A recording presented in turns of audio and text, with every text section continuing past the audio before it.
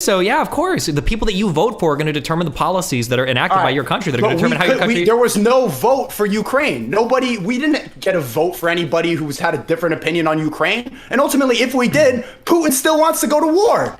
It doesn't make a difference. We don't vote for Ukraine in the same way that we don't have a direct democracy vote on every single issue that comes across the country. But we do vote for overarching ideologies when it comes time to dealing with other countries. So Trump, broadly speaking, was like an isolationist kind of guy. He didn't really want to mess with other countries, even though he bombed Syria. But like Trump would say like, oh, I don't want to do this. And people would say Hillary Clinton is the red line. She is more hawkish. I think that when you're voting for somebody like Biden or voting for somebody like Trump, you're broadly in mind keeping track of like all of these different positions they have. Some are more important and at some points in time than others, but I mean, that's kind of how our system works. We can't vote for every single issue individually. It wouldn't be feasible. So you can't vote on issues, so there's no point in investing any energy into these issues. No, you vote on people that represent your issue, that represent your interests. But you're also saying that politicians just say things so that they get elected.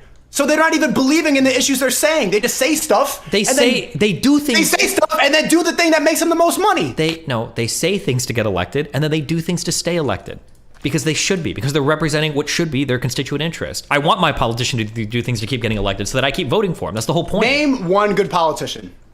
One, like a wholly good politician? I don't know if I can name. Yes, I don't know if I can name. I'm not interested in individual politicians. I'm interested in the policies that they pass, right? Those are the things that I'm interested in. So Biden pushing like the Build Back Better program, I think is a good policy. The infrastructure bill that we passed. I think that he's pushing good programs. I don't know if I would say he's like holistically a good politician. You don't think he's just a puppet from the New World Order and he's just like being fed pills and stuff like that and they're pushing him up the stairs? Like, Chad, how many even speeches have you heard from Biden? I haven't even seen him say a word. He's just like a person, he's just a representative of policy. Drama between like two YouTubers can't stay private for more than like 3 weeks. There's no way there's a whole new world order of people that are all concocting shit behind the scenes and nobody's leaked anything. I don't believe that. I don't think that's possible. I don't think that's feasible. When nobody's leaked what? That nobody's like, we don't know anything about the new world order. That like, I think that if there was a new world order behind the scenes, like operating things, I think we would have heard about it by now. I think somebody would have leaked something. You don't think something like Epstein's Island is enough proof of the new world order? I don't think Epstein's Island proves a new world order. No, that one old guy was a fucking pedophile. I don't think that proves a new world order. No. You don't think COVID, something like that, the fact that they got everybody to believe in something and that 90%, even you, a young guy, took 3 shots in his arm because he was afraid of like a bad flu is an example of a new world order? I take shots for all sorts of shit that probably won't kill me. But you probably shouldn't. Why are you trusting the government that heavy to inject stuff into your body? I don't trust the government. Fuck the government. Yes, you do. No, you do trust the government because you took a shot from them. I didn't take a shot from the government. I took a shot that was developed. They're the one pushing it. No, they didn't develop it, and they were not the ones doing the research for it. I trust the academic institutions and the hospitals and the governments across the entire world that have come together on conclusions related to vaccine technology. The government wants you to get it.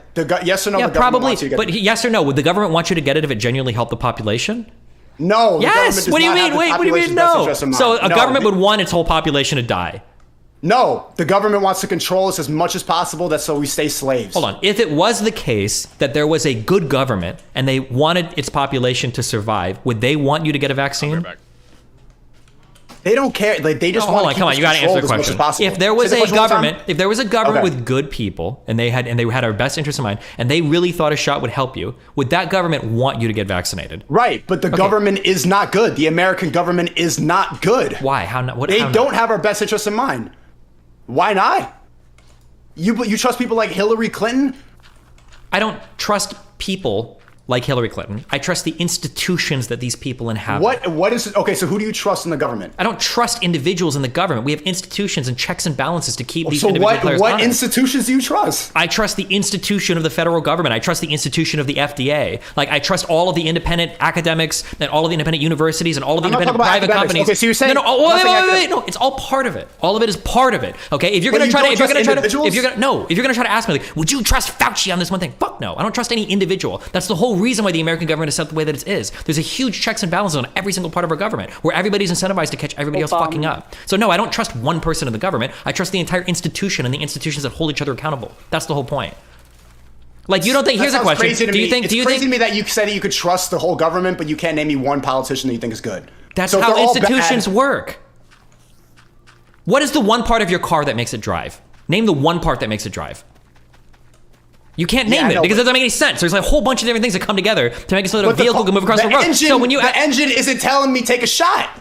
But the engine isn't telling me what to do. The engine doesn't spin wheels on the ground, right? In order to make your car work, it's a whole different there's so many different systems in your car that keep it moving forward. And the government is the same thing. There's not one thing that powers it, right? It's a whole conglomeration of different moving parts that all interact with each other. Yeah, but my car is not telling me what to do. I drive my car doesn't drive me. That's fine, and you drive the government by voting. There's just a lot of people driving the same car. No. The government drives here's a question. But it takes one person to drive a car. It takes the whole country, like this illusion that everybody's on the same page. Okay, sure. To trust then, the government. Then let's look at where the other incentives are. Do you think that Russia doesn't like the United States and China? Do you think they don't? Okay, if China and Russia don't like the United States, if all the vaccine was bullshit and the coronavirus is bullshit, why wouldn't they be out here saying like, oh look, it's all fake, guys? The American media is lying to you. Like they did that with the moon landing, right? But they're like, that's not real. They control their citizens with it too. So all of these countries do you understand how you're giving me a conspiracy where these people are like working together and not working together at like the same time? Like I can never win, right? You're always going to have a reason to where, well, everybody's going to try to fuck over everybody else, but they also all work together at the same time too. Like you think that Russia would work together with the United States? No, they're not all working. There's probably a system of most powerful people, these oil money people, these old banks, these old families. The people who control the money control the government. Yeah, but even these people fight all the time too. Look at how much American oil producers fight like tooth and nail with fucking OPEC. Like even the oil people fight with each other. So I don't. This idea that there's like this conglomerate of people working behind the scenes in these smoky rooms. I don't think you need those types of conspiracies to explain why companies and people do the things they do. And I think if there were these things happening, you'd have other people trying to call them out. Like if Pfizer was one of the big people, Pfizer and Moderna were like some of the people that were getting these vaccines out and they were fake. Don't you think other private companies would be out there screaming like, yo, these vaccines are bullshit. Yo, this stuff isn't working. Censorship is so easy nowadays. They can censor. Well, yo, hold on. If you said anything anti-vaccine, they deleted it. You couldn't even say anything against it. First of all, you can't censor entire countries like Russia. And two, how do you censor other private corporations that have a lot of money? I thought we said money controlled the government. If these other corporations have tons of money, shouldn't they be able to just buy their way out of censorship? Or do you think there's another secret cabal that's not just ran by money and not just ran by countries, but is like the ultra secret, ultra powerful cabal? Like what are I don't know. It's a lot for me to buy into, I guess. I think you have a lot of faith in a system, and to be honest, like I think it's a race thing. I think white people believe in the government a lot more than other races because it's like this system has worked for you for centuries. And so it's like the belief in the system, it's good. But when you take a step outside of that, you start to see like, oh, none of this is really for me. There's no way that this is good. There's no way that they care about me. It's fake empathy.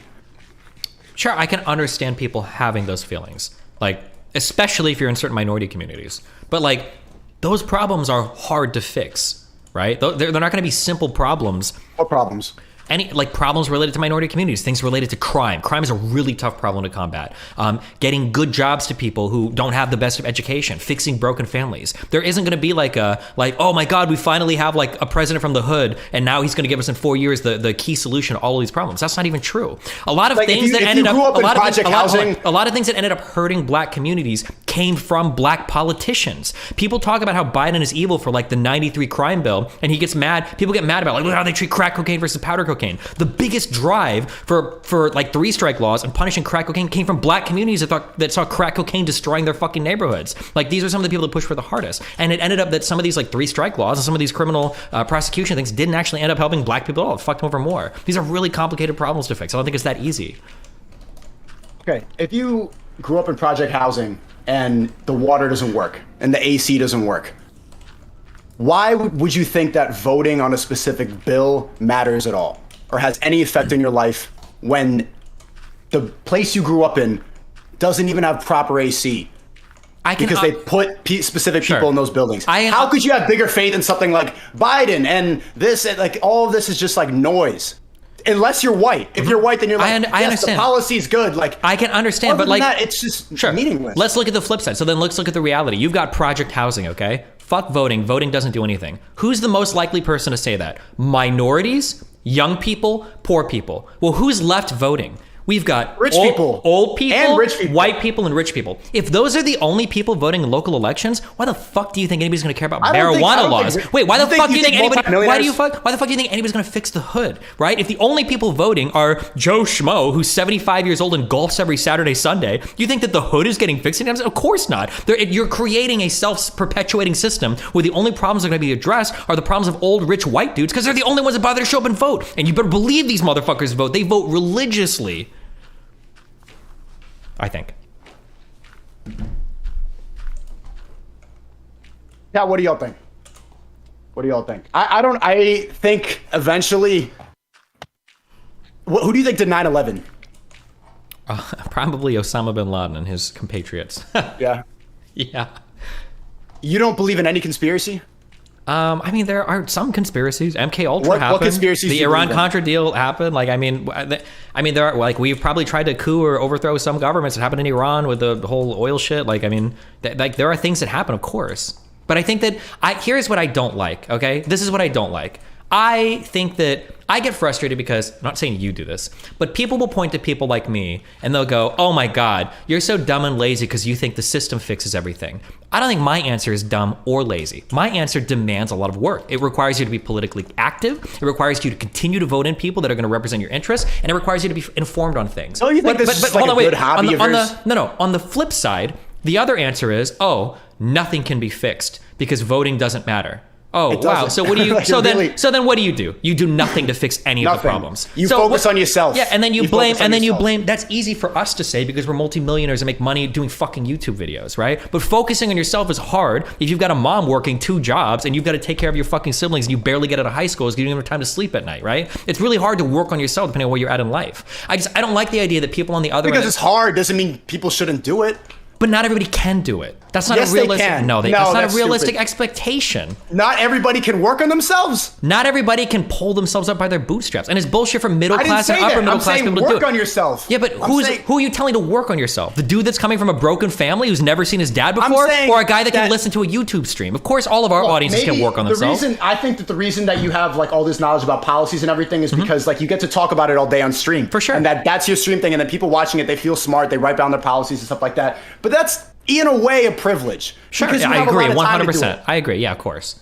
Same thing with Hassan. Hassan Abi lives in a fucking $1 million mansion, like nice cars and shit like that. He's talking about socialism and how we should tax people more. Sure. He gets rich talking about policies.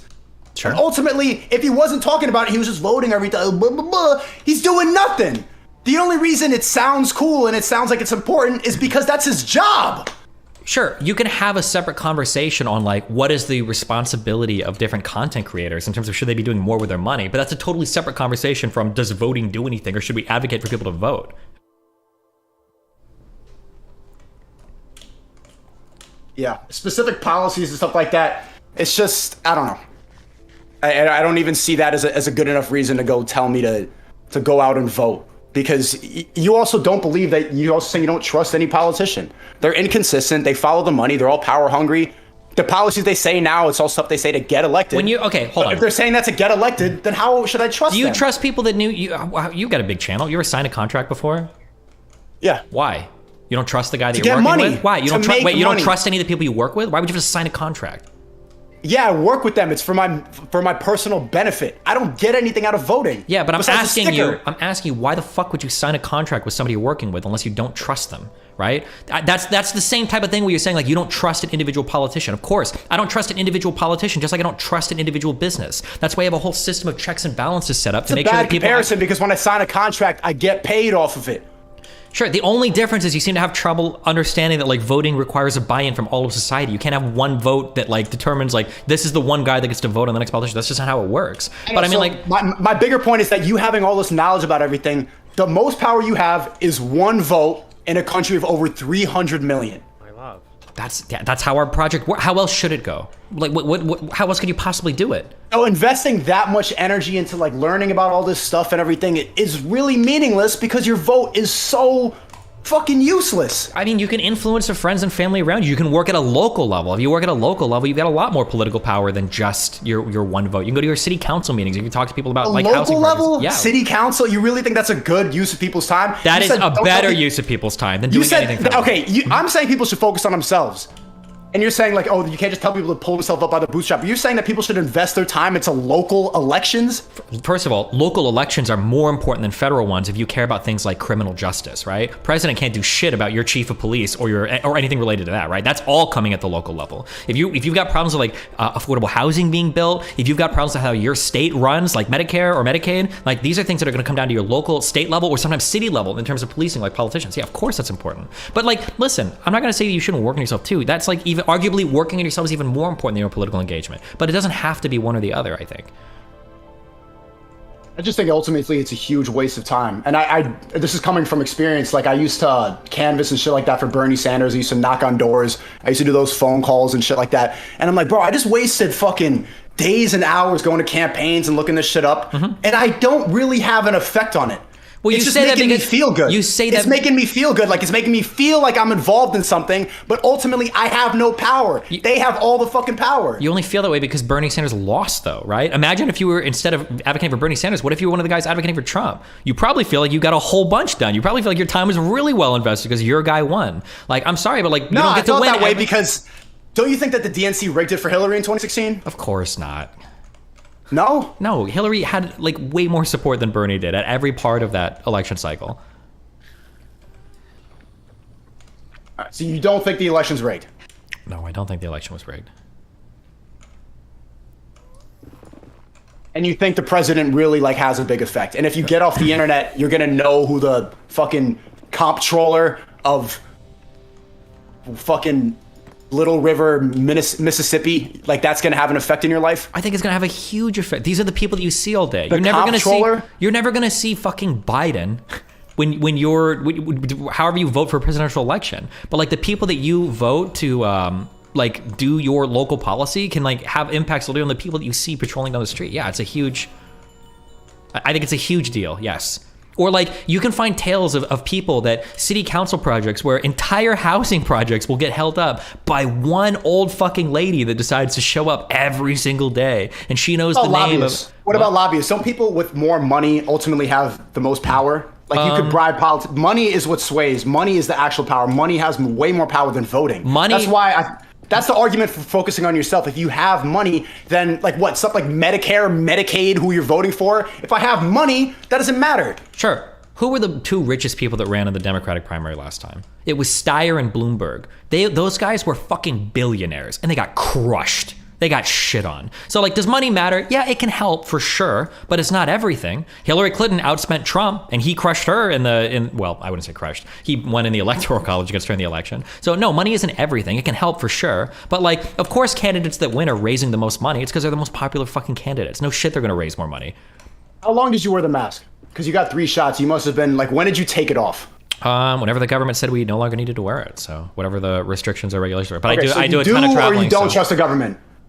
It's when that question is like. All right, but why did you stop wearing the mask when the government told you to? I wore it when the restrictions and the regulations were on for it. And then when they went away, then I stopped wearing the mask. Why? Because that was what the regulation was. Because I'm a citizen of the government. I have to do what the government says. It's part of being a citizen in a country. Like, you have to follow the regulations of your government. Don't you think that's proof that you trust the government? If you're like, I'm a citizen and I believe what they say, I'll obey you. Yes. Okay. Fauci, Biden. When you use the term trust the government, right? Like I trust the government as a conglomeration of institutions. Yeah. It doesn't mean that I trust I don't trust an individual politician. Okay, good. I'm not saying that. I'm saying ultimately you trust the government. Okay. Ultimately, yeah, I guess I would say I probably do like you trust the government. Yeah, I trust the government. Yes. Okay. That we fundamentally insofar as it performs its functions as the government. Yeah. And you think it was fair that they took away most people's jobs, they shut down the economy, and they told people you cannot go outside, and they set all these lines up, they put little squares on the floor where you could stand, they cut off one chair in the airport, every other chair. That shit all made sense to you? When we were facing what turned out to be the largest pandemic in human history, yeah, I think it was reasonable. Okay, and if you believe in the academics and the health professionals, why was that government mandate the switching factor for you to take off your mask? Because I think the government largely probably followed whatever the recommendations were from the health institutions. So the government has our best interests in mind. Not always, but sometimes when it comes to like In health that related. situation, When it came to health the related government stuff, has our health. The government cares about our health. yeah, I think so. In that case, yeah. Okay. You don't think that's a white belief? It might be, but it's a right belief, so I don't really care. I don't Okay, evaluate why my is the beliefs right based belief? on. I don't evaluate my beliefs based on which minority or majority community tends to believe in things, right? I'm not gonna say like I believe this is good because white people or because black people think it. Like it's gonna be. I'll evaluate it based on what the No, policy is. I'm saying that maybe you're warped and maybe you believe this because you're white. Maybe that's why you trust in the government to that level. Okay, last I checked, black people can get sick from the coronavirus the same as white people can. So I don't know what difference that's supposed to make. Other races do not trust in the government and do not believe that they're right and they have the best interests like white people do. Is that supposed to mean I'm not supposed to trust in the government like they don't, or what? How is that? No, I'm saying that I'm trying to get you to acknowledge that maybe you have a bias that you're not aware of. Maybe If I your have a faith- bias, it has to be. You have to point out the bias. You can't just I'm say. saying maybe your faith in government is not actually because the government's good. Maybe your faith in the government is because of what race you are. Yeah, but then you have to demonstrate where that's right or wrong. You can't just say because you're white, therefore I'm correct. We're incorrect. It doesn't work that way, right? No, I'm not saying you're incorrect. It's not about correct or incorrect. I'm just saying your level of belief in the government comes from a white place. Yeah, I guess probably to some extent, but I don't think that makes it right or wrong. You don't feel like a sheep for taking off your mask right when they told you to? You don't feel like a sheep for blindly listening to whatever Alex Jones, Tim Pool, or Jordan Peterson says just because it's the opposite of what the government says? You think I listen to any of those guys? No, but I'm saying that like just because I want to listen to like an alternative media take that tells me the opposite of the government doesn't make you any less of a sheep than what the government says. I've done a ton of independent research on vaccines and the coronavirus, and I feel like largely what the government said was true. Like if some people think that's a sheep opinion, But that's they fine. also We can argue censored that. everything. All the articles you probably read were manipulated. They censored I don't think shit that more one- than ever. Freedom of speech is dead, Destiny. Freedom of speech is fucking done. I don't think that If you talk about COVID now, they put a COVID warning. I don't think that one government can censor all of the speech across the world. And I think there's a lot of people that would be incentivized to expose the US government for lying about the coronavirus if they were. But I don't see Russia or China or other You even private said orgs. the word. If you even say the word vaccine, they took it down. China could did do they it. Why did they hide everything about Hunter Biden? I don't think they hid anything about Hunter Biden. I think that Twitter had a specific policy where you can't post hacked materials. Why? If it was Trump's kid, they would have kept it up. You don't have any proof of that. There was like a few months earlier, there was like don't believe doxing. that? Hold on. A few months earlier, there were doxing lists posted of like police officers, and those people got banned as well. If you want to post incriminating pictures of people online that they don't consent to being posted, you're not allowed to do that. But people kept saying that they tried to censor off the story off Twitter. Plenty of stories were posted on Twitter talking about it. You just couldn't link directly to the hacked materials. That was So why did Trump get banned on social media? wasn't the Twitter policy because he was inciting violence on Twitter, and that was their issue? Yeah, come on. It wasn't just Twitter. It was all social media. I don't know what rules he broke on other social Why media did as well. Alex Jones get banned on social media? Why did you get banned on Didn't- Twitch? You don't didn't think Alex- that's the same shit? didn't Alex- You don't think that you getting banned on Twitch is the same thing as Trump getting banned on social media? I don't think I got banned for the same reason. No, Alex Jones got banned on social media because didn't he lose a case about like Sandy Hook being fake, and they have rules against it. So but what did that's you probably say why he early got on? yeah. The reason you said the reason you probably got banned off Twitch is because you said that Kyle Rittenhouse was innocent. No, that's why A I lost. right-wing That's belief. why I lost my partnership, and it wasn't because I said that. It was because I had a much. That's not crazy. That doesn't strike alarms in your head. My quote was way spicier than that. Okay, that's the reason why You're I got defending them for banning you. I'm not defending them. I disagree with the policy, but like obviously the whole internet has taken a certain shift culturally in terms of the type of speech that they welcome. I'm not going to sit here and defend that. Also, by the way, I'm not going to say that like I think that I approve of the way that speech is moving on the internet. I think it's moving in a really negative way, but that's disconnected and separate from the idea you that the believe in real government is freedom of speech? controlling. Do you the believe information. that we still have freedom of speech? I kind of. I mean, more than in Europe, but Kind of means no, Destiny. If you have kind of freedom of speech, that's not free. hold on. If you want to like put a stop here and start another conversation on freedom of speech, that's fine. But this is a fundamentally separate topic than do we trust No, the it's the government same over thing. You That's can't the make same thing. every topic the same thing because that's the most sensationalist and fun way to do it. No, it is under the same thing because the government tells us we have freedom of speech. It's in the Constitution, and we do not. The problem right now of freedom of speech doesn't even come from the government. The problem comes from private companies. So that's the opposite problem. Right now, the issue with freedom of speech has to do with capitalism more so than it does with the government.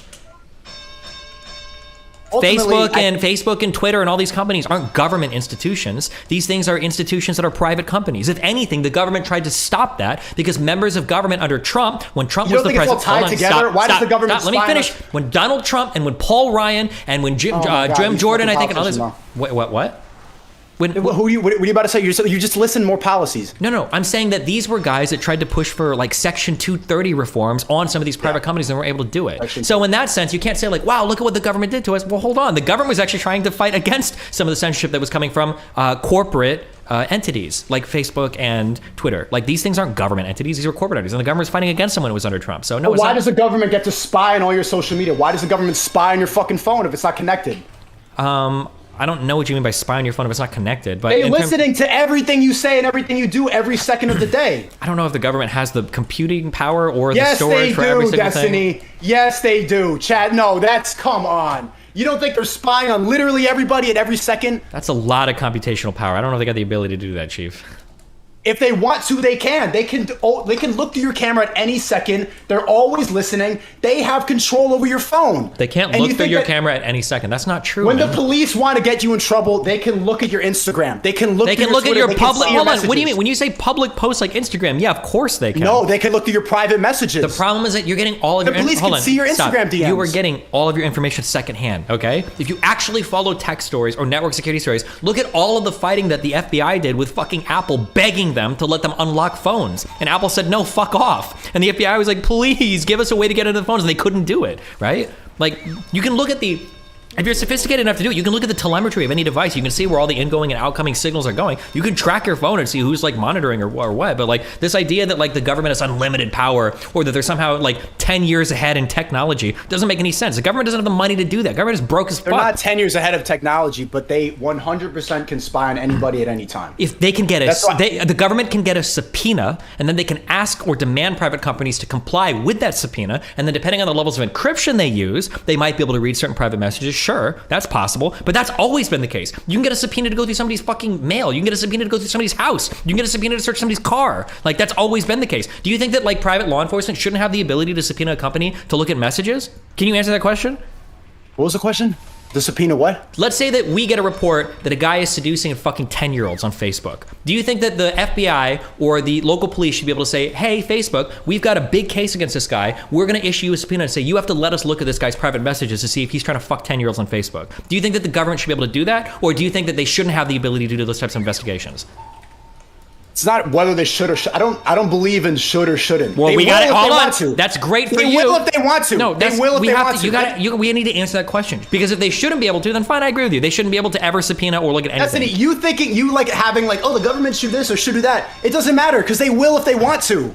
Us having a debate about it makes no difference. Okay. They will do what they want to do. I mean, us having a debate about it won't make a difference, but like how the people collectively vote are going to determine how those programs play out. Voting is so pointless, yo. It's so in New York, it's 90% Democratic and like this is one of the most populated states. It's the most populated state here, right? Then vote in your local elections. Vote in your city council. Nobody gives. Okay, you're saying that to me? I agree. Nobody cares, but that's because nobody gives a fuck. Yeah, because people are obsessed with the online, like federal level shit. No, because ultimately, what matters most is we need money. If we spend time wasting on who's the policy, oh, they're going to pay 3 more cents on the gas, you're wasting your life. We need money. You're not going to vote to get more money. I don't know what you're looking for at that point. Like, what else do you vote on? What policies else do you vote on? You vote on important social issues like Supreme Court justices. You might vote on international relationships, on whether or not we fund NATO or not. We might vote on like the size of the military. We might vote on what type of like welfare purposes. Size of the military. Destiny, they're going to do what they want regardless. You think they trust us to make decisions for the better of their country? They pick who they want. They pick the laws who they want. They sign it away. Like, did we get a vote on abortion? The Supreme Court did. We have no decision over that. You literally vote for the guy that nominates people to the Supreme Court. What do you mean? Bro, there's probably 3 people in this chat who knows who ran for Supreme Court. No.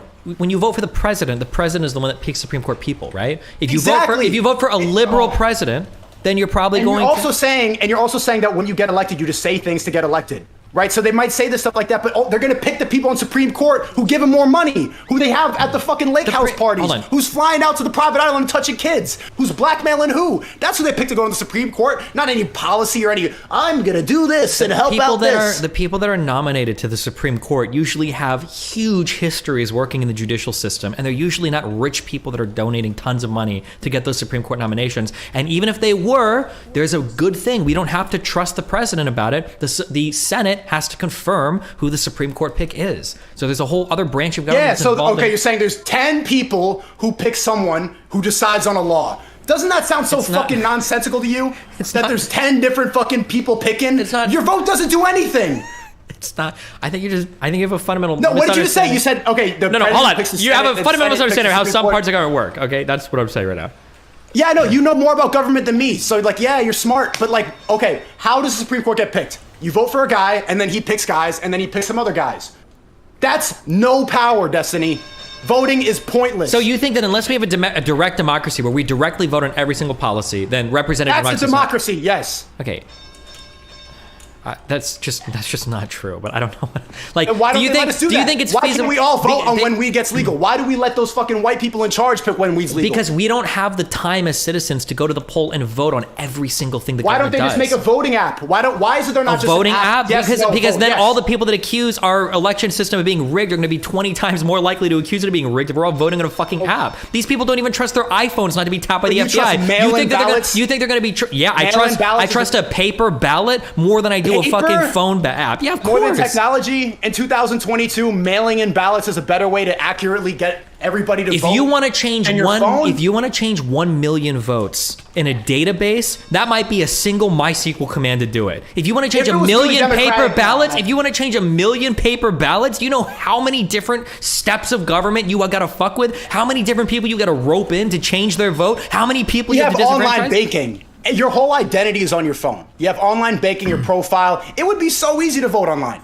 So easy. They don't do it because they don't care about our votes because it's meaningless. How do you trust technology so much that you would vote for it? But then in the previous breath, you were telling me that the FBI and the Trust it police. enough. You have a banking app on your phone. Banking. Everybody has a banking app on your phone. That's your whole money. That's your life. Banking is. Your life is on your phone. Some things are easier to do on phones than others. Banks are easier to handle on phones than fucking voting. It's a fundamentally They have different. Amber Alert. Everybody gets an Amber It's Alert. a fundamentally different type of thing. Voting versus like apps for banks. So we're never going to be able to vote on our phones. Never, that should ever. have been a thing since 2016. That's never going to be a What's thing. the reason? What's the reason? For the reason I just told you, a single person could change a command in a database and flip 10,000 votes. It's really And you hard. could also burn a bunch of mail-in ballots like what happened in the last election. First of all, that didn't happen. But also, listen to what you just said. What do you think is easier, changing 1 million votes in a database or burning 1 million ballots? 1 million paper ballots that you've got to get a hold of. How many different people need to be involved in that versus one guy fucking with a database, one engineer, one data engineer? I mean, they're already spying on every person's phone. I feel like it's not that hard. I feel like it's not that hard to see. It should be that. It should be us voting. If there was real democracy, it'd be like, hey, do you want weed to be legal? Yes or no? Every citizen gives their opinion and it changes. Okay. If we had real democracy, they would ask everybody, should we be able to kill babies? Yes or no? And then everyone decides. Instead, it's a bunch of fucking white people in a room that nobody knows and they pick for us. You run like a YouTube channel where you talk about things, right? Yeah. Why? What's the point? If you think that nobody can It's change entertainment. Entertainment. That's it? All of your advice is just entertainment? You don't care if people actually follow it or listen to it or not? That's at the end of the day? And really? also, I stick to truth. Hold I try on. to get Wait. to truth Hold on. with my videos. I don't believe you. I don't think you believe You don't believe yourself me? when you say that. When you say it's just entertainment, when you speak, you want people to listen to you, right? You want. Right, but people don't listen unless it's funny or truthful or loud or entertaining. People don't want to listen. Sure, to and that could be the same with politics as well. But when you speak at the end of the day, you are exercising, whether you like the thing or not, you're exercising some kind of political power. You say things, and whether you like it or not, people are listening to you. We know people listen to us because companies pay us a fuck ton of money to advertise our I don't want products. any power. I don't want. You power already over have other power. people. You have power right now. But I don't try to control people's lives. You do. I can talk to people. No, how? Every time you open your mouth to say something, you're trying to convince people that what you're saying is true. Otherwise, you would have said, you know what, Destiny? Fine, that's your opinion. I don't give a fuck. But you do. You care. And that's good. I'm glad you care. You should. Even if I disagree with you, it's a good thing that you care. But there are people that are listening to you right now. Everything you say is political? Yeah, everything you say is influencing how people think, is influencing the way they view things. There are going to be some people that might listen to me that are like, you know what, Destiny's right. I'm going to go fucking vote. And maybe that flips the local election. There are going to be people that listen to you and are like, you know what, fuck this shit. I'm not going to vote. And they don't waste their time doing it. Like, we exercise power over people, whether we like to consider it or not. That's part of what we do. That's why we get paid money to do it, right? If people will buy shit because if people power. will buy shit because we tell them to, what is that if not power? Bro, people pay big money just to get audiences like we have. Like, people love the type of attention we get. You can't pay for the type of engagement that we get with our fans. Fucking celebrities will pay people will pay $50,000, $100,000 to bring a celebrity out for 30 minutes and they'll get like 2,000 fucking views, if that, right? We do this shit for free and we get fuck tons of views. Like, there are a lot of people that pay for the influence that we have. You know this earlier because you were talking about how politicians pay for influence. Lobbyists pay for influence to get in front of politicians. Politicians pay for commercials. My point is that you have power over people, whether you want to accept it or not. And as poor Uncle Ben, who's died 30 times now, said, great power comes great responsibility. You have to acknowledge when you say shit, people are going to listen to it, whether you like it or not. They're going to do shit, whether you like it or not. That's why you tell people to improve themselves. You don't just say that for entertainment. You say it because I hope, because you believe in it. You want people to do it, right? Right, but politicians are trying to control you. You got 3 shots in your arm and you're like, well, how old are you? You're in your 20s? You got 3 shots for something that's not going to kill you. You took off your mask when they told you to. That's control. I don't control anybody. Nobody puts a mask on or not. I don't tell them what to do with their body. I also wear my seatbelt because companies tell me to, and I go when the light turns green. I don't think every single time the government tells me to do something, it's a conspiracy. I think a lot of the times the government tells you something, it's because they probably want to keep most people happy and healthy, because if they don't, people are going to fucking revolt, and shit is going to get absurdly expensive as people start filling in hospitals and dying everywhere. Not every single thing the government tells us is a bad thing, right? There's also signs that tell you not to shit or piss in a pool. I'm not gonna go do it to be a rebel. You know, I pee in the pool. Well, you know what? I don't, so. I be peeing in the pool. Come on, you pee in the pool. Listen, sometimes I pee in the pool, okay? Yeah, like, all right. No one's watching. True. Yeah, I'm gonna let you get to it. It's 9 o'clock. I'm gonna start my own stream. Good talking to you, Okay. man. Yeah, thanks a lot. It was fun. Be careful, stay safe, have fun, okay? You too, man. All right, I love you, bye.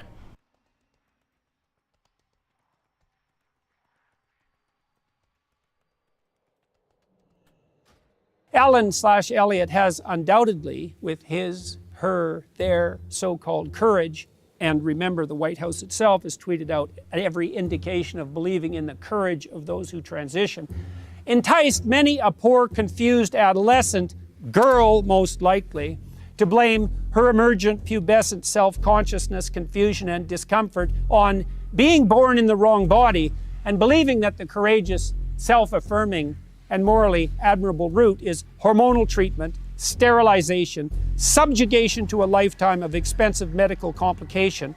How delightfully profitable is that? And misery.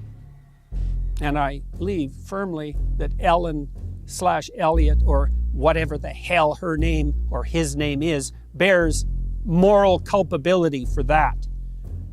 And finally, with regard to the final phrase, criminal physician, I must say that I've had some post-coital, so to speak, regrets about that phrase. It is clearly the case that the surgical operation performed by the butchers who butchered Elliot/Ellen was legal. So, was it criminal or not? Were the operations undertaken by the fascist physicians who carried out the Nazi medical experiments legal? Yes, under the laws of the time. But were they criminal? I'll leave that question up to you to answer. That's fair enough. Fair point. But you said something to the effect of, remember when pride was a sin, and the criminal physician. And Ellen Page just had her breasts cut off by a criminal physician. Criminal physician, exactly. So my question is... Wait, let's start at the beginning of this.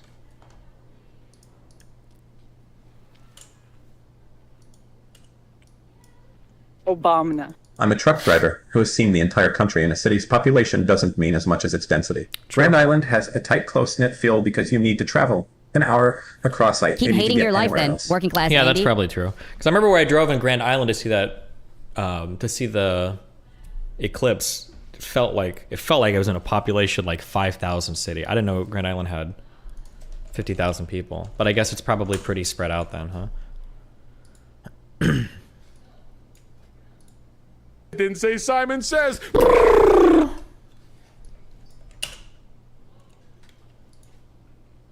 Yo, Des, YouTube just gave me this super chat for free. Cool. Maybe this is like a Prime sub, but for YouTube Premium. Who knows, dude? So I noticed just the other day you were banned from Twitter. Now, you know, I'm somebody, nobody can argue against my lefty credentials. Everybody knows I'm a man of the left. Having said that, my solution on this issue of social media censorship has always been, look, we need to expand First Amendment protections. And the way you do that is to regulate these big social media companies like their public utilities. So if you do that, then basically you're saying this is the new public square and people can speak their mind here. Now, that doesn't mean, of course, you can't, dox people or do direct threats of violence or anything that's actually illegal will remain illegal. But doxing isn't illegal. You can't censor people just based on political opinion. So, I definitely wouldn't have banned you, suspended you, etc. But I do have a question about that specific tweet that did get you in trouble because, you said something to the effect of... well, I don't know if it got me in trouble.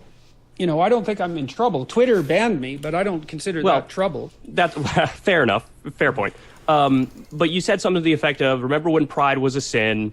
And wait, how do I fly with these? What? I think it was right. And Ellen Page just had her breasts cut off by a criminal physician. Criminal physician, exactly. So my question is the physician really criminal? If you agree that adults can decide to transition, then why would the physician be criminal? Don't adults have that right if they want to transition? Oh, there we go. God, why does he do this? Have you never thought about the question before? Not everything legal isn't criminal. And do they have that right? See, I would have left Ellen Page alone if she hadn't been parading her new abs in a fashion magazine. How many kids do you think she can convince to convert? One? Yeah. 1,000? No, not yeah. No, really? I want to respond to that. I think that with the trans community, it's very similar to the gay community, where back when that first became a big issue, people thought, oh, if we talk about it, if it's in magazines or whatever, we're promoting kids to go down that path. But really what happened is people are who they are. And if they're gay, they just decided to be like, yeah, I'm gay. And they were just more open and honest with themselves. So I don't think you're promoting people to do that. No, you're that's just not saying, what happened. If you are that, it's okay. Wrong. You're completely wrong. Well, You're utterly I'm wrong. listening. There's I'm nothing listening. about that that's right. So explain. Well, there's been an absolute look. One of the reasons that I opposed Bill C-16 in Canada. Wonder what the doctor does with the leftover bobs. Compelled speech bill was because I knew perfectly well what was going to happen when we introduced confusion about gender identity into the public sphere. Now, the argument was that if we left people with gender dysphoria alone to make their own way and stop torturing them, that we would decrease the mental health load on those individuals. And my analysis as a clinician was that for every one person of that sort that we hypothetically save, we doom 1,000 more as a consequence of confusion and social contagion. I knew the literature on psychogenic epidemics. They used to call that mass hysteria, and it's a literature that goes back about 300 years. And often when you introduce social confusion, you can produce a psychogenic epidemic, especially among, generally it's adolescent females who are most susceptible to it. I wonder if he thinks that, could you not apply the same argument to like homosexuality then?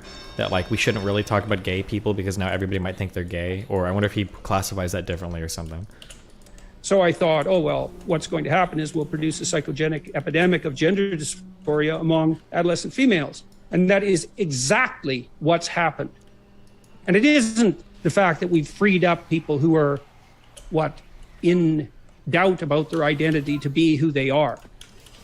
That may have happened in a tiny minority of cases. It's absolutely and definitely the case that we've doomed thousands of kids to brutal, mutilating surgery and premature sterility. And we've done that on the altar of our hypothetical moral virtue and compassion. Look, I read a corporate analysis of the trans surgery industry last week. Growth rate projection for you lefty types and your anti-corporatism.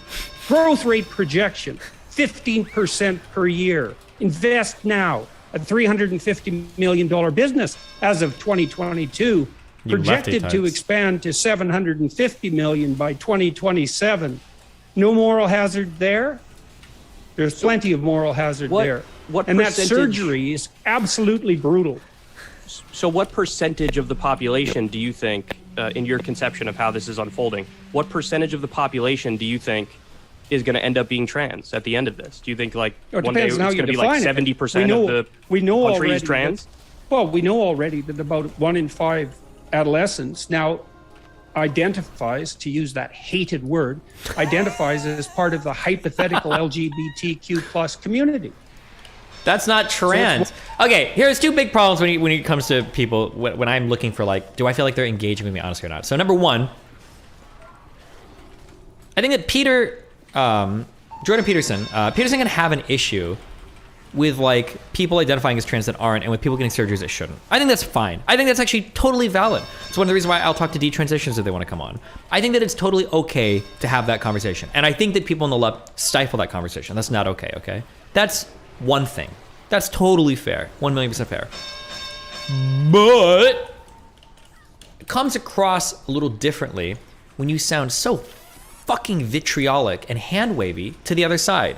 Like, a fair conversation would sound something like this, okay? There have undoubtedly been trans people that have been helped by our public discussions about gender dysphoria, about trans identities. Absolutely. And it's good that they were helped. And there's probably been some non-trans people who have had some kind of social contagion who have been hurt. There might even be more. That's fair too. Both of those statements are fair and both of them are worth talking about. Everybody should want to talk about both of these. But when you say shit like, yeah, maybe some have been helped by whatever, and thousands more have been hurt. And then it's like, yeah, well, when they mutilate these criminal surgeries and all these poor people, it's like, well, how many people do you think are trans? Well, let's look at everybody who's LGBT. It's like, okay, it sounds like you don't actually give a fuck about any trans person. You just like are very bought into whatever your narrative, and that's all you care about. And I think that damages. Now, for somebody like Jordan Peterson, obviously he doesn't give a fuck about communicating with people that aren't already squarely in his wheelhouse, because he is like a massive fucking partisan hack now, unfortunately. Although I guess if you get witch hunt by one side enough, he'll jump into the arms of the other side. That seems to be the case. But like, he's so vitriolic when he talks about trans people. It makes it sound like you don't have compassion for this group of people, and it becomes a very big like culture war, political ground that you'd rather fight on instead. Destiny, I just don't think you understand what he's saying. I understand exactly what he's saying. If you're misunderstanding what he's saying, you're welcome to rewind the stream and go back and listen, but this is exactly as what he's saying, and it's exactly how he comes across. 1 in 5. I don't know what the upper limit is.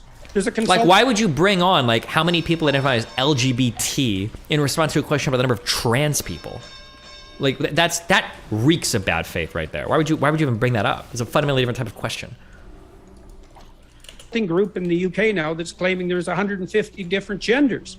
There's actually, I suppose, 7 billion different genders if you want to get technical about it, because everybody's temperament differs. But I don't know what the upper limit is. And I have no Destiny idea what the upper limit is for this surgery. I always defended JBP. I think he's just been in an alternative media right-wing bubble for a while, and I think he's stuck. Yeah, I think that's what happens to these guys. But I don't find it. I don't find it the least bit acceptable. And if you think that your compassion is demanding that you extend your pity to the LGBTQ plus community at the cost of sterilizing children, you should think again. You're on the wrong side of this, and not in a trivial way. I would appreciate if you don't ascribe beliefs to me that I don't have. Remember, my original question was about... Well, you said earlier in this question that, I said Elliot Page is an adult, and so do you think that he has the right to transition? That was the original question. You made some comments after that. Yeah, but as a star and a public figure and a model for emulation, she also has the responsibility not to entice confused adolescents into a catastrophic decision before they have the maturity to make that decision. I just have to say, Jordan, I think it's a little bit of a moral panic. I just don't see some sort of, frenzy of what people would you wanting consider, to become trans. First of all, that's a hell of a way to put it. Why don't you take a look at the increase in surgical interventions and see what you think? I mean, how many do you think is too many? Again, if we're talking about I'll suffering, answer your question. The argument is it used to be very repressed because that's very outside of the tradition and the norm and the standard, and that now when you sort of let the boot off the neck a little bit. What used to be suppressed? The entire LGBTQ community. I mean, it was very recently we even got gay marriage in the United States. First of all, they're not a community. Well, you understand what is the point this I'm community? making.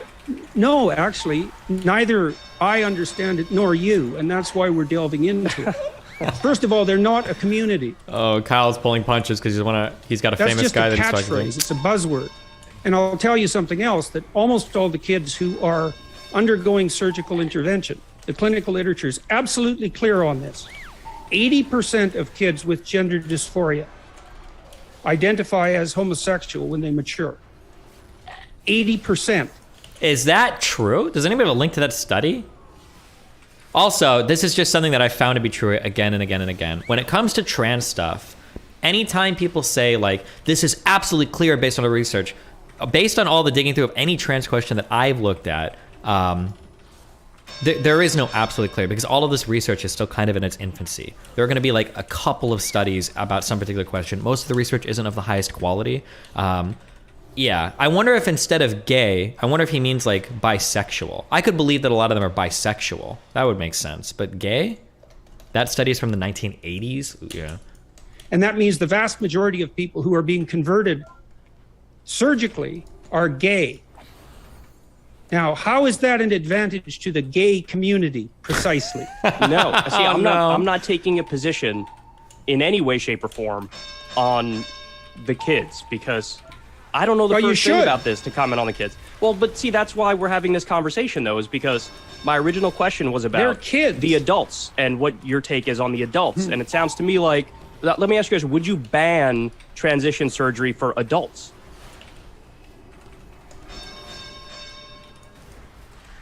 How has he never thought about this? How has he never thought about this before?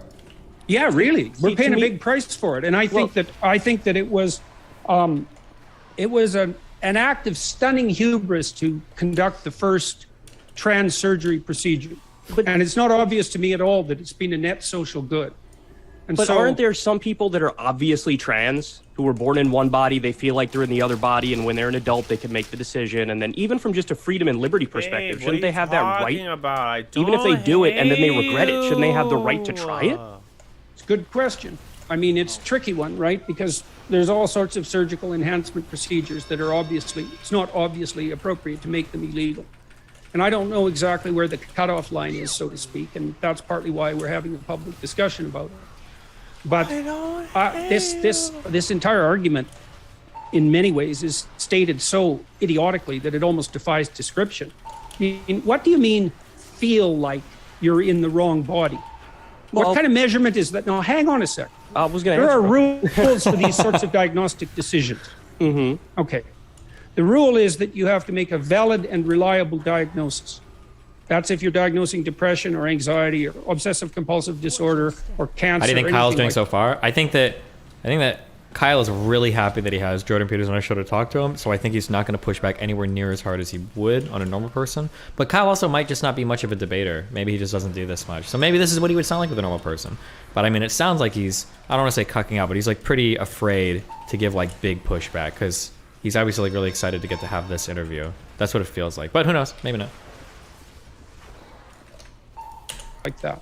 There are standards that you have to abide by in order to make a diagnosis, in order to fulfill the obligations of your professional college.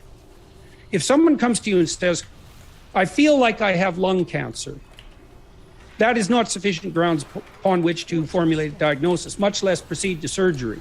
Mm-hmm. And so the question is, what do you mean by feel? Different. That's a different type of thing. A medical condition that doesn't involve a state of mind is much easier to diagnose because we're looking for a physical thing in the body. He should have compared it to something. If Kalinsky's smarter, like, okay, well, what about for things like depression or anxiety? Like, sure, we don't let somebody come in and self-ID with depression or anxiety, but there are questions that they can answer related to self-reporting about how they feel that give us an indication about what the diagnosis ought to be. If you wanted to go that route, arguably, I wouldn't go this route because it's a little bit more hairy, but arguably, you could actually even argue that you diagnose cancers and stuff based on how you feel as well, though. That is true, too. One of the biggest issues when you talk to doctors is you don't just scan your body for every single thing. Doctors are relying on some degree of self-reporting to get you hooked up to the correct tests to figure out if you have cancer or not, you know? Watch your step. Isn't that literally what Jordan B. Peterson was comparing it to? Hold on, I'm gonna re-listen, and if it's not, you're getting a permaban. I don't know how there are so many people that shut their brains off when it comes to listening to people talk on stream. I have no fucking idea. We're gonna listen to this again. I'm gonna stand here in Minecraft and do nothing and listen to it. What do you mean, feel like you're in the wrong body? What kind of measurement is that? No, hang on a sec. There are rules for these sorts of diagnostic decisions. Mm-hmm. Okay. The rule is that you have to make a valid and reliable diagnosis. That's if you're diagnosing depression or anxiety or obsessive compulsive disorder or cancer or anything like that. There are standards that you have to abide by in order to make a diagnosis, in order to fulfill the obligations of your professional college. If someone comes to you and says, I feel like I have lung cancer, that is not sufficient grounds upon which to formulate a diagnosis, much that this is... There we go. Watch your step. less proceed to surgery. And so the question is, what do you mean by feel? What is that? Is that an emotion? Is it a motivation? Is it a philosophical conclusion? What is it? Let me explain to you what I mean. So I've been doing my show. There's nothing to measure when it comes to being trans. There's nothing to measure when it comes to any mind state related mental illness. You understand that, right? Maybe post-mortem, you can cut into people's brains to try to measure, but we don't have machines that we can hook up to somebody's head to figure out if they're depressed or not, or have anxiety or not. We can't do that. All of this relies on a high level of self-reporting. For about a decade, and about 2 or 3 years into doing my show, there were, some stories here and there that I covered about the trans issue. Somebody who is trans reached out to me and explained to me in a very straightforward way, yeah, look, I was born biologically female. I feel like I'm biologically male. My reality never lined up. Well, I'm just explaining what they said, and then you can respond however you'd like to respond.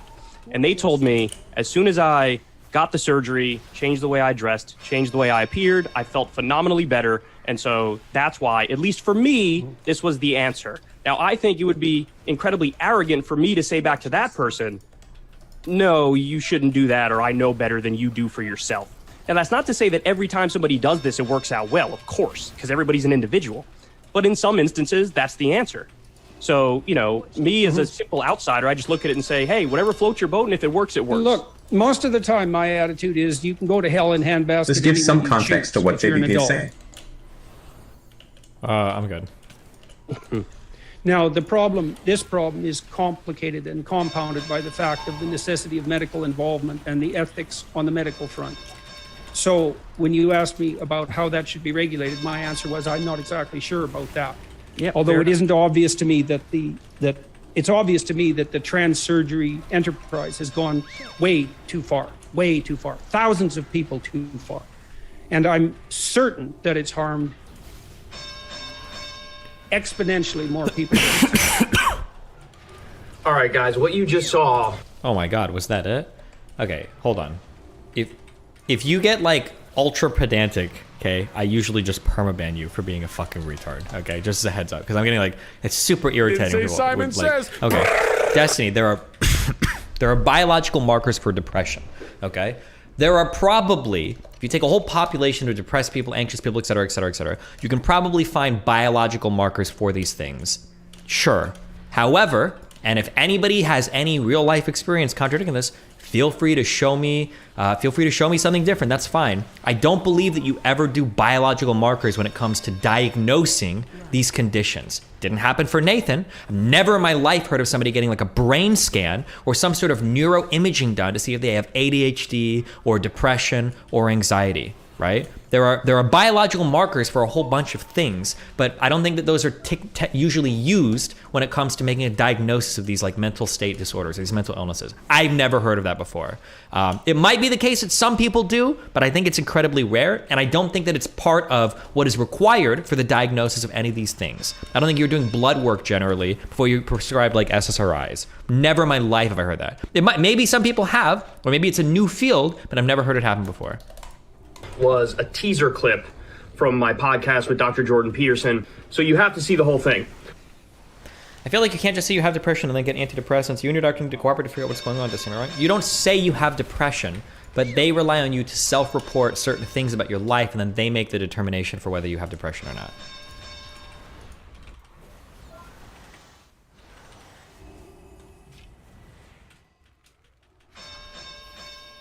Vosh has been so kind and so generous to Demon Mama. He's been so charitable. He's boosted her, given her a huge platform, brings her on. They're chummy pals. He's ultra charitable, even in their disagreements.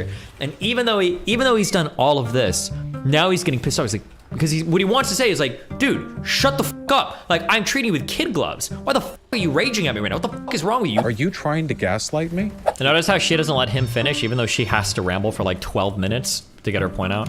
Absolutely. I don't think so. I think wait, hold on. After all the fuss about interrupting, already legally produce their own bullets at home. They don't. No, wrong. What Demon Mama is talking about is a practice called reloading. You can. They explode all the time. People hurt themselves all the time making one them. No, Demon Mama, it's stop. Incredible. And Vosh just doesn't know. This is how you guys feel when somebody hits me. Like Vosh just doesn't know. Demon Mama just has heard about this thing one time. She has no fucking idea what she's talking about. Your ability to take an L on. Are you for real right now? I'm being perfectly real. In both cases, I feel like there's. Okay, so we're all pro supply chain here, right? We're all anarcho supply chainists. What do you mean by supply chain? Like, this is one of the things that was really annoying. What do you mean? What do you mean by supply chain? So oftentimes, actually, maybe I don't understand. My understanding is that a supply chain is like, so you might think that, let's say I want to make a pencil, okay? So I have a factory here, and we get the rubber, we get the wood, we mine from the trees outside, we've got like a rubber plant, we do all of it in-house, right? In the same building. Right? Typically, when we manufacture things, there is a big advantage to doing things separately and then doing things en masse. So a supply chain, when we talk about a supply chain, we're talking about I think the verticality of how a good is manufactured. So I might have like an assembly plant here that puts erasers into pencils. I might have a plant over here that like mines trees, and then a plant over here that like takes the trees and turns them into the sticks, the whatever cylinders or whatever for pencils. I might have a plant over here that mines rubber, that sends it, right? This is like the when we talk about supply chains, we're talking about how are our goods manufactured, like from where to where to where to where, basically, right? So first of all, the response to my initial like 6 whatever thread deep comment was like, some people were saying that I was denouncing supply chain. Some people were saying that I'm like anti-bureaucracy. Some people are saying I'm anti-organization. And some people, including yourself in this conversation a little bit, have gone and implied that I'm like against people working together as an organization. And I find that like very weird. When you say like, am I against supply chain? Like, I don't know. I don't think you can be against a supply chain. I think a supply chain is something that exists that is a way that you source something. Like, I'm not against any of those. Like, I don't know how you can be against that. So that question doesn't really make a whole lot of sense to me. And I don't really know like what is being asked when somebody says like, are you against the supply chain? I wasn't talking about like supply chains as a concept. The person in this like sort of random conversation we were having she's taking so long to get through this. Oh my God. Saying like, oh, you can't produce medicine at all without basically capitalism. And I don't. Bro, not Hassan. Vosh's subreddit is revolting against fucking Demon Mama. Holy shit. I don't agree with that. I think that there are a lot of medicines that can be produced on a smaller scale that isn't locked behind. I think that they did. No, they like that was my interpretation of it. And like I talked in DMs with this individual person, but like I don't know. They said, how do you manage large supply chains without bureaucracy? And then they explained why supply chains can be helpful to manufacture medication or generally leverage comparative advantage, blah, blah. Right. And then this is literally how all specialization works. How would you produce medicine? They don't mention capitalism. Right. And the positive example that you provided so far, the Open Insulin Project, is one which would rely on the existence of supply chains and which has a bureaucratic structure. If you were to form any lab hold on a second. Okay, so there's two different things between saying like advocating for the world that the Open Insulin Project is working in and recognizing that they are working in a world in which these things currently exist. The Open Insulin Project is aiming to make it... Is it insulin or is it insulin? Why does she keep saying insulin? Is it insulin? I thought it was insulin. Possible for more and more people to be able to produce insulin. That's not not just bath. I'm not talking about just bathtub insulin, though. That's certainly a potential option depending on how easy it ends up being to produce the medicine.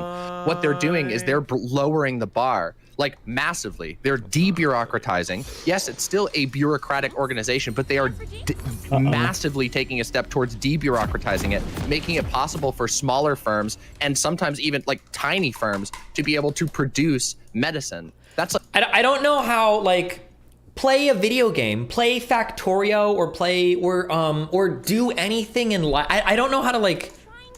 I hate having to explain this. having huge places that manufacture a lot of shit, specialized, and then like splitting that task up into tons of different factories, like it just makes so much more sense. It's so much more efficient. If you've ever played any type of like resource management game, like any of them, like Factorio, Auction, include any of this shit, right? You always in these games, like your movement to making huge factories is super specializing every part of your production line. You would never have like, I'm gonna make in a game, like I'm gonna make this like circuit here and here and here and here and here. You wouldn't do that because you want to be able to simplify the transport of goods. Like I can send everything to that thing. You want to be able to have like all of your machinery and factory in one place to create it. You don't want to have to duplicate your capital all over the place. Like it's just in economics in high school, I don't even know if this is a real term. We always call this an economy of scale. Is this a real? Okay. Economies of scale are the cost advantages that enterprises obtain due to the scale of their operation. Once you become sufficiently large, it's very hard for smaller people to compete because it's just so much more efficient.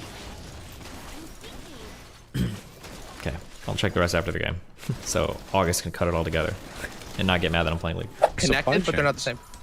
Wait, what does this have to do with supply chains? Wait, okay, so that's the question. You're the people who are fixating on the supply chains. Like I responded to this random dude in this conversation, and I've had DMs. By the way, hold on.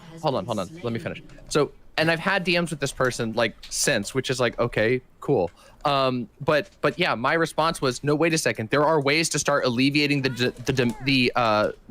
my response was to be, here's how we start alleviating the reliance on massive global supply chains. Because as it turns out, there are a lot of drugs, and not just drugs. There are a lot of drugs and equipment, like whether it's from scalpels, whether it's to IV bags, all these different things. Many of these things can be produced without massive global supply chains, and those are controlled specifically. Wait a second. Wait, hold on.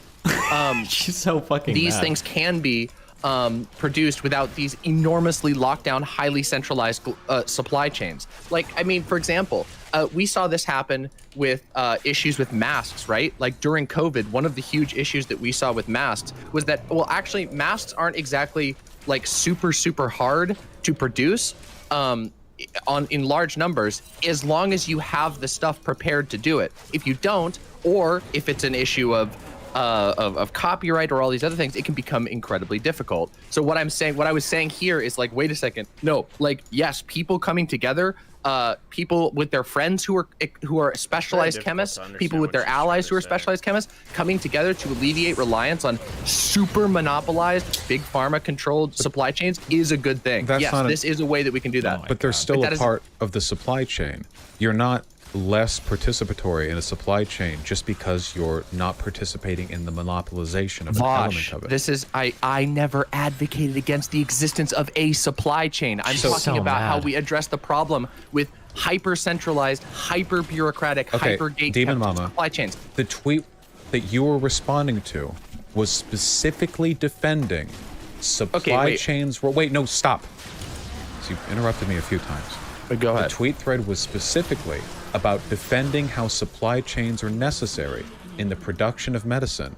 And your response, implicitly, because you're disagreeing with the person who is defending the necessity of supply chains, was this, which made it sound like we're talking bathtub insulin. That's what this sounds like. Now what you're talking about is fighting against the logistical and legal monopolization of some elements of the supply chain, but you're still a part of the supply chain. You're still sourcing your chemical I'm going to be a little bit of a here for a second. This really feels like what you've done is you're like hyper fixating on my comments with another person, and because that's what easier to talk about. Attempting to basically project forward the worldview, the greater worldview. I hope that this is the argument that breaks Vosh's community on fucking demon shitter, so that people can see how unbelievably bad faith this moron is. It's unreal to me that she survived this long. No, it's not. Unironically, as much as Vosh accuses me of being spite-based, bro, even if you land that hook, I think we lose. I'm pretty sure the only reason Vosh keeps Demon Mama around is because Demon Mama hates me. That's like his orbiter. I'm not even joking. On this topic without actually letting me leave this tweet. So it's a very interesting and unfavorable position and I think uncharitable position that I find myself in, expecting to simultaneously answer questions based off of this tweet that were not brought up or addressed in the original in this original tweet, while simultaneously not being able to like say, hey, wait a second, like I have bigger views than this specific tweet response. And if you want me to address this specific tweet response, we're both fully pro supply chain. Wait. I literally, you asked me when I walked in here. You literally asked me, you walked into this conversation, asked me, are you against supply chains? And I told you that question doesn't make any sense to me, because supply chains are a thing that exists no matter what you're doing. You can't just teleport. That's probably not true. I mean, you could theoretically in-house everything for a given product, I guess. It would be weird, but I'm sure you could possibly do it. Like, you could probably manufacture marijuana in-house completely and not have like a quote-unquote supply chain, maybe. Ingredients to yourself. As you. Like, I don't know where this like, again, it's this totally unhinged thing that people have projected on me. This idea that I think that there's like everybody should have like an atomic synthesizer in their house. I've never said that. I've never been against supply chains. I don't know where that came from. My response here was because excuse me, hold on, wait. This Twitter, wait. So like, I didn't know that this was like the that my crime of like offending or not perfectly arguing. No, Demon Mama. You didn't even let me finish what I'm saying. Hold on, but she's like a child. I feel like you keep running. I just want to know broadly. Do you disagree with anything this person said then? Because if you don't, then it seems like very random to, in a tweet thread of a person you don't disagree with, who's defending supply chains, to then respond with something that sounds really weird and doesn't really address the supply chain question, but then to go on to defend supply chains, but like sort of tangentially. Do you disagree with anything that they've said? That's all I want to know. Yes, I was pretty clear with what I disagreed with them. I said I don't think that their characterization of large, hyper-bureaucratic, centralized supply chains. Now, I recognize maybe other people engaging in this conversation that you weren't a part of, that none of you were a part of, because this is... Hold on a second. Let me finish what I was saying, because like, I don't know, like, okay, if your goal is to try and like force a framework onto me here and like be like, you were being bad to this Twitter user, okay, yes, yeah, 2. Maybe I misinterpreted. Can we just engage? Wait, so they didn't talk about you just asked me a question, you didn't even let me finish it. Echo cleanup crew? Oh my god. Okay, so this is Twitter Court then. No, this is Twitter Court. Demon Mama, I asked you if you agreed with them, and you answered that, and then you continued with a sort of projection of my mental state onto this, like whether or not I'm just accusing you of being mean to people on Twitter. You just asked me whether I disagree with their position, and what I tried to explain, and you interrupted me. Yes, I disagree with their idea that large supply chains or bureaucratic supply chains are a 100 or highly bureaucratic supply chains are a necessity. I don't agree with that. I don't think that that's true. They just said bureaucratic. You can tell she's super triggered because, like, if she did agree with everything Vosh was saying, they can just, like, move past this, but they can't. She can't take the L on the Twitter thing. She has to, like, simultaneously, like, disagree with everything the guy says while also admitting to Vosh that she actually doesn't disagree with a single thing the guy says. Okay, but that's your reading of this conversation that I was having. That's the read that you get if you put it through text-to-speech.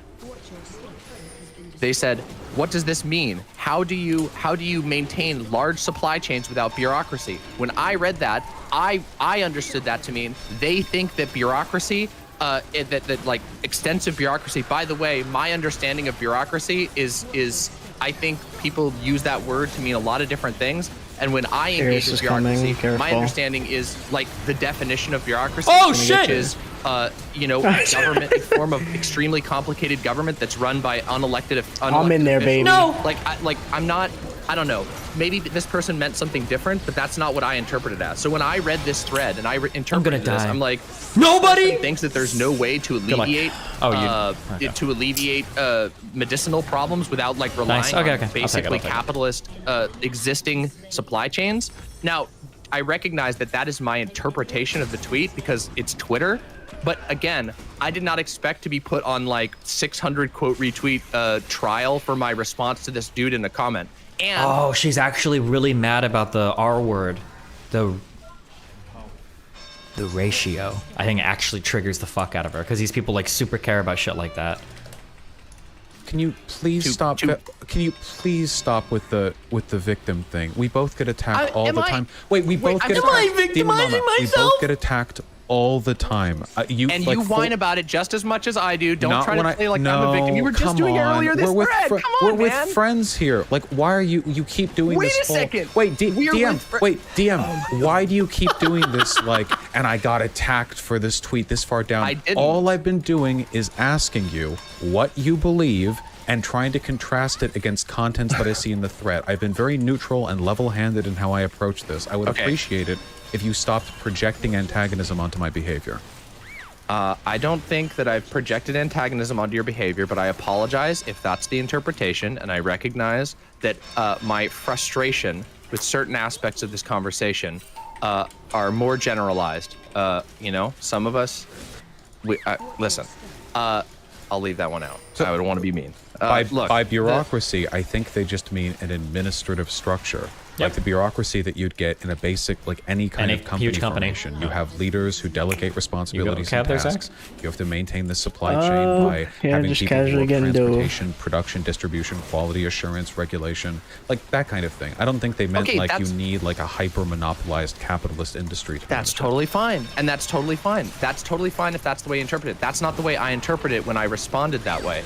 And when I hear the word bureaucracy, that's not what I use. How? That's not the word I would ever use to describe like so fucking stupid. Support's got I hate them all. Of an organization. Like, I don't use the word bureaucracy interchangeably with having an internal structure. Obviously, I think it's an absurd statement to like try and say that I don't believe in organizing things. That's ridiculous. Which, by the way, has been mentioned in this conversation. But that's not what was being discussed here. And then again, the second part of this, which what I was trying to say just a couple minutes ago when the victim thing happened, apparently, was to say that, like, okay, so if we can acknowledge that, like, there is a disagreement on what this person was saying and what I was responding to, then why don't we defer to my actual opinion on this? And then I gave you the thread, and I also told you my opinion when I came in, and now I'm on your show, but we are still stuck on this one tweet to somebody else. And the reason why I keep bringing up that it's a comment that's 6 threads deep is not because I'm trying to play the victim or complain about getting a million people dogpiling me over a completely, like, what I consider to be not that spicy of a response to somebody, but because I'm pointing out the fact that this entire conversation happened like 6 comments deep, and no one will let me talk further about this incredibly large topic, despite asking me a million projected questions based on their own interpretation of what they think my views are. And I even made a thread about it, and nobody fucking looks at it. Thank you. Right, we see what they're all weak. Now we should be able to get. Totally okay with you clarifying and explaining. That's why I'm mostly asking you questions. Well, we still have 40 seconds. The issue is, if you have a problem with people looking at this and asking you questions about this tweet, like, it seems to me like you want to run away from but he's trying but to I want to ask you, like, I want to explore. I want to know what you meant by it. But if you're angry at me for wanting to know while giving you room to add additional explanations, then it seems like your issue isn't that you're not being given room to fully explain. Your issue is that you're being asked to explain it all. You know what I mean? No, I just... sure, I can understand that some people might have that interpretation, but I think that's an uncharitable interpretation. Why? Why would you use your smite, you fucking moron? On what, the scuttle? Extremely willing to answer questions on this. Okay, so I just... Including yours. I've answered everyone. Right, okay, so we're not anti-supply chain. We understand that bureaucracies, in the sense I think we just lose this. So like an administrative structure, are necessary for producing the lab-equipped precursors. Right, okay. Yeah. So, okay.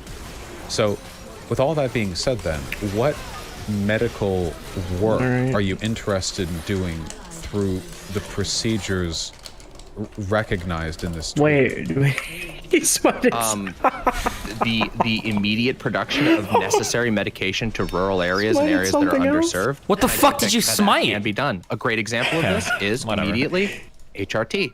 HRT is a drug that can be used it in a 1v1. That can be sourced. Not entirely. Obviously, we live in a capitalist world, so there's going to have to be some sourcing that it interprets. I'm not saying that you can be entirely independent, but what you can do is you can produce and give access to people who literally would not have any other option by doing things like this, by talking to rural doctors who are already having to deal with this, who are already have been cut out of the capitalist supply line. Rural doctors don't make their own medicine. I don't know what the fuck she's talking here. I have no idea what the fuck she's talking about.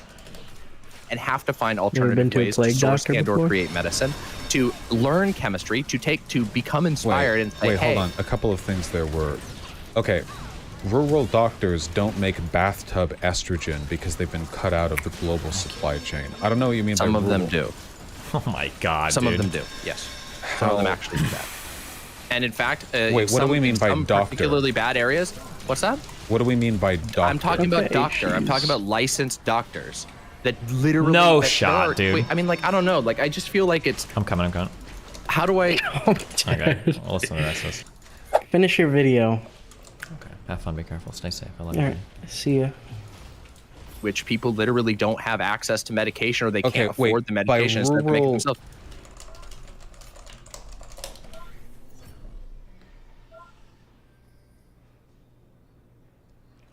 Can anybody show me like a can I give me my best guess for what the fuck she's talking about? Anybody? Any articles? Any links of anything? Rural, do we mean like in the U.S. Because or I'm do we putting mean like 100%. Rojava? Because I assume we meant Both? Both? The conditions are the same. Both? United States. Maybe this has happened once or twice, but I would be very surprised if rural doctors are being cut out of, because the American supply chain, the medical supply chain, is pretty holistically reachable in the borders of the United States. If I don't you have think they're, money. Well, if they're doctors, their practice would make money from the prescribe. Well, first of all, you wouldn't go to a doctor for estrogen, right? Like the doctor would provide the eval, but you would get it like through a pharmacy. Pharmacies are licensed. I'm sure there's variants here, but like I don't know. I feel like this is, again, we are kind of talking about, we're getting off on a little bit of a tangent here, but I'm okay with talking about is I'm talking about this particular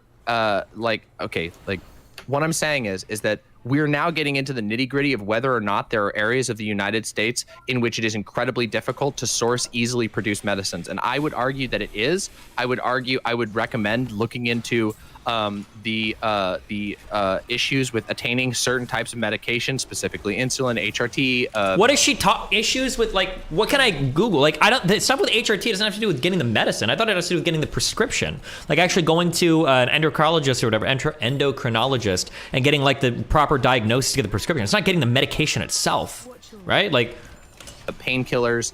That are in difficulty getting painkillers. Is she just making shit up? Overprescription and availability of painkillers has been one of the biggest blights on our entire fucking medical and drug addiction system over the past like 2 decades in the United States. She's just she's just spewing random shit. She has no idea what the fuck she's talking about. We have this. Do it yourself. Sketchy pharmacies and hormones for transgender people.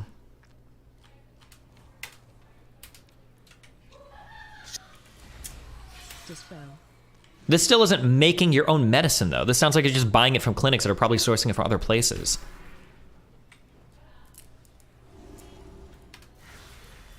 Target you. Rural reservations, in which even if you have a doctor, a medical practice, that doesn't mean that you can sustain the access. That doesn't mean that you can sustain supplying your patients if they can't afford it. Okay, so a couple of things here. I don't know why you would need to. I don't know what kind of painkillers, like opiates. Like you can buy these for pretty That's cheap. not the only type of painkiller. Huh?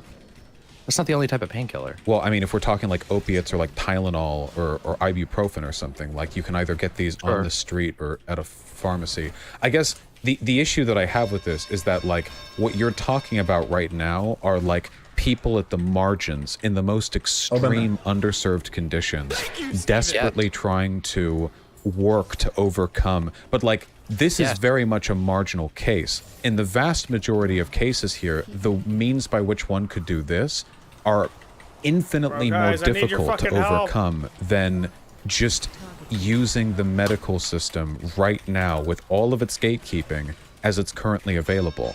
I know bathtub estrogen is like a common like thing, and you know there are exceptions. Sure, I don't know much about the DIY stuff, but great. But in terms of real medicine, I mean, estrogen isn't medicine in like the the same sense as like something that's meant to help you with. I think it is.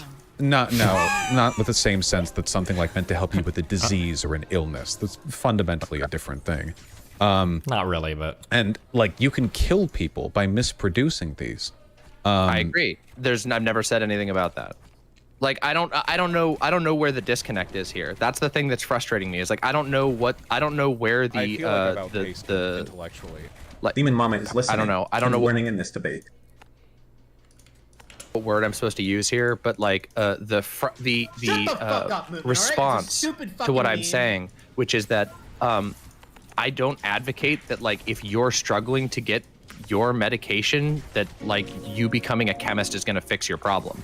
But what I do think is that she literally said find a chemist friend, but lots of people becoming passionate about chemistry make lots of people becoming access about distributing information that is currently locked behind people becoming passionate about how to make cheaper, more durable, more accessible scientific equipment or medical equipment, that all of these things, if people take the time to pursue these things, study them, research them, get motivated about them, that they can begin to change the not just the culture, but change the function of the world. If you have people who feel Vosh is like, how did I go from Destiny conversations to this? That's what he's thinking right now. disempowered, who want to alleviate problems, like what you said, which is that, okay, I want to touch on one of the things that you just said, which is this idea that oh well, it's just easier to go through the standard system of medicine. Well, that's always true. It's always easier to do what you're being told by the people who are telling you to do it. And sometimes that does mean, like, yes, it is easier to find a way to go get a job at McDonald's and pay $300. Those sheepish diabetic people. What do you mean? Yeah. He's becoming more and more. You want to let me finish or medical resources let me finish. is obviously Vouch. something we should prioritize. Vouch, let her finish. Yeah, we're not in disagreement about that.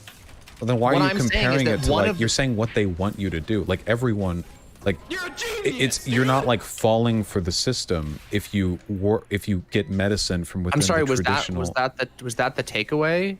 Well, you said do what they want you to do, and then you compared it to getting a job at McDonald's, and that did seem like kind of a loaded. Did you want to let me finish that sentence? Because like I literally didn't even get to finish the thought. Like, I feel like you might be jumping the gun a little bit.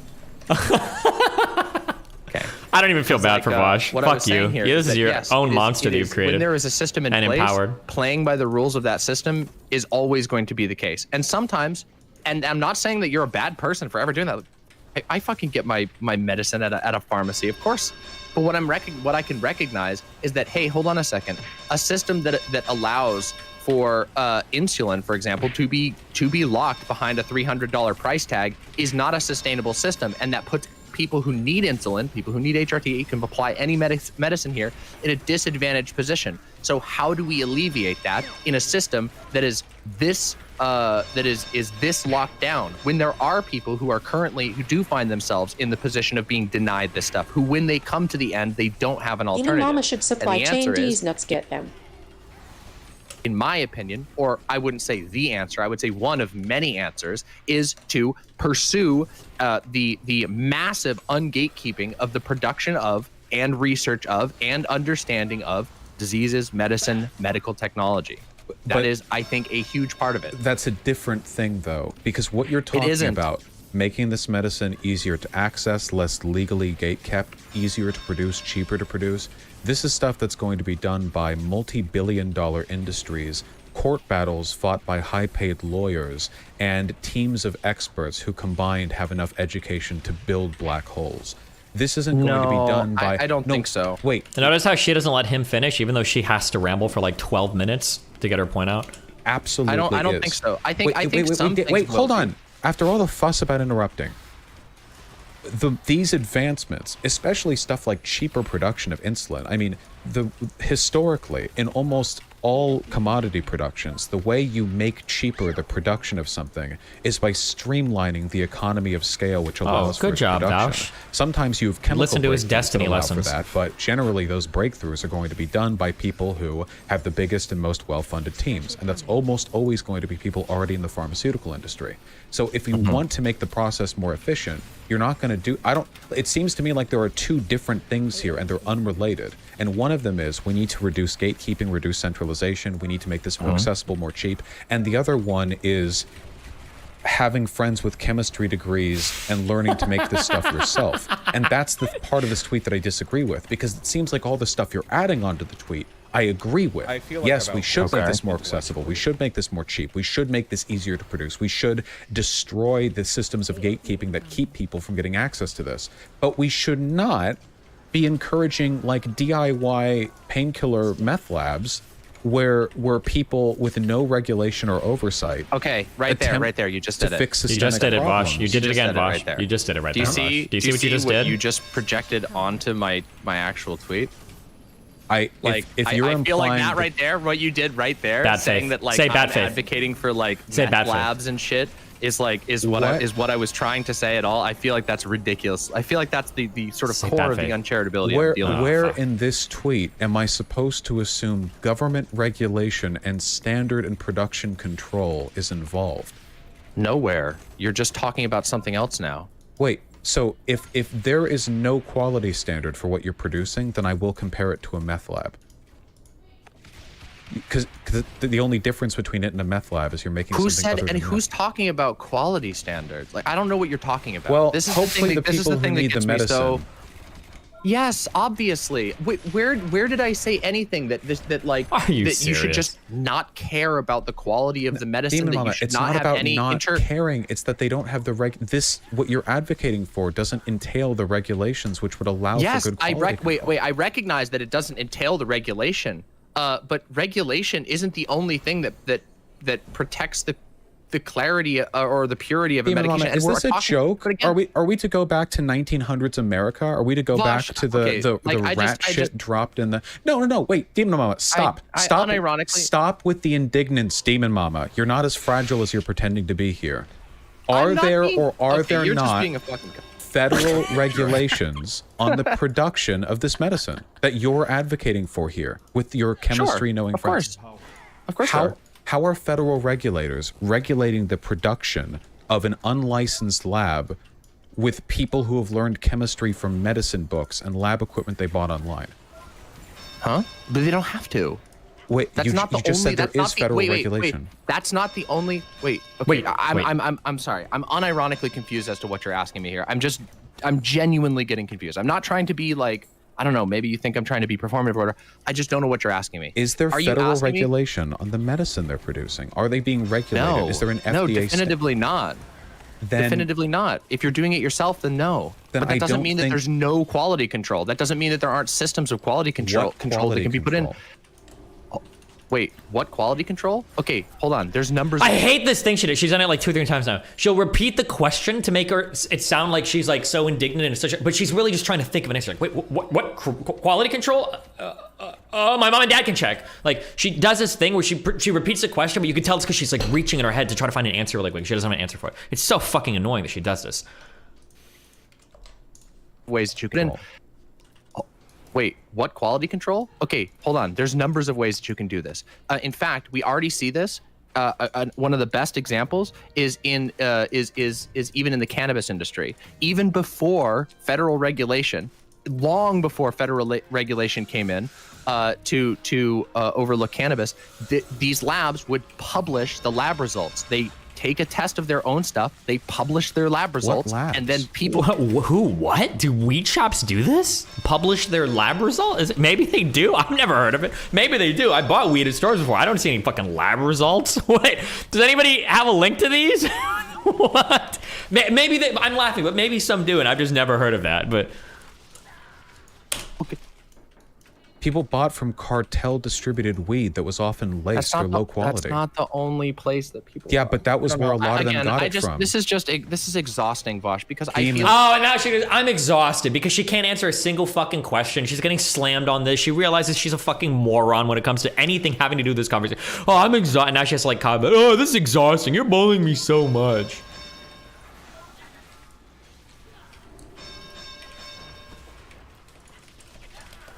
Like no matter wait, stop, please.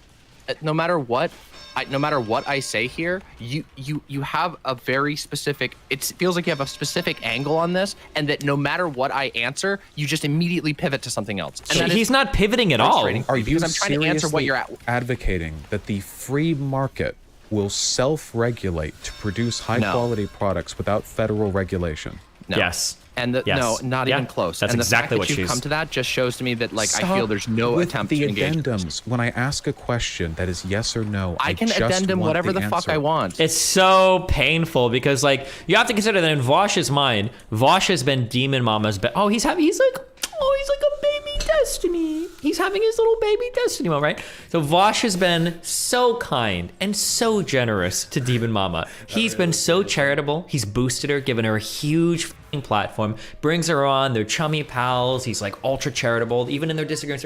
And even though he's done all of this, now he's getting pissed off. He's like, because what he wants to say is like, dude, shut the fuck up. Like, I'm treating you with kid gloves. Why the fuck are you raging at me right now? What the fuck is wrong with you? You tweeted some dumb shit.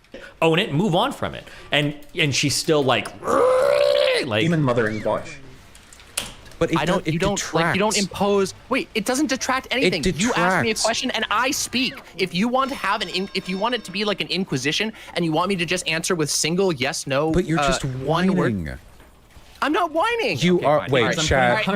All right, Vosh. DM. Okay, Are you not advocating for the free market to No, I'm not self-regulate? advocating for the free market. I'm advocating for people to specifically take an effort to be the ones who say, okay, there is a need that needs to be met. She's gonna describe the free market now.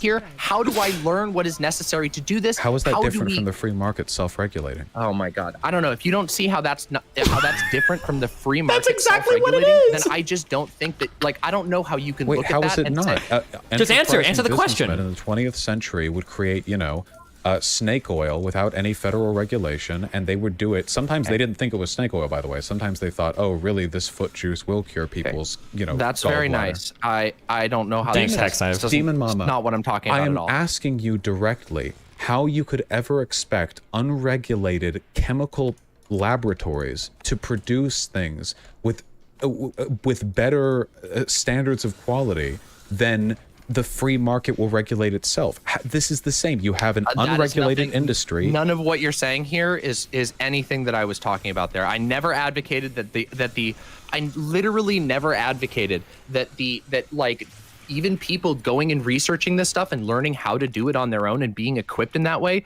that it would have better results than better results in the actual in like the medicine itself than the massive global hyper pharmaceutical industry. Would have but that's worse not the results. only. Pharmaceutical it could. Yes, it could. No, it objectively would. The wait, pharmaceutical industry has regulations that keep that medicine clean.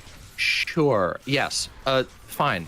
Like, I don't know. Again, that's Fine, whatever. part is Regulations, fine. whatever. But I'm sorry. I'm trying to figure out what the core question is. It just seems like you're doing the anarchist. It's funny because earlier I said that a lot of anarchists just sound like libertarians, and you're doing the, oh, well, there won't be any federal regulation on this medicine that could easily kill a person, but we'll have quality control because the people who are doing it will choose to make it of high quality. I didn't say that, though. Then by what system could you make sure that these unlicensed laboratories which are producing medicines through DIY methods are of high quality? Because right now the system to ensure the quality of traditionally produced pharmaceuticals is massive and incredibly extensive. The FDA, the FDA does an incredibly stringent job overlooking the production of these because the consequences of mistakes, which they have made, could be catastrophic. You need experts and millions of dollars of equipment. They have those nuclear testing machines to make sure that the molecules are lined up right. And all of this is done. But what is that? What do you What does that have to do with me? that? Like, Fewer I recognize accidental deaths. Okay. Oh my God. Like, I don't know how to like. I feel like I can't get like, through the ask me Bosch. What does online- regulation of the pharmaceutical industry get us? What do you mean? What? Who said that? You just DM. You just asked Why does it call her that DM? directly. Are you trying to gaslight me? You just asked what that did I- explicitly. I'm sorry. Did I don't know what. I'm sorry. Unironically, I don't know what you're talking about right here. Did I misspeak? Are you or something? high? No. I'm not high. I'm literally not high. Wait, did she ask that? Gaslight Hold on. me? Hold on. You just asked what that. did I- Asked that. Just. What? Who said that? You just. Okay. Oh my God. Like, I don't know how to like. I feel like. Why would there's, you like, ask such a me? What does line- regulation of the pharmaceutical industry get us? What do you mean? What? Who said that? You just. DM. You just asked that directly. Are you trying to gaslight me? Wait, did I miss this? Hold on. All of this is done. Okay, but what is that? What are you getting at with that? Like, I Fewer recognize accidental deaths. Okay. Oh my God. Like, I don't know how to. I hold I on. feel like Why would there's, you like, ask such me? a What is line- regulation? Oh, he heard, what are you getting with that? What are you getting with the FDA regulation? And she said, what are you getting at? He misheard this part, I think. Of the pharmaceutical industry get us? What do you mean? What? Who said that? You just. DM. You just asked that directly. Are you trying to gaslight me? You just asked what that did I- explicitly. I'm sorry. Did I? He misheard one word here. Don't know what. Otto I'm sorry. loses the entire Unironically, debate. I don't know what you're talking about right here. Did I misspeak? Are you or something? high? No. I'm not high. I'm literally not high. Like, what are you talking about? Like, I don't know what you're talking about. I don't know what you're asking me. You said I did. I said that. What does the FDA get us? I never said that. Or at least if I did, I didn't mean to. You. Okay. Like, what I'm saying is, what are we talking? What are you getting at? I think. Yeah, that's literally what she I said. said What are is, you getting What are you at? getting at with this? I didn't say what does it get us. Yeah. I think the FDA does some very good things. I think it does some very good things. Like, obviously, like, I think that the FDA is an example of a bunch of interlinking organizations that can check one another. But that's not the only thing I'm talking about in this, nor was it the only thing I've ever been talked about, nor was it even what I was directly addressing in the tweet that everybody is so frustrated about. Then in these But, I mean, I don't know. DIY Like, I just feel like labs, at this don't point- you at think this the point- lack of quality control could lead to a lot of people getting hurt? Of course, absolutely, of course. I don't think that this is like. I don't think that the like in an ideal world we would have I think if we could have like a perfect fantasy world that you could sort of summon up right now, it would be awesome if there was a benevolent AI that could scan everything that's produced by humans to make sure that it's good for them. But that doesn't exist. And What no one we is have right talking now about is that. we have a lot of people who have no access to any medication, who have no knowledge about medication, who don't know anything about chemistry, who can't get access to education about chemistry. And What is she talking about? What is his point? They need to get access to the chem books so that they can make their own medicine. Jesse, we need to cook. that people coming together, First of all, teaching each other this shit, everyone and can learning get how to do it. access. Is it? No, I don't think they can. The I think processes that's a for fantasy. anything, the processes for anything any person would be capable of doing with lab equipment they could buy online is definitely available online, at least for a lot of the stuff that they need. I don't know what like proprietary medications we're talking about here. If you mean like highly complex, like very specific stuff, but like the issue is like I think this attempted solution is more destructive than the real, because if your solution was like we need to aggressively advocate for political solutions to the medical gatekeeping, I'm on board with that. But hold on a second. I think we've gotten at the core of this. You think that what I was saying is that every single person in the world should just become a chemist, but I never said that at all. I think what you're saying is that we should abandon the system that allows for federal regulation of drug production and have underserved communities get the equivalent of like bathtub medications that will kill a third of them, and that this is somehow preferable to them striving. I guess I'll join you for a minute in your fucking ableism arc, because this is fucking schizo posting. All that I said in response to that, first of all, is this particular comment that you're reading off here was a response to somebody else's conversation. And when I clarified what I mean in full in an actual thread and here, that has been constantly ignored. I've said it here like 4 times what I actually believe. With what you've said. I ask you over and over, like, how would, and you still haven't answered, how is believing that these labs will self-regulate any different from believing I don't believe they're going to market? self-regulate. Then how do they maintain quality control? I think that the only way that these groups maintain quality control is by... If I'm being super charitable, I think that DM is talking about meth lab like shacks, and quality control would be in the hands of the consumer, like in DMA kits. As we have seen, this would just end up with people accidentally taking meth. That has nothing to do with making your own medication. I don't know if the whole dono was just a giant like retard post for like the own at the end, I guess, but... Checking one another and being checked by other organizations that are also devoted to the same cause. The same thing that we currently do in many other anarchist solutions that aren't ANCAP or free market. It's not about buying it. It's about specifically establishing multiple groups of people to check one another groups. This is a systemic, organized thing. It's not just random. Like, this is the thing that annoys me. Is the uncharitability. But the FDA is a wing of the U.S. government, and also it has a very specific function. It's not like I'm not saying I'm like an anti-FDA. It's just only one potential solution, and it has its drawbacks. And what also, other org can we trust to check wait, there's tons. quality? Wait a minute, Fosh. Half of medicine is built off of professional organizations which are not government run. Wait, what? But they all have to get FDA approval to sell their medications.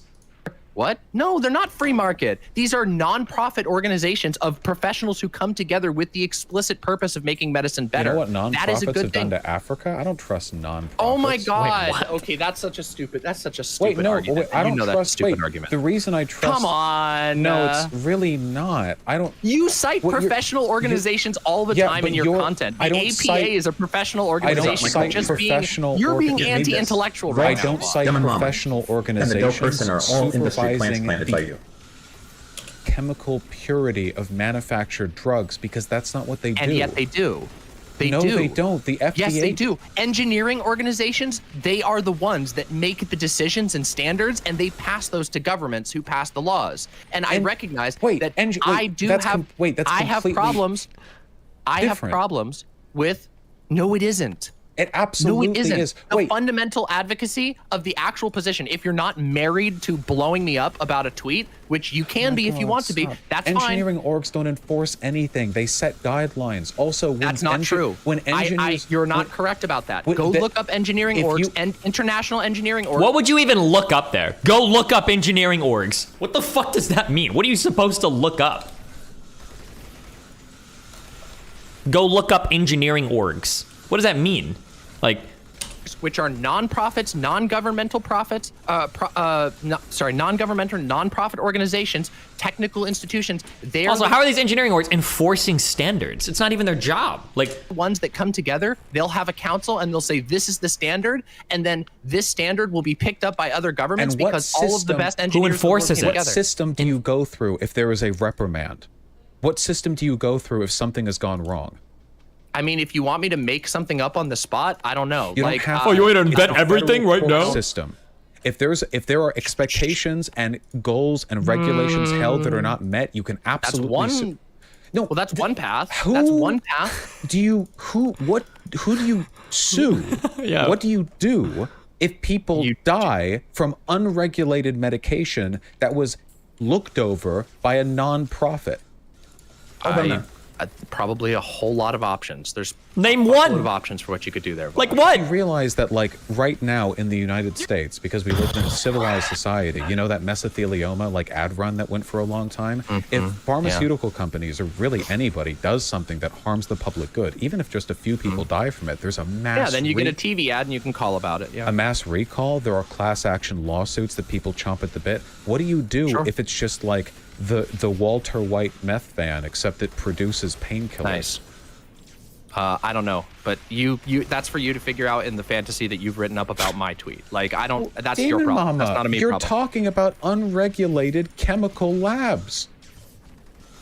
I'm talking about people learning the things. I'm talking about people practicing. I'm talking about people is seeking producing them alternative through chemical labs that are unregulated. Yeah. Practicing is what I just said. Responsibly. Wait, people do this They just have to be responsible. Wait, there are responsibly. Yeah, people do this. Okay. They'll do it responsibly. Study chemistry. Yes, do it responsibly. Obviously, that's people how don't everything. wait. People You're a who gun study owner, chemistry. and you're a gun owner, and like you're gonna try and be like, oh, people shouldn't be able to do things Wait. on their own. You think owning a gun is the same as manufacturing medication? What? You're comparing. You own a lethal wait, weapon, man. I'm sorry. I'm sorry. I need to check this for a second. You're comparing gun ownership to manufacturing medication, distribution, and production of unregulated pharmaceutical medications. Vosh always has to add as many, not medication, pharmaceutical medications. I just love the regulation and the manufacturing and the distribution of pharmaceutical for health therapeutic dosages of medications administered to human patients in a hospital clinical setting by a medical practitioner, physician. Equivalent would be me setting up a home blacksmith where I produce bullets where without regulation there's a 1 in 10 chance that they explode when dropped on the ground, and then I start Vosh, selling I'm sorry, them to people I know. in my neighborhood. Listen, I know you're new to gun ownership, but just so you know, fuckloads of people all over the country already legally produce their own bullets at home. They don't. No, wrong. What Demon Mama is talking about is a practice called reloading. You can buy your own gunpowder. You can collect your cartridges at the range, and you can refill them and then cap them with bullets. You can buy the machinery to do that. But you're not manufacturing the casing. You're not creating the gunpowder, right? You're not making the bullet. You're still ordering all the parts separately. Demon Mama has probably heard of this before, but has no fucking idea what it is. If you want to do this, this is called reloading. You're not manufacturing all the parts. Explode 1 in 10 times when dropped. Yes, on the they ground, do. though. Actually, they explode all the time. People hurt themselves all the time making 1 their own in stuff. 10. And Demon Mama, it's stop. incredible. No, Actually, produce their own bullets at home. They don't explode 1 in 10 times when dropped. Yes, on the they do. ground. No, they don't. No, people that reload do it because they usually shoot a lot. You can collect your casings from the range. I think you can go back and do shit. Can you collect casings from the range? I always hear people say that. It seems like the casing might be damaged, but no, you do this because it's cheaper to do this en masse than buying your own bullets. But they don't explode 1 in 10 times. They're not. It shouldn't be any more dangerous to reload. You can't. Yeah, okay. It shouldn't be any more dangerous if you're reloading ammo versus buying it en masse from some other company. Otherwise, nobody would reload. What the fuck are you talking about? Actually, they explode all the time. People hurt themselves all the time making their own stuff. It's incredible. And Vosh just doesn't know. This is how you guys feel when somebody hits me. Vosh just doesn't know. Demon Mama just has heard about this thing one time. She has no fucking idea what she's talking about. Your hyperbole does not serve your point here. It's not hyperbole. It's not hyperbolizing. And by the way, selling to other people. Wait. I'm sorry. Vosh. You are pulling things out of your ass and bombarding me with these very, very strange and pointed questions, specifically to avoid. Pointed questions? Excuse me. Let me finish. Can you wait? What strange and pointed question, Demon Mama? Yes. Asking me what in an alternate world that I'm not even advocating for, in a world in which the only medication you can get is. Hold on a second. The question that you asked is, what is somebody? And I'm putting in the preamble here specifically because this is what was implied in the question that you asked. This was the question that you asked me, which is, what are you supposed to do if somebody does something bad in a world that doesn't exist, in which the only thing that exists is so that is a strange question. That's what you asked. Sounds like okay, hold on. A citizen would make unregulated medication and provide it locally without checks other than the lab and the consumer. That the onus would be on the buyer. Cool. I know you asked me that. No. What I asked was, and I don't think this is a very strange question, how do you find legal recourse if you or someone that you love dies or is injured because they've consumed medicine which was produced from an unregulated, unlicensed pharmaceutical laboratory? That seems to me, my answer was, since you're advocating for unlicensed, unregulated pharmaceutical laboratories, to be a pretty straightforward question. It seems like a fairly logical, okay, so there's no FDA regulation. What do you do if people get hurt? People get hurt with FDA-regulated medication. They're going to get hurt far more with unregulated medication. Okay. And do you remember what I answered you? Because I already answered that You didn't question. give an answer. Actually, you made fun of me for asking it. Nope, I actually did give an answer. What was the answer? I recognize you haven't been listening. The answer that I said is there are a number of paths you could take. You could take a path that if we're talking about a world in which there's still a federal government, You could sue them through the federal government.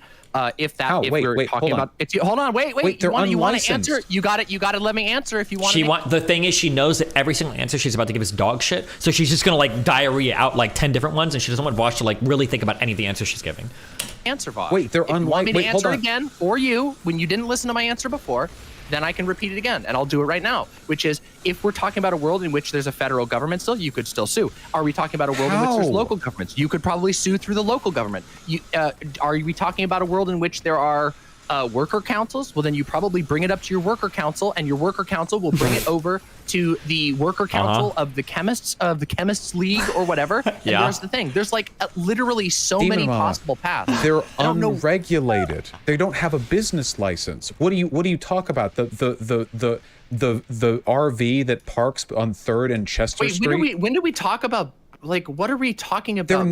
They're unregulated. They don't have a firm institution to sue. Like, it'd be like suing your dealer for giving you laced weed. And once again, I'm just going to go back to the fact that, like, right now we are in a world that I don't even know the parameters of the world that you want me to talk about. If they're unlicensed, then it would make, they're not registered as a business, right? Because then they would be breaking the law, I assume. They're breaking the law anyway, but like, there's not a legal entity to sue. Wait. So, sorry. Let me just be clear about the question that's being asked here. So, the hypothetical that you've drawn up here is insane. In a world in which you live, in a rural area where you don't have access to medicine, and you decide to band together with a couple of your chemist friends and craft a medication yourself that is you determine to be easier to source by making it yourself, and you believe you can do this with reasonable quality, and then you take this medication and it makes you sick.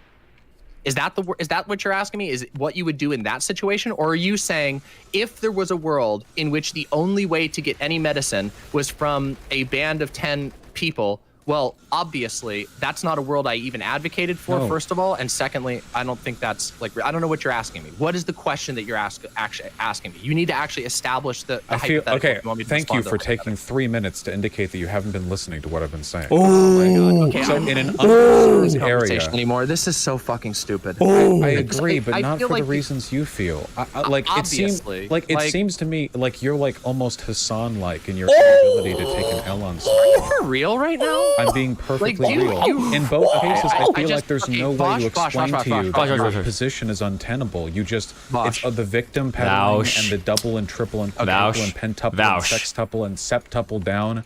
But like, I don't even know, and to the point now where it feels like you're gaslighting me, like you're ignoring elements of the convo that have happened earlier. I'm gaslighting you? Vosh, this is insane. This is insane. You think I'm gaslighting you? You're insane. All right. Wait. No, I said, first of all, I literally said this is insane, not you're insane. So am I the part of this that's insane? Are you the gaslighter? Are you the gaslighter now? You changed that word there, Vosh. Are you the gaslighter? I don't know. This is silly. If you want to talk about this another time when you're less heated, or like, I don't know, when you want to be a little more charitable. A little bit there. No, honestly. I mean, I don't know. We just disagree. We just disagree really strongly. Vosh, I know that you want to have like the final word and go, wow, this was really insane. You're a Hassan. No, you're literally, gaslighting me. You still haven't answered.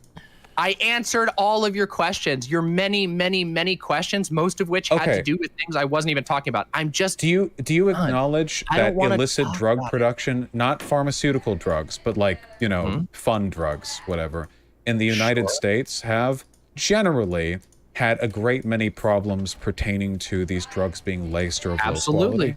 Okay. Sure. Yeah. So they do.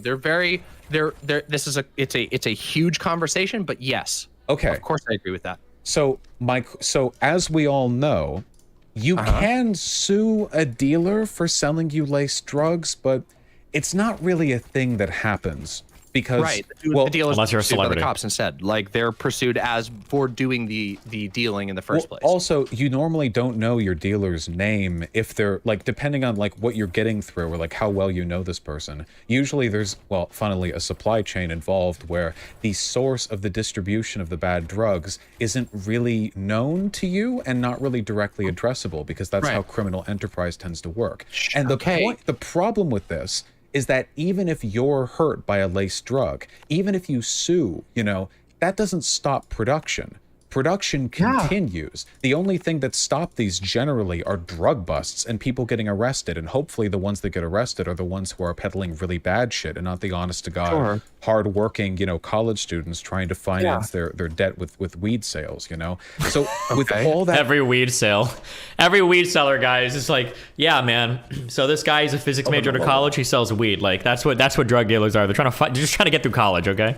Being said, it seems like we have a historical analogy to what happens when you have unregulated drug production, and we're making stuff far more complicated, by the way, than the kind of drugs that you do for fun. Right? You are making things more complicated right now because I'm not. Okay, first of all, that's not what the drug trade is a specific profit-seeking enterprise. Do you think an absence of profits will make inherently people act in better faith when it comes to the... You believe this too. You literally advocate. Oh, I'm sorry. No, I'm not an idealist. Talk about this in every single conversation that you have about worker co-ops, for example. You specifically bring up that you believe removing the profit motive, the profit incentives, will change people's behavior. Wait, the profit motive isn't worker co-ops still have the profit motive. It will change people's behavior because it leads to different internal incentives. But I don't think that getting rid of the profit motive. Here as well. Wait. Governments decommodify stuff and get rid of the. Governments decommodify stuff and get rid of the profit motive all the time, and they still produce shit products pretty often. Decommodification does not. And also, how do you know? Wait, hold on. How do you know that they're not going to have a profit incentive in the production of these materials? Buying lab equipment and precursors is expensive. You think they're not going to try to make money off of this? Do you think it was a morally bad action for gay people during the AIDS crisis to purchase and or produce unregulated AIDS medication? No. Do you think that was a bad thing? No. Okay, then we are in agreement. And what you've been doing... Wait, hold on. What AIDS medication existed during the height of the AIDS crisis? Was there functioning? I thought, hasn't it taken us quite a few years to research actual good shit? What was all the unregulated AIDS medication? You're talking about medication people thought would work? Ask me Hicks a bullet. They were given a death sentence.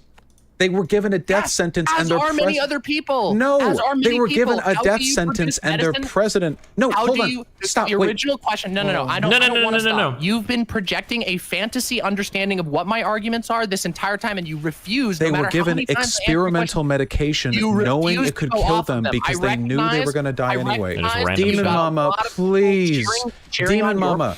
Demon Mama, if the only DIY production we're talking about is you are literally going to die, no federal avenue has been made available. There wasn't even a non-DIY medicine for them. The government was instructed to not do anything. We're talking about broader medication production. The AIDS thing was specific because there was no non-experimental medication. The government was specifically not looking into it. For those men who took those meds, it was death or maybe death. And under those circumstances... None of this changes a single thing about what I said. Yes, it does, because that's an incredibly specific niche case. This entire conversation is you woke up grumpy. You have locked onto one tweet out of a literal I've tried to engage with everything that you've said here. No, that's interesting. You've tried and you failed to engage because this is really interesting. Every single question that I've tried to answer here, which you have asked me a lot, I have answered, and then immediately after you accuse me of gaslighting you because that is absolutely not the case. I said that once, and it's because you're doing it right now, by the way. So what you're doing right now is still gaslighting because I have explicitly engaged with every single point that you've made.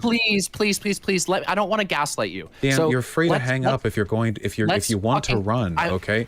It's not a matter of running. I'm getting tired of this. Then go to sleep. Okay.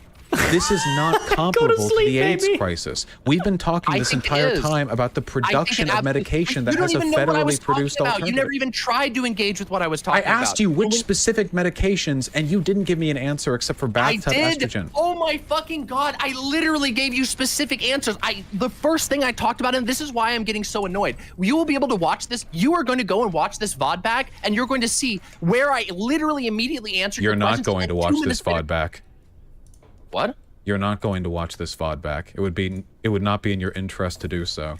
I don't need to. I'm going to publish it. People in my community are going to agree with me. I'm disgusted by your behavior here. I don't care, Demon Mama. I don't care, Demon Mama. I don't listen, Demon. I don't care if you're incorrect. Lord knows I have been wrong before. Okay, the attitude you take when disagreed with is repugnant and abusive. Talk about taking an attitude when you are disagreed with. I am. Friend. I'm so sorry. The attitude you take when people accusing us disagree in a with you disagreement is of insanely bad. Yeah. Okay. I spare me. Please. I have tried my best to engage with what you've said, but like Hassan, I legit for you to talk of condescension, Demon Mama. Yes. Legitimately, like Hassan, I genuinely don't know how one could disagree with you. I'm Hassan now. Okay. How could I disagree with you? Have a great day. How could you see, Demon? Do you genuinely believe? I mean, I don't know. Maybe the answer to whatever you're about to ask is probably at this point, yes. I don't know what I could have done in this conversation to have better expressed my opinions or attempted to unearth yours. But you seem offended by the act of attempting to understand or challenge what you say. I think that is a very uncharitable interpretation of this conversation.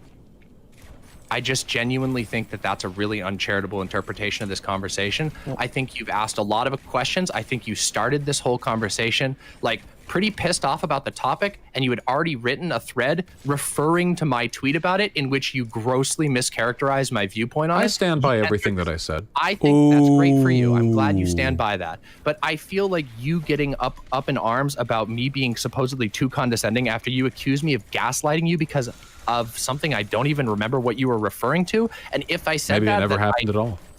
Maybe it never happened at all. Maybe that's true. But I think that my response to it was like, why are you accusing me of gaslighting? I don't know what you're referring to. If I misspoke, I misspoke. That was my response. And you called that gaslighting. I think that maybe, we can end this conversation by disagreeing on or agreeing to disagree. You just went on a tirade about how I'm Hassan because I apparently can't take. My issue with Hassan isn't that he's wrong. Everyone but me is wrong. You just called me Hassan like 3 times and said that I'm incapable of taking disagreement when like our entire history has been us, going back and forth on agreement. I'm sorry if this was too disrespectful or whatever. It's not about the disrespect. Or whatever it was. No, it's not about the disrespect. It just seems really weird that you would. It seems really weird that you would fixate. It seems weird that you would fixate on this one tweet, and then when I answer your questions, you accuse me of gaslighting and call me Hassan. It's not about Hassan. It's not about Hassanabi. And I think it is not. I'm sorry, You were going to continue. Okay, no, go ahead. Yeah, I was talking and you started talking. I know you were talking. It's been emblematic of the entire conversation. I feel like I struggled with every word. The big conversation, word. 2 people talking. All right, Bosch, have a nice day. Is that what she read from what I said? You just. Oh, I thought you'd already left, so that's why I said she instead of you. No, I didn't. You. Okay, that would have been good timing, but I'm fine to continue. I'm not tired and I'm not in a bad mood. Okay. It's not about disagreeing. It's about the way in which you've engaged with disagreement on Twitter. Because I've read through the responses on Twitter, and there's a whole lot of you not clarifying and a whole lot of you being the victim. So like yes, as you've done in this conversation about 24 times, you're very quick to remind me and everyone how bad faith you're being treated in. And listen, as someone who gets treated in bad faith please. Oh my God. As somebody who gets treated with bad faith pretty often, I very much get the desire to rebel against that perception. But in a lot of these cases, like, these people are legit just disagreeing with you, and you're just rebuking the disagreement with sass. And then you've come on here, and I swear to God, about a third of you talking has been clarifying your point, and 2/3 of it has. Nice. Good call, babe. Good call. Banger call there, babe. Babe, giving the calls. Killing it, willing it, schmilling it, feeling it. Thanks, babe. Hello. Oh. Just want to make sure my shit was actually working. Yeah, those are kind of cringy peeps.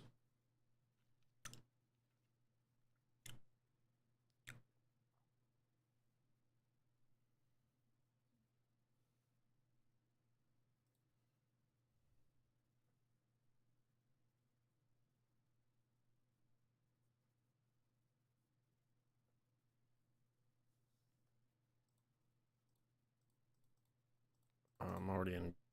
Wait. Oh, he's still gold. They have things, titles.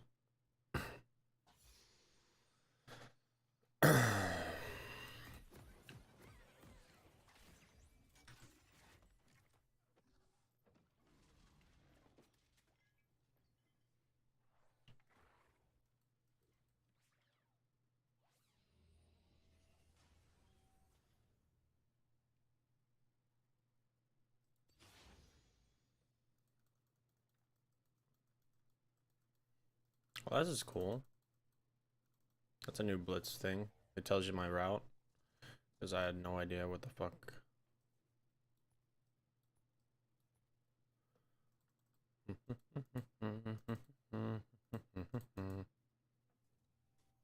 "45 segundos."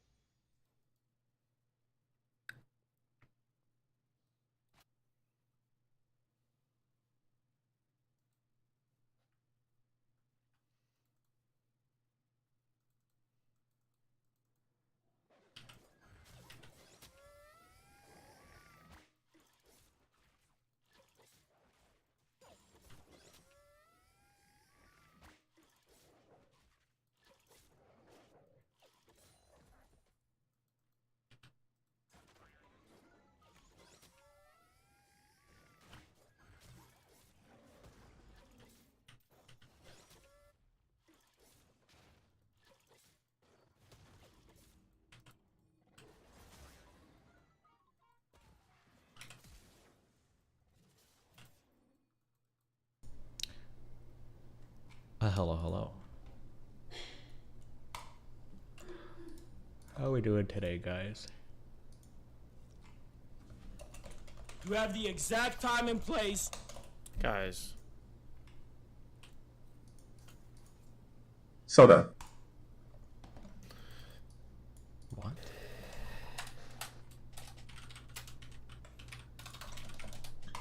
It's time, guys.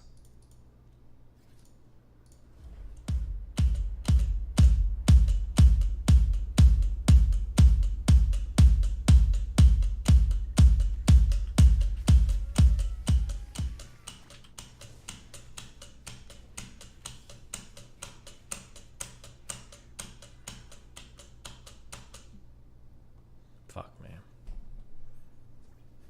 Fuck this game.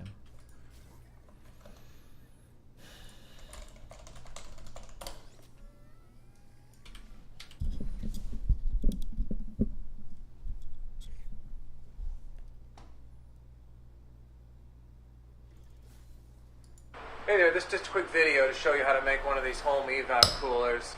Real low-tech version, but it works great. Works just as good as any of the other ones. Let's go ahead and fire it up.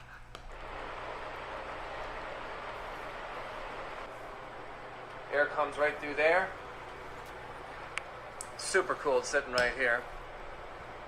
I'm expecting to get around 60 coming out the back end, but I'll take some the exact time and place. 59 degrees. It'll cool off this whole room, no problem, in a few minutes. Good job, Akiva. There you go, if you really want to be cool while you're working on the computer.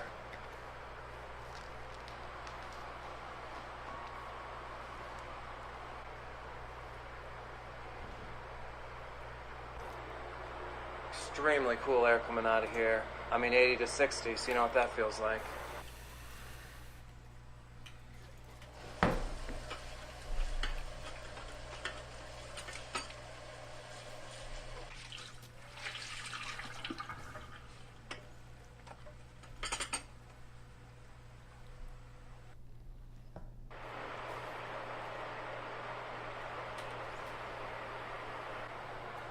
Temp in here was 82 degrees. About 62 is coming out the other end, so we're getting about a 20-degree temperature drop, which is pretty much what I expect. It's like 8% humidity today. It's going to be 92. I won't need the AC. This is filling this entire room with cool air. What is the... What's the science? How does this work? Are there physics people that know?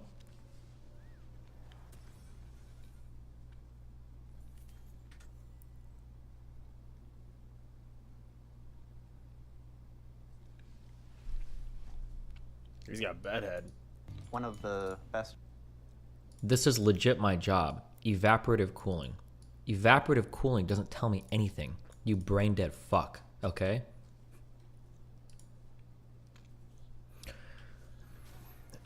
Evaporative cooling versus air conditioning. Exploits the fact that water will... Okay, so it has to do with the specific heat of water.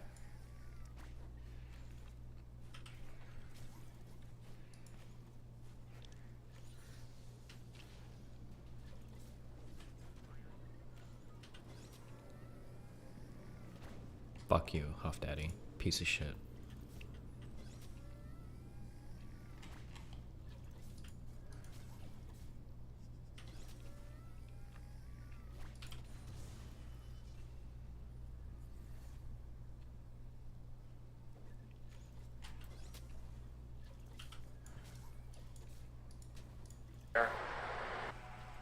Pretty solid. Grab the getting too cold sitting there. Ways to drain people's energy nowadays is via the internet. This woman is a astrophysicist. Actually, this is not how space works. Read a book. These are all different accounts that I have set up. The energy you get this way isn't quite as pure, but if you do enough of it, it'll fill you up. Shanghai sucked.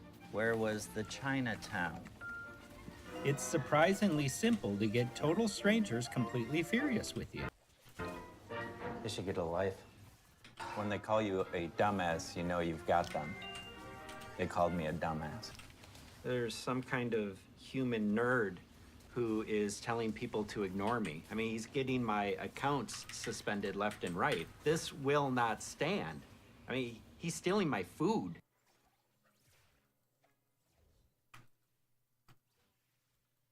Why is that right here? I don't want that here. That's good. That's a huge big... Guys, I have a confession to make. I am a fucking idiot. Well, at least according to CEO John Richie Rich, the man in charge of my personal choice of engine, Unity, who in a recent interview when talking about Unity's recent murders and executions with popular malware distributor and monetary predators Iron Strap-on, he said, at least in short, that people who don't think about raping people of their wallets during development of their games are fucking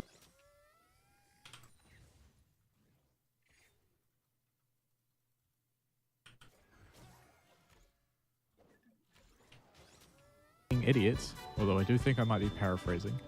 But you know what? This just got me thinking. Maybe I'm being a little too light with monetization of my own game that I'm currently developing. Just way too generous. Maybe I'm the fucking idiot he's talking about. After all, what would I know? Unlike John, I was never the ex-CEO of EA during the prestigious award recognition as America's greatest company, 2 years in a row. Also departing the company for making them too much money. So it's time to take the almighty Jesus himself, John McDuck's top business advice and turn FootJoust into the mean, green, money-making machine it could be, all with a sense of pride and accomplishment. This is my game, FootJoust. You probably haven't heard of it. It's a mobile game, and an endless runner. The type of game prone to exploitative predatory behavior. So, as a fucking idiot, I decided to keep monetization plans to an absolute minimum.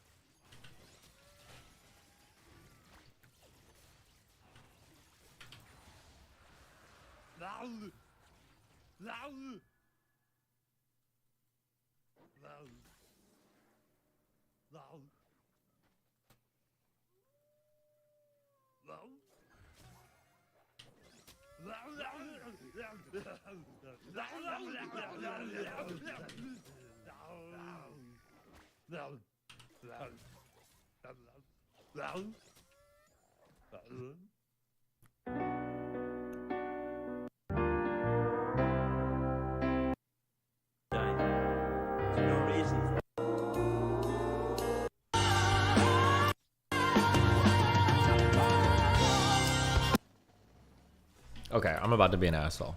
Wait.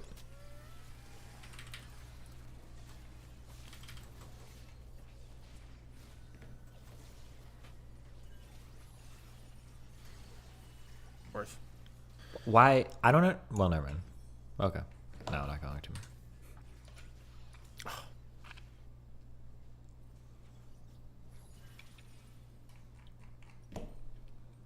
I don't understand why people reproduce things one-to-one. Why not, like, add your own flair to it? But it's probably the point of the channel is to do a one-to-one reproduction, I guess, huh? Is the point? What you drinking, Hood? Yo, everybody drinking. Y'all drinking, right? One thing my father told me, you have to go for it. You have to ask. Because only one of two things are going to happen. You're going to get a yes, or you're going to get a no. My name is Msession Faluke. Professionally, I'm a first assistant director on production sets. I'm an ex-professional basketball player. I also coach kids. And on the side, I make these drinks called Oye's. Oye's through the summer. I'm lethal weapon. Didn't say Simon Says.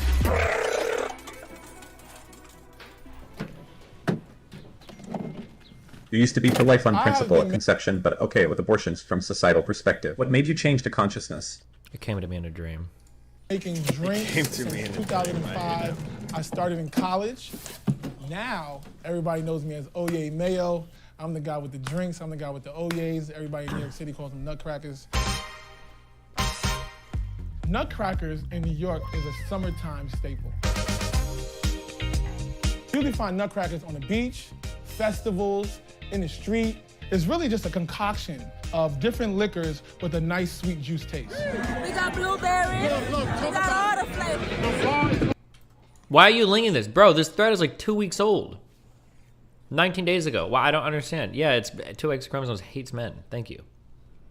On a great, let me just put it together, and I just did it, and I didn't do nothing with it, but now is the time. I was at a point in my life. Am I gonna continue to do Oyes? I'm gonna continue to be.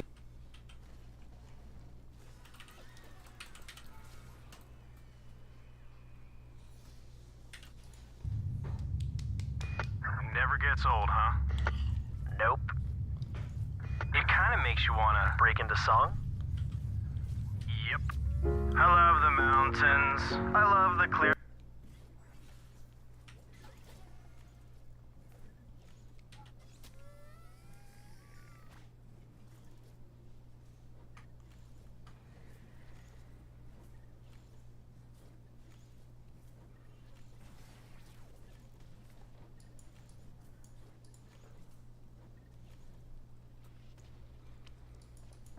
Did you see the thread about a 30-year-old living with his parents and it's too expensive to move out? This was a troll thread.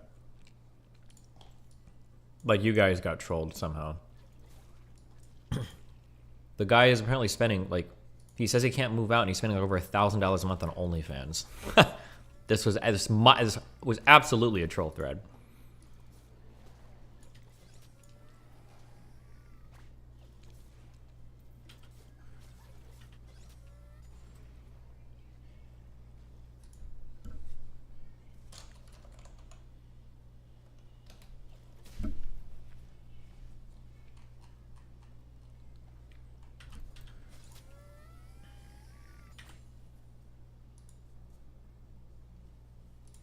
I did the math and it doesn't look good for the OP. He's making about $4,100 a month post-tax on his recurring expense of $500. That means he is spending on average over $100 a day on non-reoccurring items. It's pretty hard to figure out how their net worth is staying stagnant. User 2042, not trying to put you on blast, but I'm really curious what you're buying every month. Would you mind sharing? I buy shit on Amazon, have several streaming services, Hulu, Peacock, YouTube Premium, and I dabble in some services that includes pretty ladies on a webcam.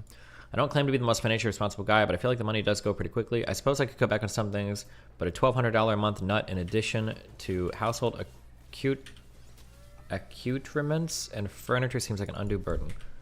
Is this a real word? I've never seen this before. Accoutrement. Additional items of dresser. Jeez, okay.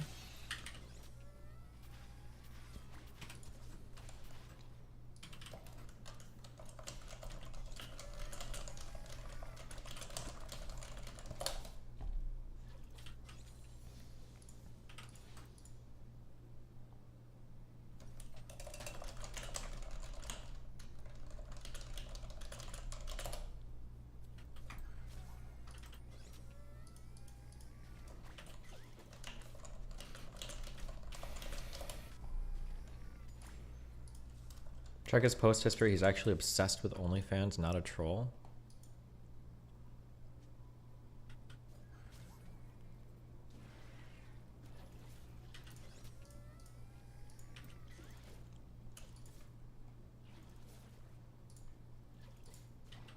How can you tell? Hold on.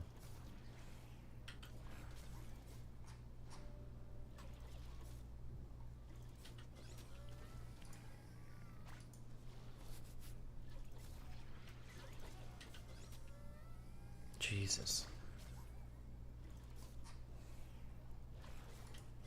Okay. Woman who harassed black man outside his home is fired by her employer after video goes viral. What?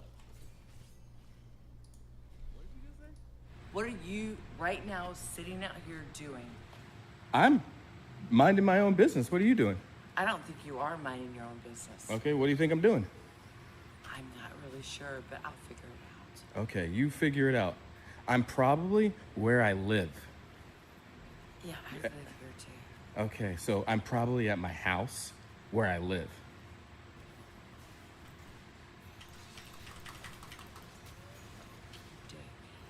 Got it.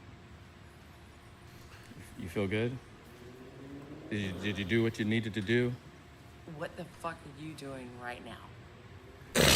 I'm standing outside my house. You're standing outside of my house. Why are you standing outside of your house? Is he watching what we do in the shadows? I don't know Doing what you're doing. I don't think that's any of your concern, what I'm doing. Well, you're doing something. Why don't you go back to your house, and I'll be at my house. You sound like an idiot. You walked over from your house, standing in front of me at my house, Yeah, I trying did. to tell me I'm an idiot? Absolutely, I did. Okay, good job. So what are you doing? Wait, does she sound like she's on drugs? She doesn't sound like she's sober. Am I crazy? I think I'm doing none of your fucking business. Maybe on like Valium. Bye.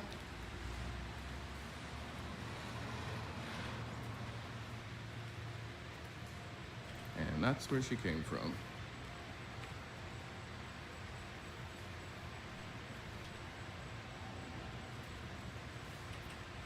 It's called being black, folks. Okay, hold on. I'm gonna go to bat for Grandma here. First of all, it could have been because he was a man. Why would he assume it's because he's black? Isn't that a little bit victim complexy? She might have just not liked the idea there's some guy outside. Also, something that hurts is we don't know what he was doing before this video. Was he doing weird shit? Because technically, this woman didn't actually do anything wrong. She didn't call the cops. She wasn't like screaming or shouting at him. She didn't say anything racist. Like she didn't actually, she walked outside. She saw some dude. I guess she's a little rude. But like nothing crazy happened in this video. For people derp-sitting me, I don't know, like, what kind of, like, are you guys, like... This is such a dumb take, just shut up. Okay, never mind, my bad. She's probably racist, hates all black people, and I'm glad she got fired from her job. I hope she fucking ODs and dies on fucking morphine on the side of the street. Like, the loser fucking grandma. Like, you guys are insane.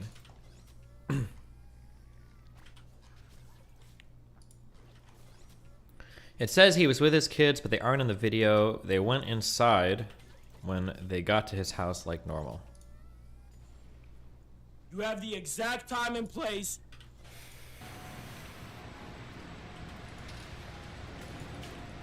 Destiny Giga Chad. Don't believe all women. It's just weird to confront the dude for being outside of his house. Yeah, it is weird. It's super weird. The woman's pretty weird, but this isn't like crazy. This isn't like insane. This is like, I have like a crazy neighbor lady and she came, she like shouted at me in front of my house. Like that's it. That's like, there's nothing like, this wasn't like an insane video.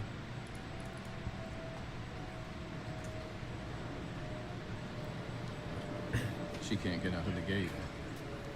She's like, she can't get out of the gate. Nobody said she was insane. He just said it's probably because he's black. Well, he doesn't know if it has anything to do with him being black. That's an assumption that he's making. That's victim Andy talking, right? It could be because he's a guy, or it could just be because she's a nosy fuck and hasn't seen him before, right?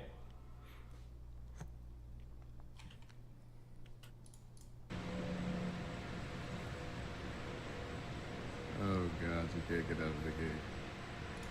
Wait, why are you Pepe modsing me? The most cringe shit in the world. It's so crazy because we know psychologically this works like in any other thing, right? Like it is beyond cringe. Fuck, where was I? Where did we see two cringe people fight? It was the Karen lady with the colonialist, like an indigenous guy or whatever, on the street where they were both like throwing like jutsu SJWisms back at each other. That idea of that, like, oh, you're only saying this on black. No, what the fuck? Why the fuck would you assume that? Why are you victimizing yourself so hard? Like, this sounds like somebody who, like, applies for a job and doesn't get a call back. He's like, huh, racist fucking hiring manager. Like, what? Well, you don't know that. What the fuck? You can't just... I don't know if you're trolling, but you probably shouldn't go up to any person and start questioning why they're in some place unless they're actually doing anything. Probably shouldn't... Yeah, sure, you shouldn't. Maybe the Midwest is crazy. Okay, wait, hold on. Okay, hold on. I'll back up. Let me back up before I get too condescending. Okay? Maybe Nebraska's just crazy. I feel like every neighborhood has one weird fucking Snoopy grandma who's always like walking around seeing what everybody's up to. Is that just a Nebraska or Midwest thing? Or like there's always some old fuck. Her husband probably died a long time ago. She's always on her rocker on like a front porch and she's always looking around. Like, did you see what happened yesterday? There was a guy over there. I don't know who he was. Or like, they've had a lot of people over. I don't know how I feel like every neighborhood in Nebraska had at least one of those old people. And motherfucker, if there were two of them, they synergize. Okay, these ladies will meet on the hour, every hour, 12 hours a day to like trade factoids and information. Their patrols like in Metal Gear Solid. Okay, they'll cover the whole fucking neighborhood. These motherfuckers seem like they're literally crippled. But if you have a friend hop the fence to come over, they'll be knocking on your door in like 20 minutes, like asking, like, I saw someone strange in the backyard. Who was it? That feels like a thing. But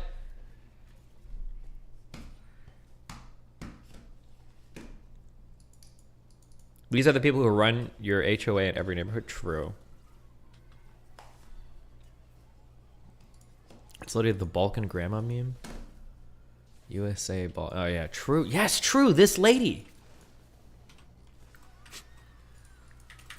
She's all over the Midwest. They don't have AKs though. I think it's just ultra cringe. That's just the cringiest. My asshole is clenching. Colon a diamond. It's to be like, oh, that's what it's like being black in America. Dude, shut the fuck up. This is an old fucking lady. She might be sexist. She might hate you because you're a man. You don't know it's because you're black.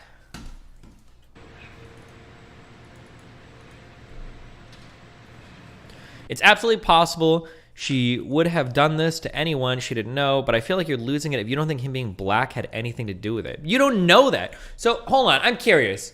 Any single time anything negative happens to any black person in the United States, do you just say like, oh, it's probably because he was black too?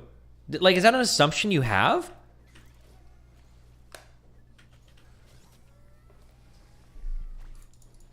Okay, that's fine if you guys want to have that assumption. But in that case, anytime I lose League of Legends, it's not because of any mistakes I make. It's because I'm AD carry. I'm the most underpowered role. There, boom.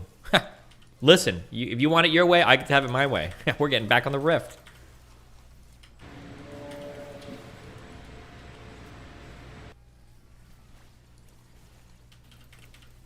White woman walking up thinking he doesn't belong in a nice area. It seems like race might play a role. Bro, I remember I went walking in my neighborhood once.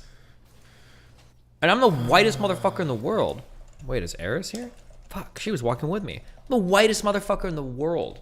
And I was walking up the street where I still have my house. And I remember that when me and Eris were walking by a house, these two motherfuckers came out of their house and like confronted us, started grilling us. Like, do you live here? How long have you been here? What are you doing walking out? Because we went on a walk at night. When I say night, I mean like 8 o'clock, not like 2 a.m.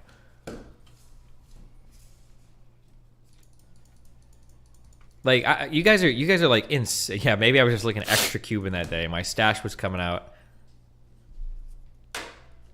If you had to guess the reason, what would you guess? Obviously, we don't know, but I think being black is not a well-ethic guess. It could, I don't know. I don't have enough information to even start to guess. It could be a lot of things. Could be because he's black. It could be because she just sees a guy outside and she doesn't know who it is. It could be she hasn't seen him before. She could be nosy. She could be off to perk. The thing is that like, she doesn't say anything even remotely indicative of race in this video. So it's ultra fucking cringe to be like, huh, that's what it's like being black. What the, what? Shut the fuck up, dude.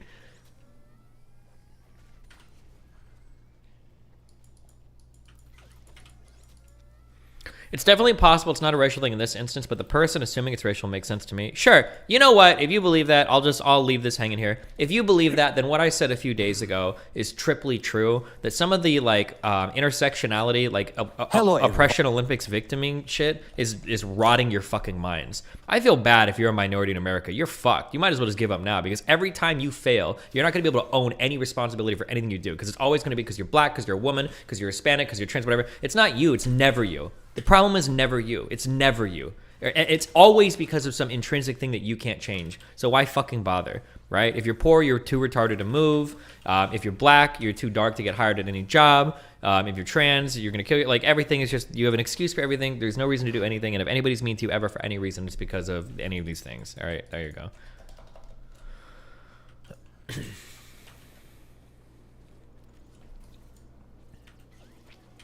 What did the guy do wrong? I never said the guy did anything wrong. You understand that people can be assholes to you for reasons that don't involve your race, right? Now, maybe this makes more sense. Maybe this is why you guys talk about like white privilege so much. Do you guys think that if you're white, literally no one is mean to you ever? Do you think that's what the white experience is like? Like, God, I'm so jealous of white people because people are never mean to them for any reason ever. And anytime somebody's mean to a guy, oh, he must have been black or Hispanic. Like, what kind of... Like, it's...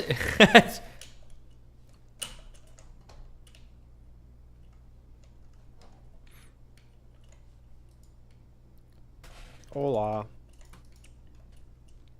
Oh. And that story with Eris, can you name another time then? For me, probably not because I never go outside. The only other times people got mad at me for being in places where I was supposed to be because I probably was in places I wasn't supposed to be.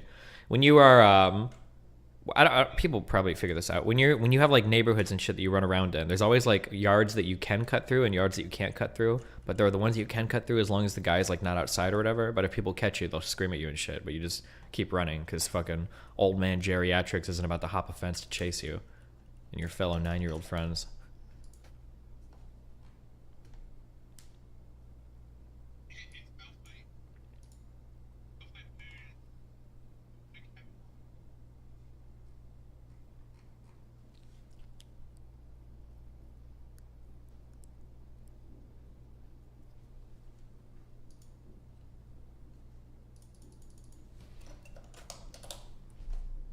Wait, what is this? What the fuck? Hold on. This can't be real. We're fine. I hate all you guys. I don't care. I don't care. I'm caring less and less. I just need to get back on the Rift, dude. I need to get back on the Rift.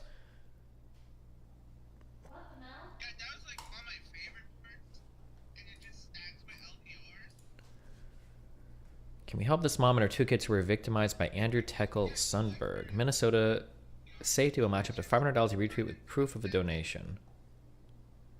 What is this?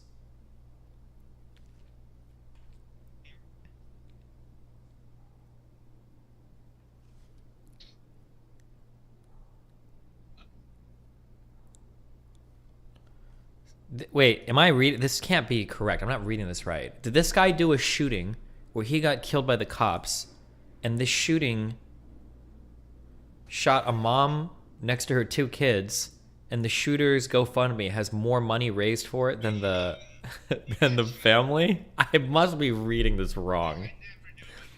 It's got to be. She's misrepresenting something. There's no way, right? I must be reading this incorrectly.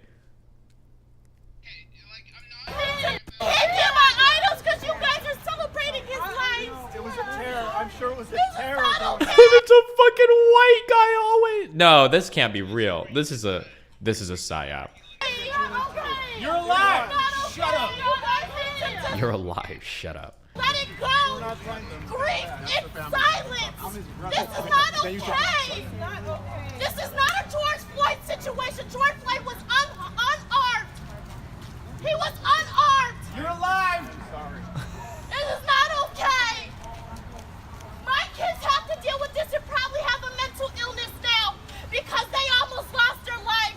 There's bullet holes in my kitchen because he sat in the fucking hallway watching my move. This family wishes this never happened. I wish it never happened either. I don't have a place to call home. I can't sleep that night. She's obviously going through a moment. She's going through a moment. Some guy tried to shoot her and kill her. She's having a woman moment. Woman moment. I don't care. Somebody tried to kill you in front of your children and you're freaking out about it. Woman moment. Hey! This is what they want to show on the TV. She's obviously going through a moment. This is not okay. Just go home. Go home. Because none of you guys knocked on that man's door to check his health. Shut up. He comes to my house. Shut up. You're fucking alive. You guys did not come. He did not. You guys did not come and visit that man. This is not the time. It wasn't. This is not. It don't matter. It don't matter. I need a story. Show me the story. This can't be what it seems to be. There's got to be more going on here. Please. There's got to be more going on here. I'll bear back.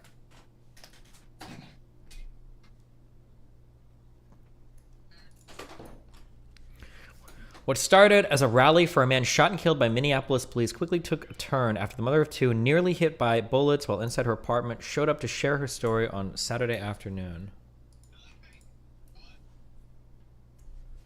Arabella Yarbrough was cooking food for her children Wednesday night when she says Teckle Sundberg fired bullets into their home, nearly hitting them. Police responded and helped Yarbrough escape when, according to police, Sundberg also fired at officers. That led to a 6-hour standoff outside the building that lasted until MPD snipers killed a 20-year-old early the next morning.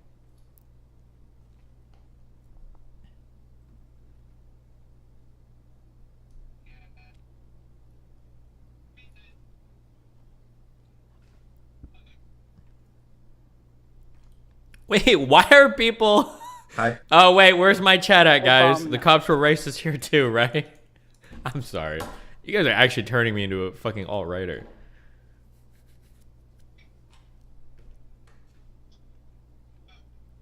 They're calling on the department to release footage and other details of the incident. No information has been provided as to why Teckle, who officers had isolated for hours, suddenly needed to be executed. A 6-hour standoff.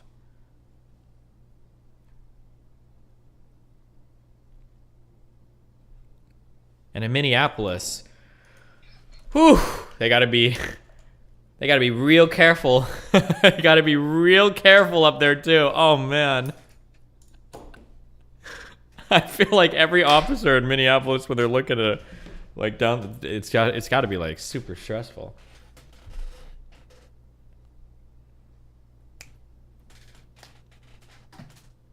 Jesus fucking Christ, guys. What? Can somebody explain to me what is the rationale behind the GoFundMe? Can somebody just explain that to me?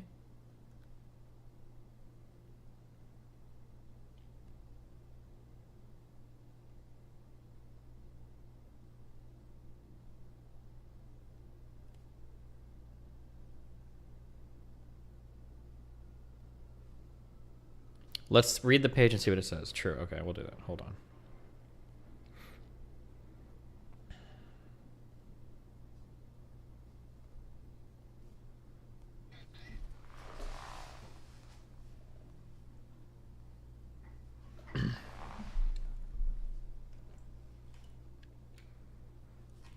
Do you think I would trigger the fuck out of Lauren if I were to just tweet out the GoFundMe?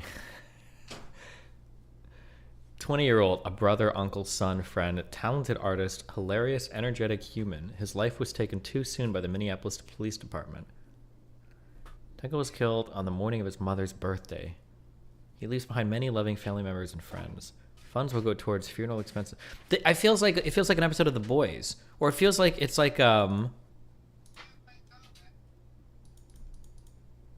they're trying to be like, oh, what would be the most absurd thing to do, like in the woke way? Well, what if we took a black dude that shot into a home with a mother and her 2 kids, and then we like made like a GoFundMe in honor of his memory? That would be like that would be the exaggerated satire on the other end.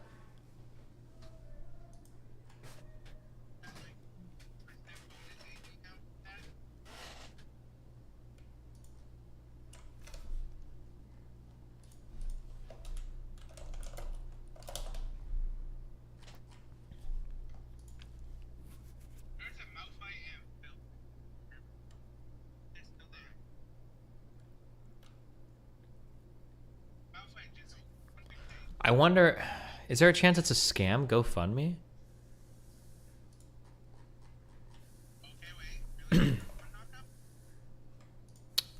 She shared these pictures. Wait, what is this?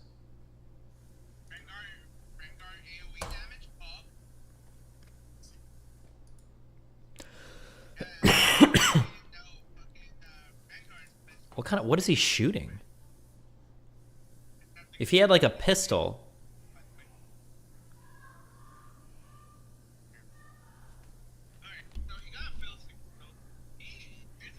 Dude, life is wild up here on this floor. Sorry. Would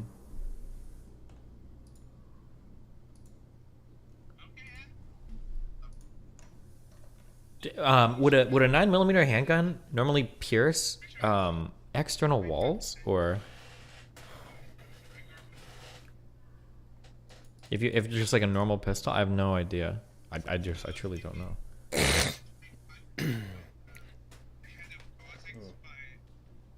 Or 45 maybe? Oh wait, holy shit. Wait, why did I think it was only a couple bullets? Wait, how many rounds did this motherfucker shoot? This guy's like reloading and shit. A month. What? For an image Is this all? Was Him this gonna be middle an shot out a anti-cannabis ton? rate. Or like, are these all individual bullet holes? Am I crazy? There's like 10 bullet holes here. Who's screaming out there, Mel?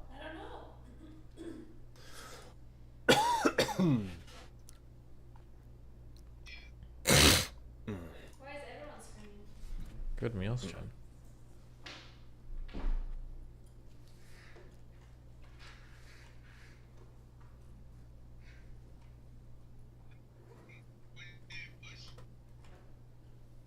Keep hating your life then, working class Andy.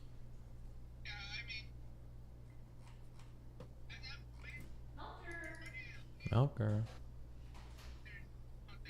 I read an article and they said they only found 7 spent casings in his apartment. Weird.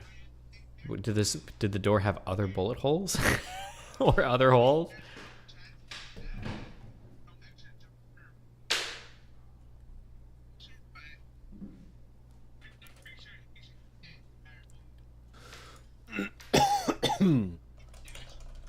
Hey, babe.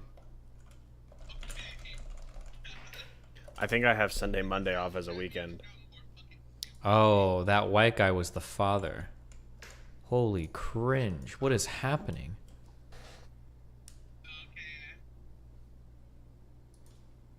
They adopted him from Ethiopia when he was 4 years old. They expressed remorse for what Yarborough experienced the night of the standoff, but said the shooting of their son did not need to happen. It should have been handled like a mental health crisis. Aw, they're Vosh fans.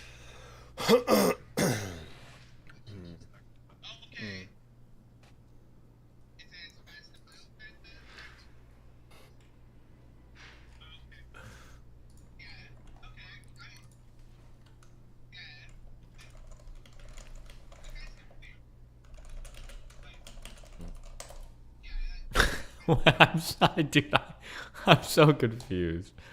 There's so much of Why does this surprise you when Jacob Blake's GoFundMe has like 2 mil on it? Wait, what?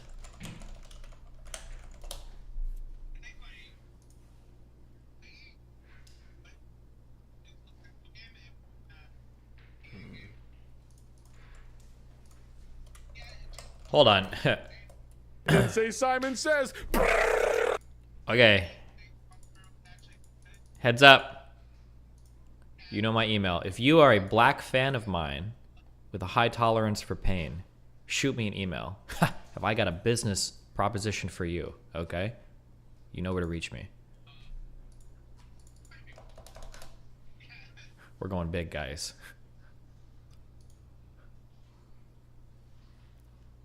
This can't be real. Ow, fuck. What happened? Yeah, wait, where's Darius? This is...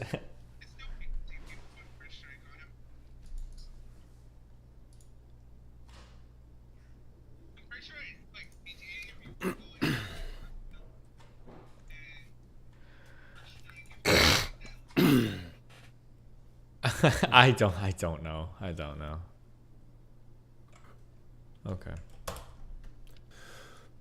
My experience with Hayato. Is this even real? Are these real people? Or are these VTubers raping each other and Me Tooing each other now? Is that what we've come to? What? Why? Are you becoming right-wing? Are these people making you right-wing? I think VTubers are raping each other now. Have you ever considered that all these people are just kids? Yeah, they shouldn't be on the internet.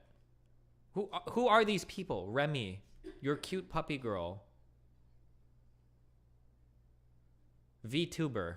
Maybe they're just having fun doing this. Have you ever considered that? About accusing each other of rape? Yeah, maybe that's what they like to do. It seems like it, right? To begin with, I would like to clarify that I had no idea that Hayato was in a relationship at the time I was talking. I had met him in March. We followed each other and I DM'd him first because I thought he was cute and I wanted to be friends. I'm sorry. You know, a young girl, actually any woman would be stupid enough to say that, so it's possible.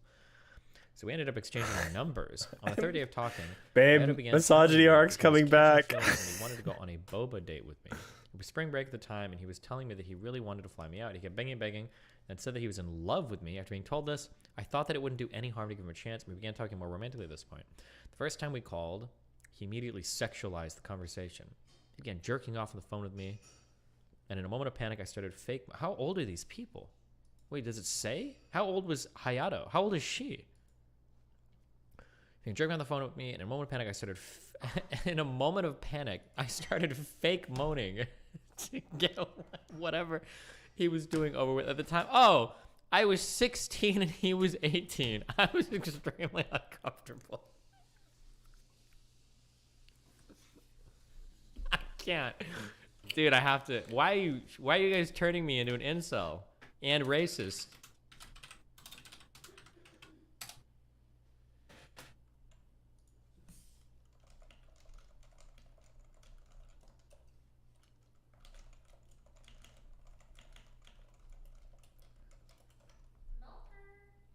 Milkers.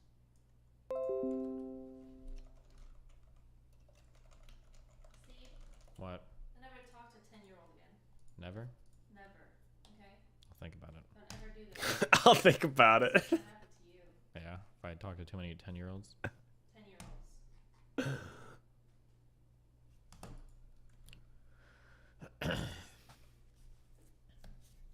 As time passed, he then began comparing my nudes to the girls he talked to before me nudes, telling me he had a stronger connection with her and she was way more special than I was. We distanced after that argument and I started dating someone new. Once he saw this, he came up to me again, telling me he wouldn't go over me while I was in a relationship. I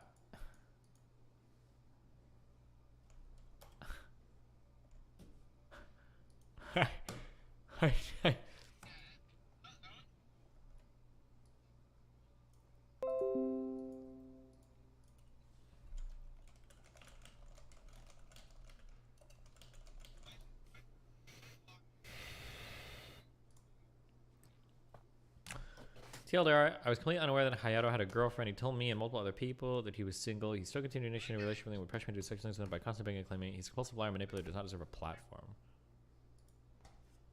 I don't know, dude. Okay.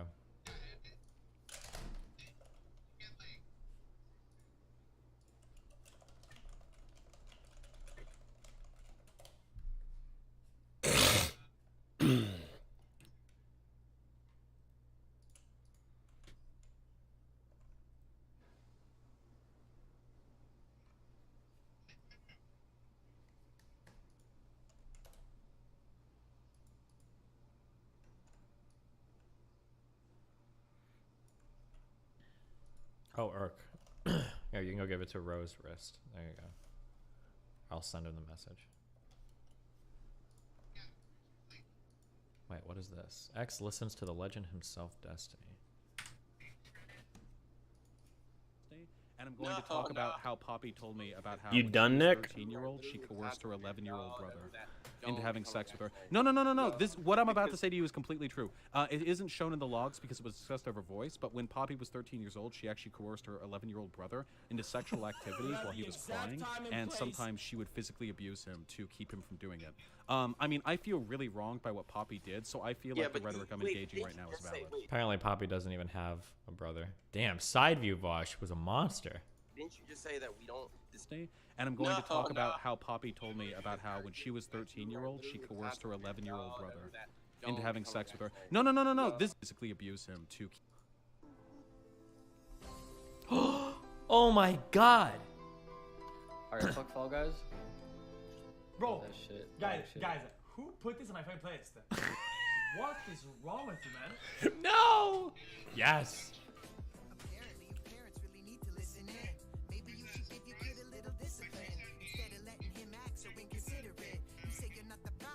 What is that? No, they slid that song in. What the fuck?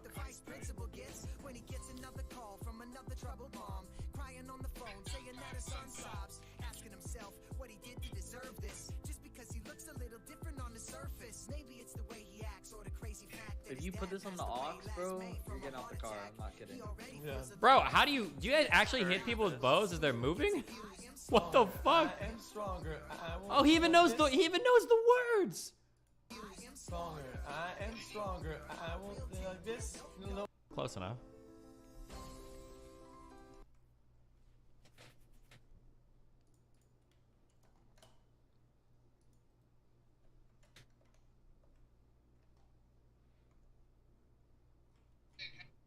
Wait, what were the screenshots that got leaked? Hold on, wait, what is this? We don't have. He was. This is the first time we called. Immediately started doing really weird shit.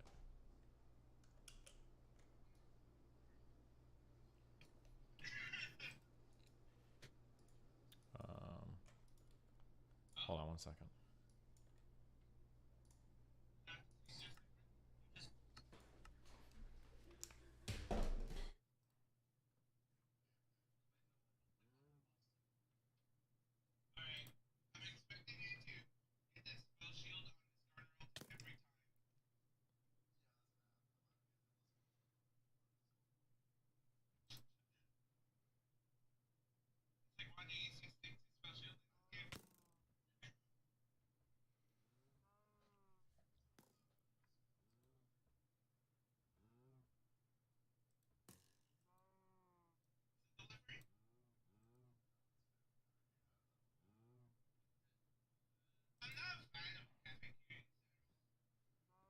Hey Destiny, have you noticed that 80s nostalgia memes are dying out and 90s memes are getting a glow up?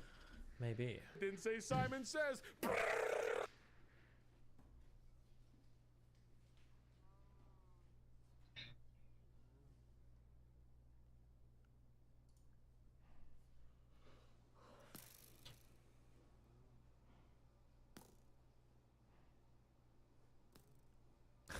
He's keeping her on the back burner.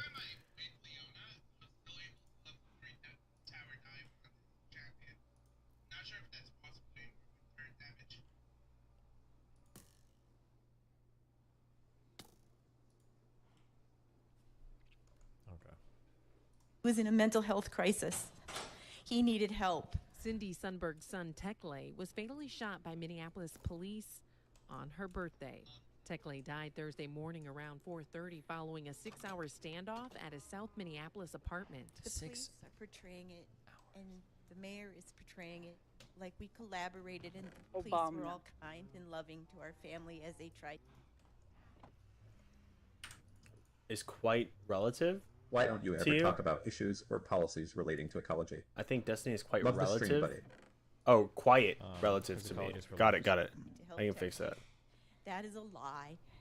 They were not. Mark and Cindy adopted Tekle from Tell me if Ethiopia that's when better. he was 4. He was raised alongside 8 siblings. The What Sundbergs the say they fuck? believe if it were one of their Wait, did these people just like collect children of color? Wait, what is happening? Let me know if that's better, biological babe. children having a mental health crisis, the I'm outcome pretty. would be It should different. be the same. Everyone knows. He's Had it been a maxed white out. person in that building, they would have talked him out. They would. That's what DGG believes. Don't make fun of her for this, because you guys all believe this. All of you guys believe this. Don't make fun of her. That's you. That's you right there, guys. Person in that building, they would have talked him out. They would have waited. People who go in and shoot massive amounts of people are arrested safely and alive if they're white. If they're not white, we know the outcome. They're dead. They're dead.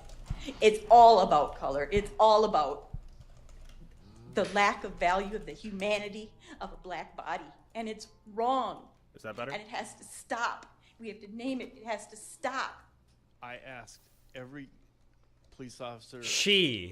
Where's Pisco? I want to trigger the fuck out of him. She is a stochastic terrorist.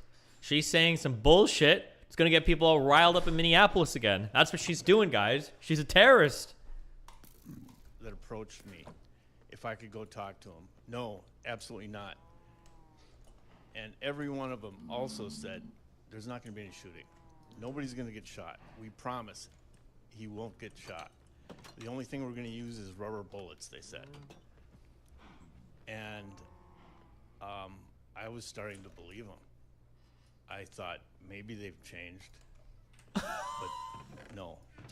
And for tech, It sounds like a psyop. It really does. It sounds like this is like Stitch was like, I thought maybe the police had changed, but they haven't. I knew they were gonna kill my black son, and I knew it was because he was black. Because we sent 3 of our other 8 children out in prior months with guns, and none of them were killed. It was only when we sent the black one out on his mission that we were able to finish our study that we're submitting tomorrow to Nature, to the Journal of Crime and Criminology.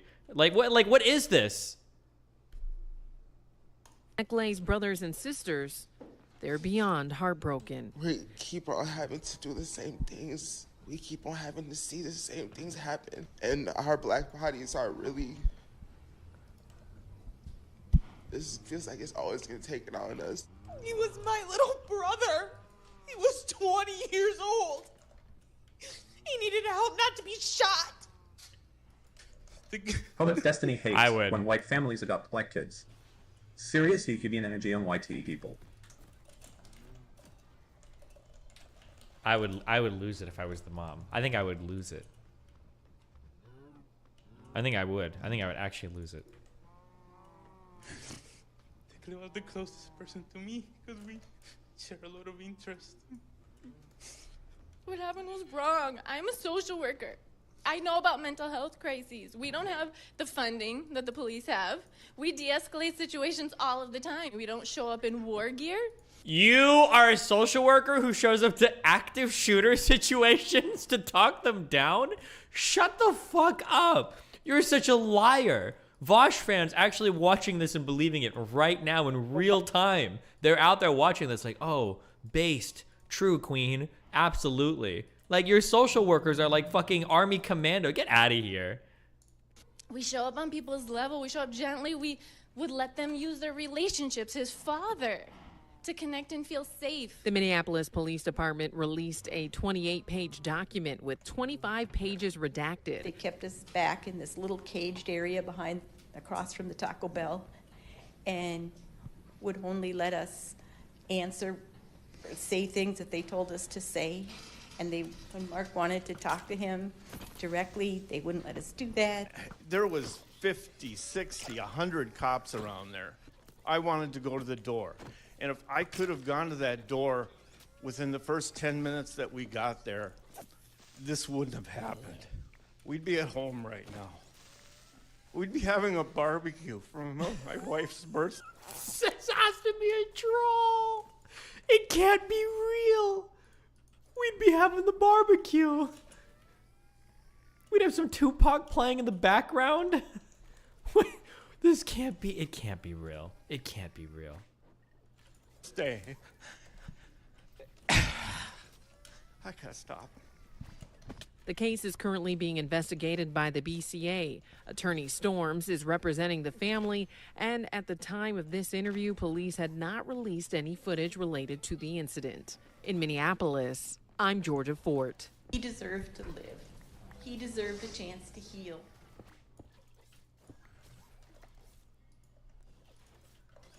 I can't.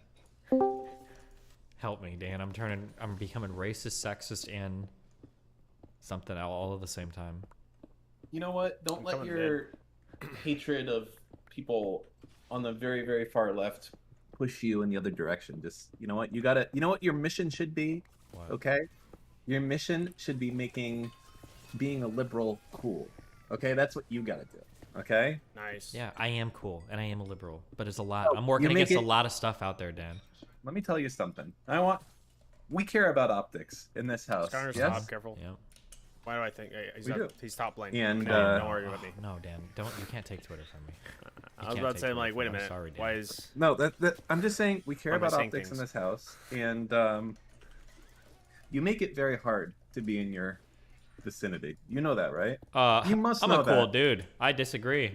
That's not what I'm saying. It's just it's been a rough year to be a Destiny fan. That's all I'm saying. This has been like my best year ever. I What was are you mourning the talking about? innocent Black Angel when this bitch hard. comes It's and hard. Hold on. starts whining about never holes in mind. her Okay. wall. Don't Just you by yell some at me. No, I'm not yelling at you. You are totally disconnected from like online shit. I think you've gotten old, but that's okay. I understand. Well, I am old. That's Yeah, true. That's all good. What's up? Nothing. I feel like you were the chosen one, Destiny King. You were supposed to, I don't know. You know the line. That's supposed to be you, not go the other way. I'm going back. But what's on your agenda for today? Adam and Stitch are doing some huge collab stream at 4 where they're bringing on a bunch of people to chat, and then other than She's that, coming I'm bot. just memeing and She's coming streaming. river. Nothing. At 4? Right. So that's okay. Gotcha. 3 hours, yeah.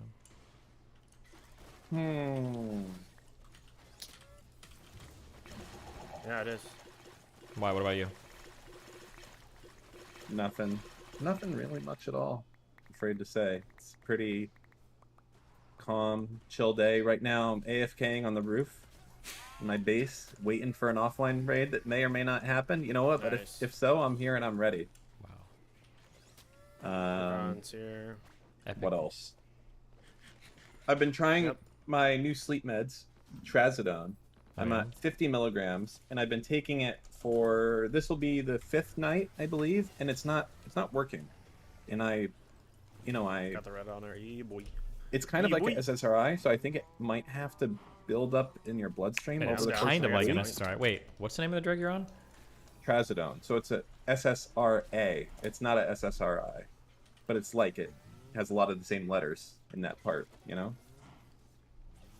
And So what could it possibly be? Selective serotonin reuptake antagonist or antagonizer, or what is it? What does the A stand for? I don't know. SSRA. Easy peasy. Yeah, so people say it takes a week to be effective, but I wonder if that's like literally for the, I guess the secondary purposes, which is like depressive stuff. Like I'm just at it for the sedative. I just want to be tired at nighttime. So I don't know if that's supposed to take a week as well. How long have you been on it before? Did you say a couple of? You said a few days. Or? Right now, I've been on it for 5 days. Yeah. I took it years and years and years ago. Like I think when I was like 19 or something. But I don't remember how long it took to work back then. But I know it did work. Mm-hmm. People are saying just smoke weed. Fuck, man, I really should try, but I don't. I can't be too much smoking of a weed every night. pussy ass. Oh yeah, actually, wait, don't do that. You're gonna be that person. What do you mean that person? Every friend I know that smokes weed smokes it every single day. I'm at zooming. least once a day. I'm zooming. Well, I would have to take it for that. Yeah, you'd be doing it once you know? a day. Yeah, don't do that. Don't become that person, Dan. Yeah, I mean that would be like to go to sleep at night, right? So you gotta be better. Have you ever tried CBD? I know this sounds like I don't even know. Nope. Apparently, it's a real thing, but it seems like a meme. That's like I'm very interested in if this does, if it can make you tired or something. It's supposed to be like weed, but without the psychoactive compound. Exactly, right? CBD is what I said. You guys just misheard, okay? But I don't know. I haven't read if it is a sedative at all. Yeah, it's supposed to be like weed is like CBD and THC is the thing that makes you high and goofy, and CBD gives you like the relaxed feeling. So there's like CBD oil or some shit. Can you try it for me? No, fuck no. Why? You can just get it at like a gas station. You won't try it for me? Why would I? I don't even know if that. I don't know. I feel like I don't have effects on that shit. It doesn't feel like those. No, you're not supposed to like. Well, that's what I'm saying. Why don't you try it out for me? Because I'm more sensitive and scared than you. Sure, buy me some sometime, and I'll try it out. Okay.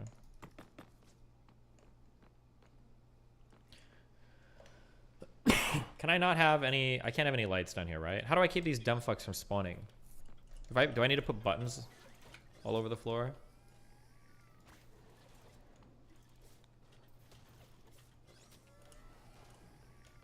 Or is there a better way to make mobs not spawn? Soul lanterns. Half slabs, redstone torches.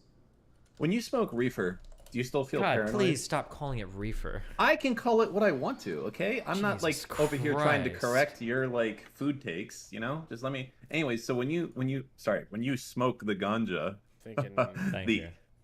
When so people always talk about like paranoia. I don't get feelings of like what I'm talking about. No, I don't know what you're talking about. Okay. People talk about how they get like feelings of quote unquote like paranoia. I don't think I've ever felt like quote unquote paranoia. The only time I'm paranoid is when I feel like the world's not real. So I don't know if that's like the paranoia, but like if I don't have that like, feeling that the world's not real, then I never get feelings of just paranoia. I don't know what like general it's not paranoia. Paranoia. It's like what does it mean? So the last time I smoked pot, like I tried multiple times after I had like my bad trip. Every time I did it, I started kind of like freaking out, sweating, like I still was having. It felt like I was about to go back into like a panic attack, basically. Like I was at the very early stages of a panic attack, like kind of freaking out from that. I was never like, oh man, are cops around the corner? That I guess that's just like a shitty way of doing it. Yeah, I've had that feeling one time when I was at that Twitch roof, but that's because I thought that dude was a cop. But no, I don't think I usually get general feelings of paranoia like that. The only time I feel like I'm paranoid is if I feel like I'm gonna slip into a panic attack. But that's usually because it feels like the world isn't real. That's yeah. So again, not paranoid. I shouldn't have even said that. The last times I tried smoking pot, I started getting like the whole. The entire however many hour duration of when you're high, I felt like I was like at the beginning stages of a panic attack. Like that's how it felt the whole time, the whole experience. Okay. And that's why I never smoked pot again after that. So it was just like miserable experience. Like I did it like 4 or 5 times. Every single time I had a bad effect. Anxiety, sure. A little bit of I remember like I was still looking at my speedometer in my car, and it was kind of pulsing a little bit as well. Like, yeah. Like, anyways. Okay. Oh, maybe it's time to try it again. But I do have a very addictive personality, so I feel like if I try it and I'm like, oh shit, back to You're gonna be smoking smoking reefer, boys. every day, once a day. Exactly. And then you're that's gonna why- be drinking still too, so you're gonna be getting crossfaded every day and like. He's so mad. Anyways, I'm doing Dragonia. Yeah, that's it. I guess I guess I'll steer clear of the reefer, so to speak, and No, you're good. They still grow. You just keep get trying that it with this. zone. But I feel like I'm gonna have to try a bigger dose of this shit if it doesn't work in a day or two, because it has zero effect on me right now. Oh yeah, just when it comes to those like pharmacy psycho, are they called psychoactive? I think psychoactive. Just chill and like wait the time or whatever, because you never know. No, I am. Those things might like hit you like a ton of bricks sometimes. But I don't know if what you're taking. I don't know if it's anything like SSRIs. No, so maybe not. it's not a controlled substance, so I'm guessing it's pretty weak sauce. Are SSRIs controlled substances? I think a lot of them, most of them, probably are. Okay, I actually have no idea. But if they have the potential for abuse, don't almost all SSRIs have the potential for abuse? I don't even know. I don't know how any of our scheduling system is fucking weird as fuck. I think it just means like, can you like somehow get high off of it? And if you can, then it gets that like scheduled, right? Versus, I don't know, because like, can't you get high off of like cough syrup? That's not a scheduled drug, is it? Or yeah, well, I'm sure they make like, I'm sure it's very benign, which I guess means if no, you're cough syrup scheduled, is not benign. And also, no, like, I'm things saying like, that's why I'm saying like if you're scheduled, like it legit must be that like you can get high off of it, like no joke or something. Oh. I don't But know. who Everything knows? I've seen about the schedule system seems fucking stupid as fuck. But Everything seems stupid as fuck. well, like aren't the penalties? Are the penalties worse for? Does the scheduling system correlate with penalties? I think so, right? Because if that's the case, things like meth or things like heroin are going to be less penalties getting caught with that than like marijuana, because marijuana is a Schedule 1 drug and those things are Schedule 2 or Schedule 3. Okay, let's see. I'm gonna read it to you. Okay, so Schedule 1 are drugs with no currently accepted medical use and a high potential for abuse. These are the most dangerous drugs of all the drug schedules, with severe psychological or physical dependence. And the ones on this are, I don't know, heroin, acid, ecstasy, meth, peyote, and weed. Okay? Yeah. That's Schedule 1. Yeah. And the biggest reason why they're on that list is just because they have no known like medical effects. So they automatically I have to imagine they're going to have to pull marijuana off of that soon. Yeah, you'd think so, right? With all the random medical benefits. All right, Schedule 2 is drugs with a high potential for abuse that have a high potential for psychological or physical dependence. So these are cocaine for some reason. Is this, but not the other one. Methamphetamine is what? Okay, Wow. methamphetamine is here. Oxycodone, fentanyl. Yep. Dexedrine, Adderall. This is really fucking strange if this has a different penalty. Like, Yeah, if that's you're like, it Dan, must. But I'm saying, like, imagine if you just don't know anything about drugs, and so you go to like the government, like, okay, I wonder what the worst drug is, and then you look at that Schedule 1 that has what was on there, like peyote, LSD, marijuana. You're like, wow, that's the real shit. Okay, well, what's on the Schedule 2? I want to do something a little bit easier, and it's like fucking like cocaine, fucking meth. I don't know if fentanyl's on there or like other like opioids. Yeah, like okay, let's not be crazy with this. Let's stick to the Schedule 2 drugs. Okay, we don't want to go too hard tonight. No, this is like actually super weird because so we already know what Schedule 1 is, right? Heroin makes sense as a Schedule 1 to me. Wait, LSD, heroin is a Schedule 1 drug? Yeah, it is. So heroin is Schedule 1. So is acid. I mean, I'm just going off this. Wait, do they thing. never prescribe in hospitals? You always get morphine, right? Is morphine the heroin derivative or is heroin the morphine derivative? Well, they're both an opiate, but yeah, but they're like I'm one pretty is sure like they're the different. one that like everything is a derivative of or whatever. I forgot. Oh shit. I'm not sure. Loser. Okay. I thought. okay. Okay, I guess they don't ever prescribe.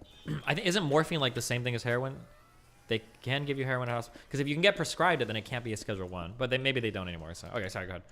Okay, so I'm going to give you a drug, and then you're going to say if it's Schedule 1 through 5. Let me go what they are. So we already covered 1 and 2. Schedule 3 is drugs with a moderate to low potential for physical and psychological dependence. And then Schedule 4 is drugs with a low potential for abuse and a low risk of dependence. And then Schedule 5 is drugs with the lowest potential for abuse. Okay, so I'm going to give you some drugs, and you're going to say what's what. So, wait. What? Or I'm sorry. Okay, go ahead. No, if you have something else to do. No, it's okay. I hear somebody breaking a bunch of blocks in my base, and I don't know why. But go ahead. Sorry, give me Schedule 1 through 5. Okay. Hydromorphone. Dilaudid. You know what I'm talking about. Hydromorphone? Dilaudid. It's like... Yeah. I'm not going to know what any of these things are, okay? Okay, fine. I'll stick with ones that you're probably going to know. Ketamine. My guess is that would be a Schedule 1. Schedule 3. Schedule 3? Do we prescribe ketamine now? No, it's there. Didn't say so. Oh wait, I think ketamine that used to be used for general anesthesia, right? I don't know. What else is in here that is out of place? Xanax. Probably Schedule 3. Schedule 4. 4. Cough medicine. Probably Schedule 5. Yeah. All right, so I get like the things that are just standing out are weed being Schedule 1. That should probably be like, I would guess Schedule 4 is fair to put Maybe. it there. LSD and peyote being up there too is also really fucking No, weird. I think that absolutely makes sense there. LSD? Yeah. It has no common medical use whatsoever. Yeah, but okay? there's nobody gets addicted to LSD, and there are no negative like body effects to it. Why the fuck would that be Schedule 1? That's insane. Babe, So there's been like no I'm trying to answer, instances I of promise. someone like taking acid and like doing something life altering. You can do any drug and do something. Really, you life-altering. can take that. Wait, yes, really? What do you mean? There's no you know people what? I take don't wanna have this alcohol drug and they talk. beat the shit out I of their fucking forgot- family members. What do you mean? I forgot. I don't want to take have a drug conversation. Okay. Never mind.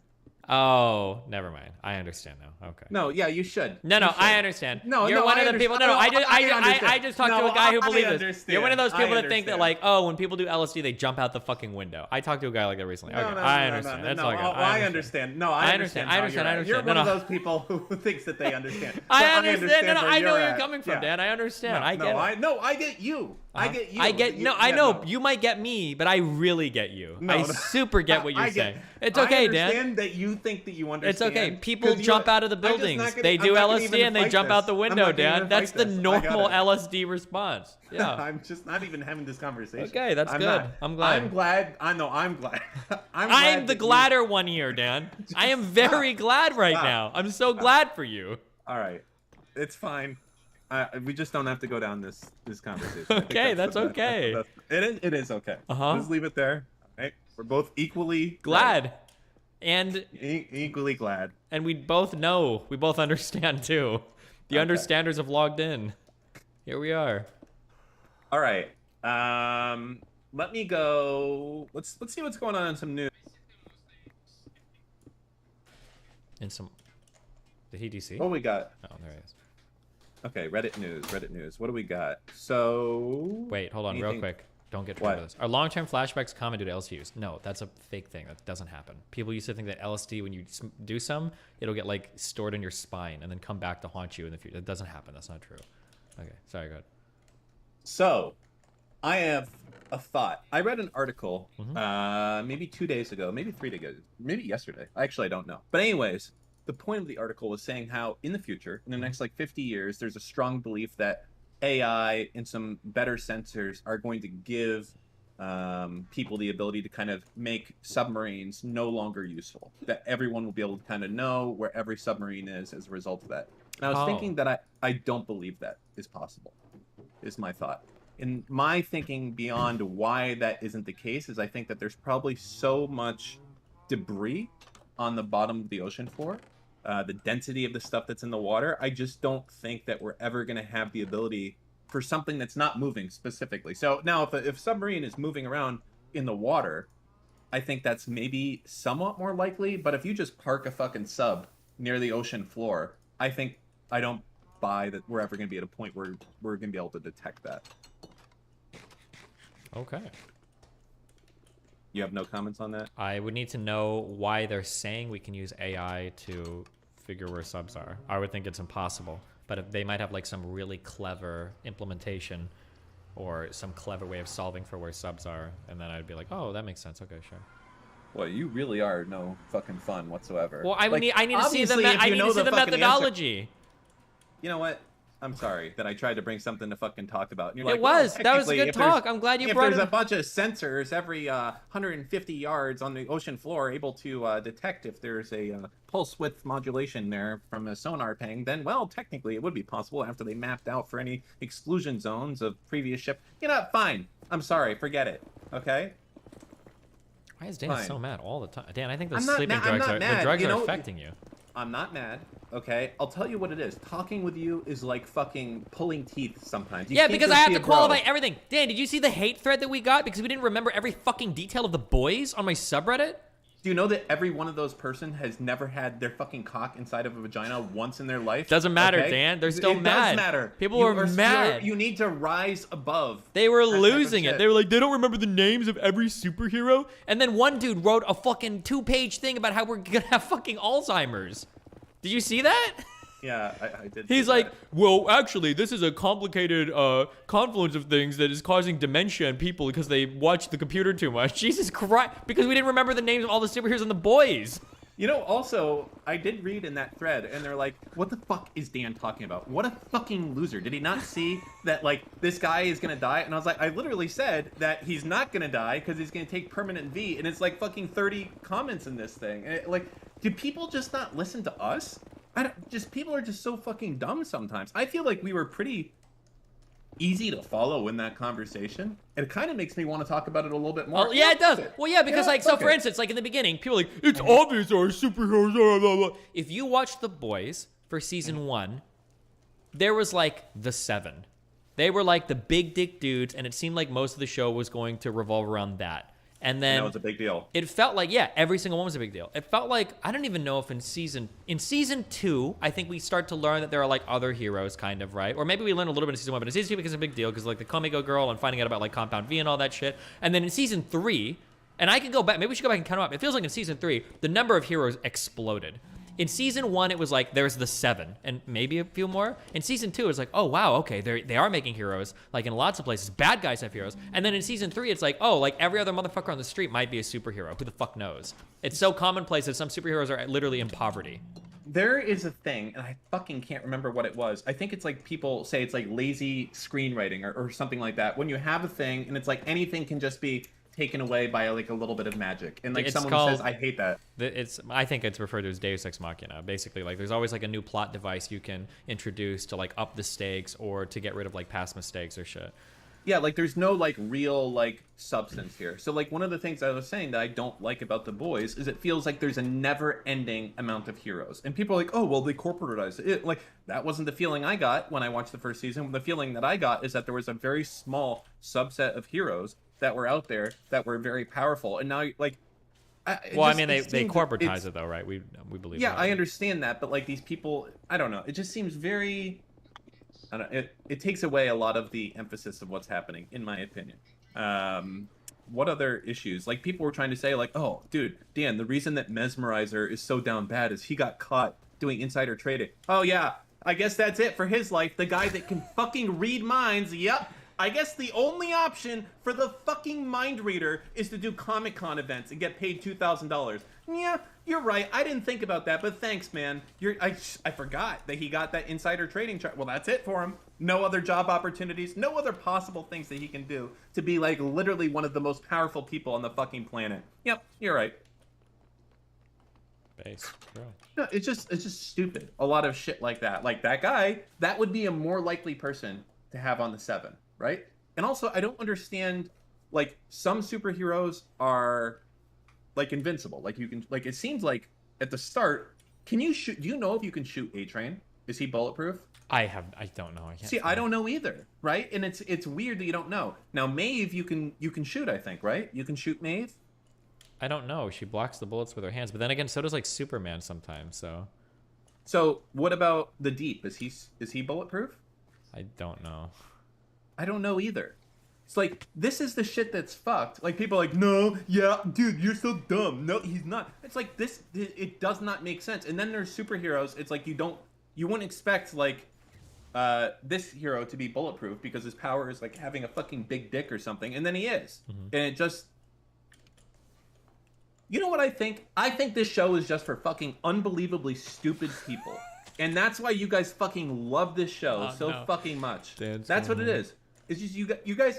You are the Dunning-Kruger people. You are so fucking dumb. You think you're that smart, and you think this is a show for intellectuals. But actually, it's a show for fucking morons. And you're like, oh, damn, it's a superhero. Hello, some of them can fly.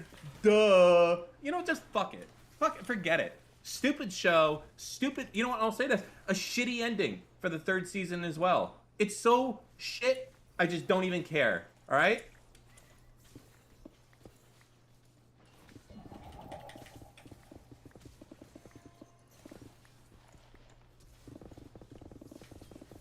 It wasn't nice. Good. Yeah.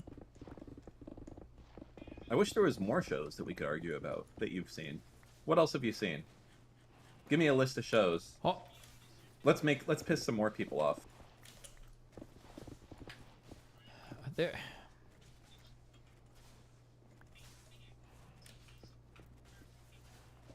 Hold on.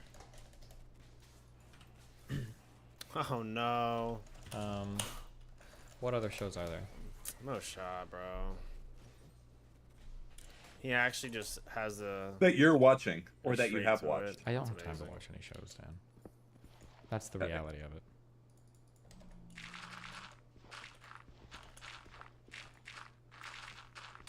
Why? What about you, Dan? What else? Hold on. I feel like let me piss off some more people. Watched the first episode of the new season of Westworld, and I said, "Yep, this show is done," and I fucking don't care about watching the rest of it. That solves that problem very clearly, right there. Just like, oh, great, this show is not exciting anymore. What else? I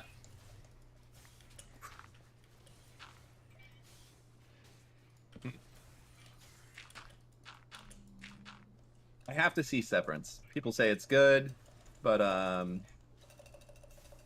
yeah, I haven't had the time to do it yet.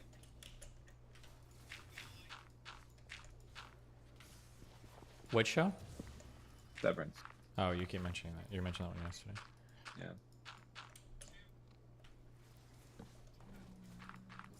Severance, and I think the one that you're gonna probably like The Bear more than Severance, and I already know why, because it's like some off-the-cuff hipster show that not a lot of people know about, hasn't got a lot of press, but apparently it's got like 10 out of 10 from all these fucking liberals. You're gonna love it, whatever it is.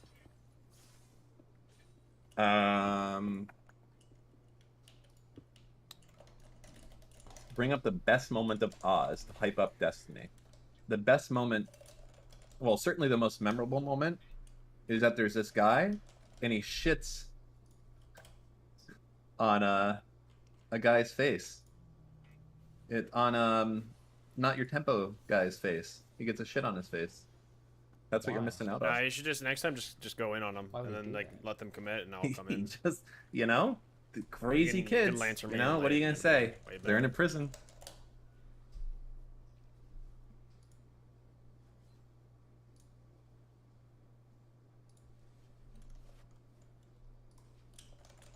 All right. Oh, big silence coming through. Hi. Lilith, behind you. Care.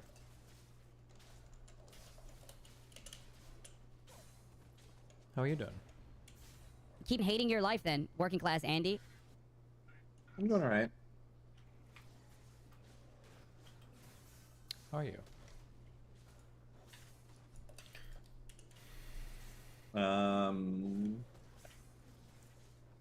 So what's the deal with your car? When are you going to sell it? I don't know. It's a buyer's market for cars right now, and you are missing out on the opportunity.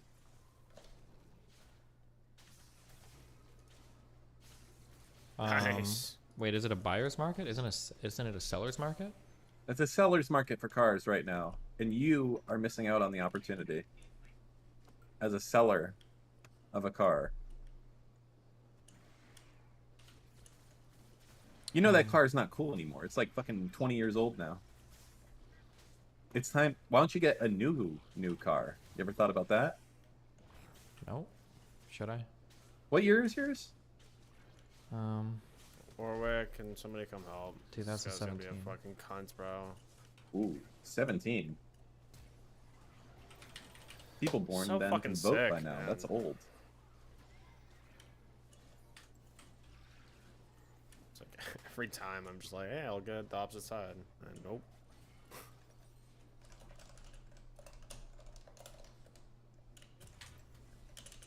How much did you pay for this piece of I'm shit? gonna do my cams, fuck neutrals until I My get car is another like lane. $20,000. to help, It's a because cute I've car. Fuck literally you. been caught I like my twice just car. by myself. I'll just chill and wait until somebody wants to do Dragon, or chill and Don't wait be until somebody jealous. wants to do Rift. I'm not jealous of your You Ford sound Focus. RS. It's like when you get the Toyota Camry and you have the VTEC label. It's like, hold on, it's not a Camry. It's a Camry VTEC. Or whatever the fuck it is. But, why not get like a fucking R8 or a Lambo or something like that? You make money to do it now. Why can't I lay it down anymore? Why not get a Lambo? Oh, I don't know. Cause I you're in adventure mode? Survival mode. Okay.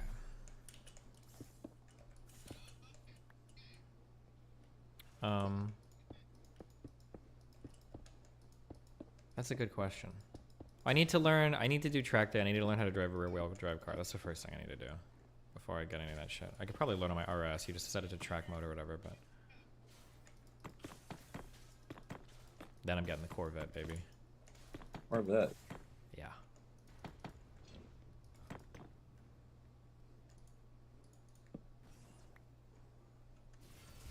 What about a Porsche? That's like the driver's car. You know, every bro who like is all into Goddamn. heritage racing and all shit ends up with like a air-cooled 911 from the fucking, was it the 70s or the 80s or something? It would probably be that, because a lot of people like Porsches. A lot of them drive pretty well. They're pretty unique. I'd probably end up with some kind of Porsche, maybe. Yeah. I think that is the one that people like the most. It's the, I don't know how they do it. I guess it literally is air-cooled. There is no, What do you mean by air-cooled?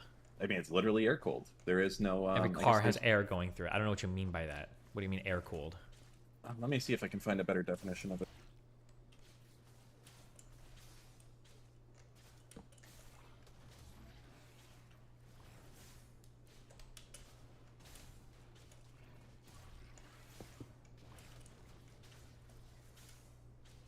Let's see. What's a good example? Do something!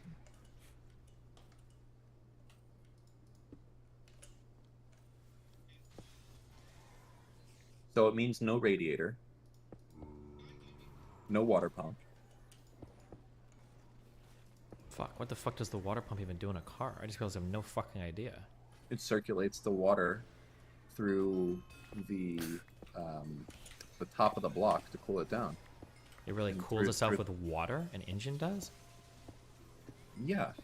And then it goes through the radiator to cool itself down as you're driving. So the radiator gets rid of a lot of heat and pumps colder water onto the engine to cool it down. Coolant. I mean, the coolant is actually, you don't need coolant. Actually, I wonder, you do need coolant because it raises the boiling temperature. Yeah, because I was going to say, I feel like, wouldn't water boil off, like, really fast? Yeah, so you need coolant because it raises the boiling point. temperature, and then it also lowers the freezing point as well. It's amazing. Because I know, like, for antifreeze in a car, usually you need, like, or the liquid needs a lower freezing point than what water would naturally do.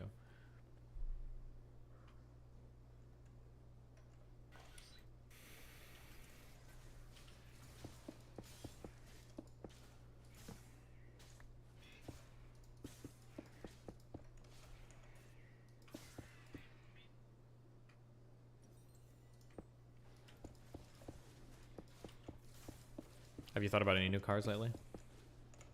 Oh, I think it's about to become a buyer's market for cars, actually. Fuck. So I Is think it I missed really? a chance. Because apparently repos on cars are, like, going up dramatically.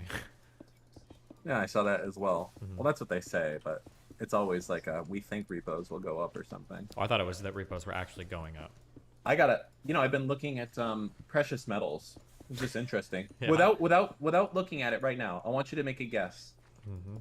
I'm not asking you what the price of gold, silver, metal. And don't you look at Chad either. I want you to say, do you think it's higher or lower than 5 years ago for those metals? And if so, by how much? Price of gold. I don't even know if gold and silver are correlated. They do weird things. I feel like I've looked at precious metals before. They just look weird. If I had to guess, I say gold is lower, but I don't know by how much. I have no idea. That Syndra was like, I didn't think this through. I was looking at it the other day. Shit memory. I thought this was gonna go a whole lot different. Kicking in early. Let's see. This All right, position is not gold comfortable. price 30 years, 5 years ago. Well, we'll do 5 years actually. So 5 years, gold is higher. So it was at 1,200 and now it's at 1,700. Wow. But it hasn't. What's surprising is that kind of since the COVID shit, you would expect that with all of the inflation and everything else, that millions of people would run to gold. The long-term statistic best holder of value against inflation. And it's going the opposite direction now. Yeah, that's why it's always hard to tell because like when people talk about gold and shit, they always talk about that hedge against inflation bullshit or whatever. But sometimes it feels like a tracks market, other times it doesn't. I don't know how to like. Precious metals do like weird things. Yeah, it's very strange. We've moved over to Bitcoin now, Dan. It is interesting, man.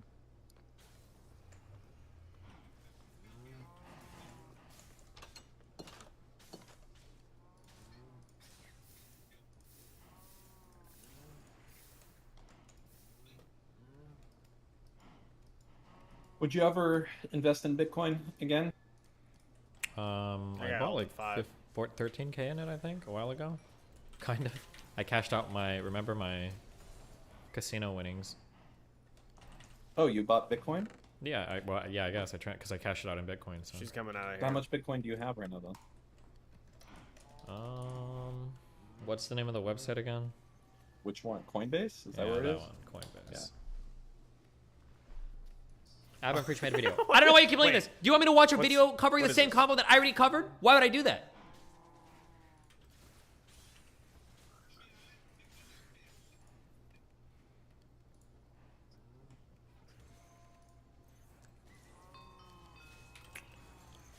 Bitcoin. Probably a little less than half a Bitcoin, I think.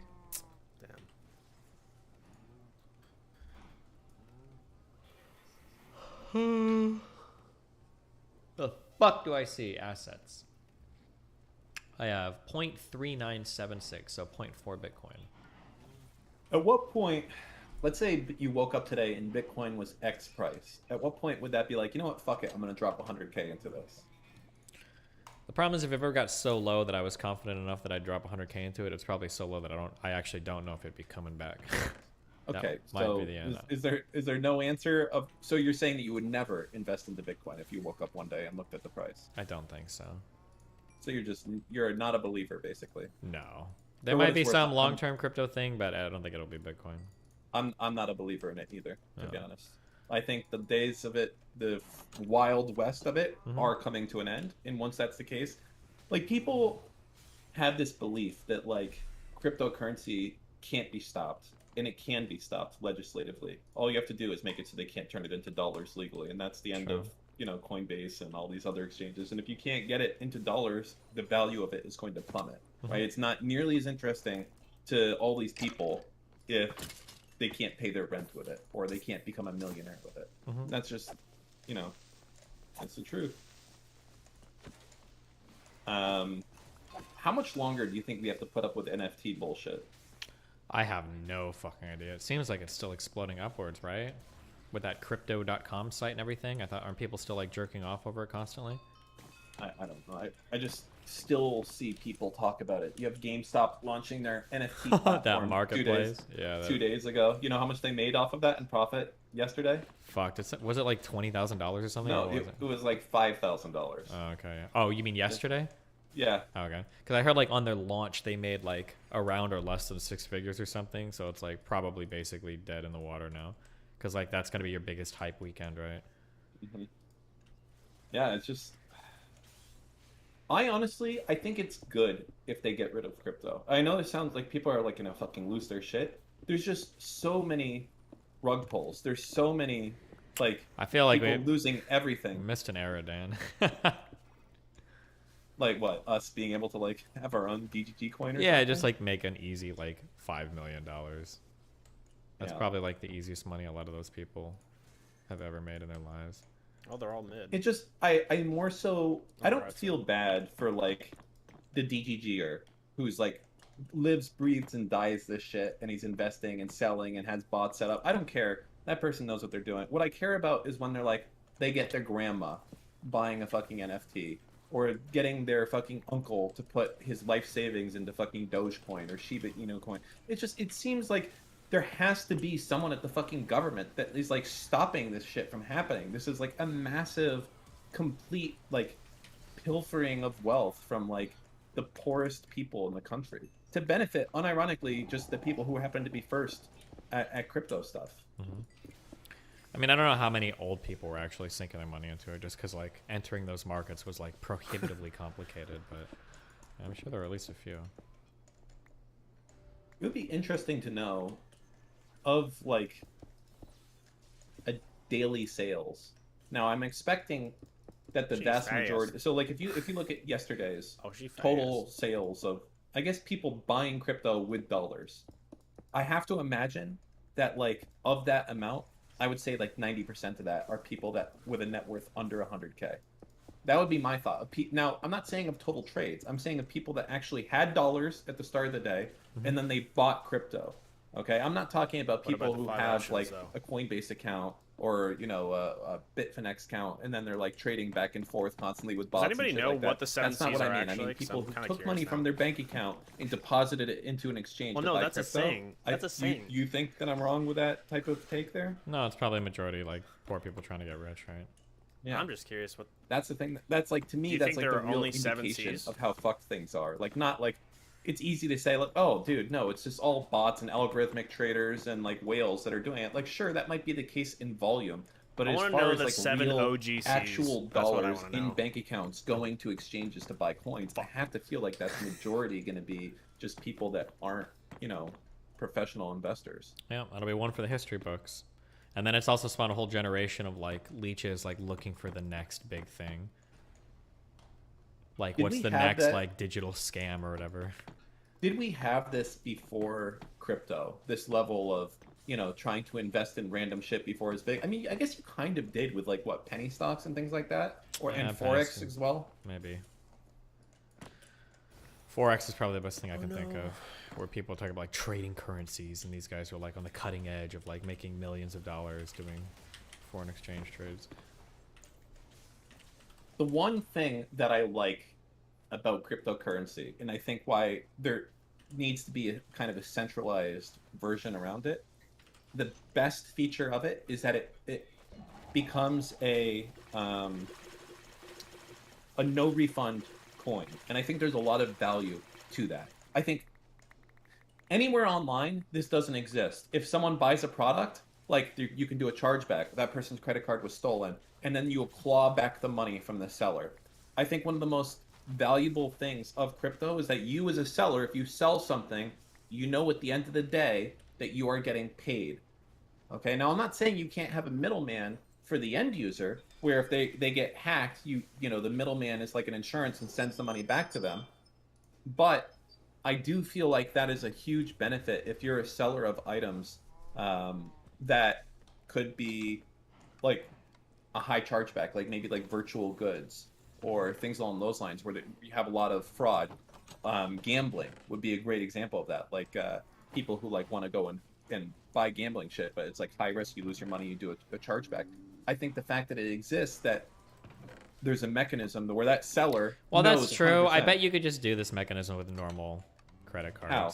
Like No, you just never. like you have a deal with some credit. Yeah, because you actually you can't always charge back. You know that you don't. can't. You can't. Well, sure. I would say you can't for. No, you can't. Or I'm You saying can- I'm saying like you can can. always request a chargeback, but it's not always guaranteed to go through. No, that's true. Yeah. But, So like I'm willing to bet there are some orgs that might have deals with vendors with Visa or whatever who it's like you don't charge back unless there's like more documentation or some kind of ship provided. Because I have seen that was people all lose Silver's W. chargebacks before, so it's not like No, you can lose chargebacks, but that's simply Nah, not the true. setup, At the end of that the didn't day, mean if I anything. steal your I credit think card Silver did all of physically, it. and then I buy something and I charge back, I will win. Silver That's it. 100, clicked on 100. an active, that's say all that it again. did. If you So still let's say That's if all I the go to your skill it house right needs. now, Yeah. and I take your credit card while you're sleeping, and then I walk into a store and buy something and it wasn't you, you're going to win that chargeback. That's what Or, for ADCs instance, I don't know if that if is- I- They right-click, If they I get all take the your credit. credit card number, okay, and then I buy something online. Yeah, I understand what you're gamble at a saying. casino. I don't think that's true, but maybe. Like you can always initiate a chargeback, but I think there will be times where like they'll ask Oh, for it's further certainly- documentation and shit, and you could like lose some of those. Like I don't think you always win those. Well, sure, you can certainly lose a chargeback. Well, that's I what I'm would saying. say, well, no, you can lose a chargeback like if the issuing agency feels like you did buy the product. Absolutely. Sure, But yeah. but it, when you're talking about online things, that becomes immensely hard to prove, right? So if I'm using a VPN to buy your shit because it is stolen, you want to make sure that you as a seller still get it, right? So I don't know. I still feel like there's a need for a product like that. But anyways, yeah, that's the only real use. And then I guess for buying illegal shit, it's good too. But I've never, gotten to experience that yet. So You never have buy you ever anything. have you ever bought anything Oh, from what, the dark you guys web are before? No, We're I going- wanted to. we're doing it. We're doing so it I'm gonna start live. buying drugs off it, but it's so much easier to just buy secondhand. It's like so much work to set it up correctly. Is there a lot of extra fines if you buy drugs and they ship it in the mail? I don't know if they ever check drugs. If they check mail for drugs, I'm not sure. Dragono. And if they do, I don't know if they can charge you for it. But I truly don't know. I feel like I've seen something where people get charged if they sign for something. Like if I send you a package and then you like open it or you sign for it, that means that you've accepted that this is your package. And it doesn't make sense to me. Like you could fucking send me anything and it'd be like, sign here. I'd fucking sign that Sunfire shit. Cane Package for Squad. me? Jesus fuck. Yeah, I'm signing. What is it? I don't remember buying anything. Like it seems like the weakest sauce way to do it, but I guess people have literally gotten busted for that just because they signed. It's like, oh, huh. Damn. Did you know that airport dogs don't smell for like weed and shit? Yeah, for bombs. I'd always heard that. When I got back from my last trip, I unpacked all my shit in my suitcase, and I realized that I'd had weed in my suitcase for I don't even know how long. So that's definitely true. I now know from firsthand experience they must not sniff for drugs. There were a lot of dogs in some of the airports I went through. Yeah. The shit talk. Good job, bro. You feel better now? We must have federally legalized weed in our lifetime, right? It's got to be there. Yeah, I think what's gonna happen, like if You're the type to know be what's like, do you actually feel better interesting? now? And I'll chat. Biden's fucked right now. Let's talk politics. You, who knows a little bit more than me, but not much more, honestly, right? We just know different things. That said, you're Biden right now. No, you're an advisor to Biden, and he's gonna listen to what we're gonna say. We have to come up with ideas. We got to raise his approval rating amongst the Dems. What are the ideas that we're throwing out here that we can probably get done? I'm following it up. It's Following a it good up. question. It feels like right now the big thing is the economy, and there's not really too much the president himself can do about it. What about legalizing weed, unironically? How would that... I how do you think think that's going to affect our ratings? it feels like it could only go up. I feel like it's such an uncontroversial thing for most of Americans at this point. That's what it feels like, but I could be wrong. The problem is, Mr. Biden, is that a lot of our campaign donors are actually on the prison reform, and they've said that they want to keep marijuana illegal because they're going to have to get rid of 100,000 jobs if we legalize it. For what? 100,000? But all the jobs created in new like marijuana places would probably. That would never fucking outdo all, because we're going to have to, of course. Well, actually, I would say you don't have to pardon all people in jail for marijuana crimes, but you kind of do. Yeah, you got well, no, you do, but you don't. You do, but you don't. They're in jail not because they smoked weed. They're in jail because they broke a law. No, I know, but like, I think it actually, where's peace go? It might even actually be like a law in the books or like a Constitution of the United States thing, where if you like make a previous law, like if you undo it, don't you have to undo the punishments for that? So, okay, so let's talk about what happens. First off, I don't think there can be that many people in jail for what we would determine to be legalized. So obviously we're not going to legalize wholesale, like fucking Jimbo can go and sell fucking 10 pounds of weed out of the back of his car. That's not going to happen. That will still be illegal.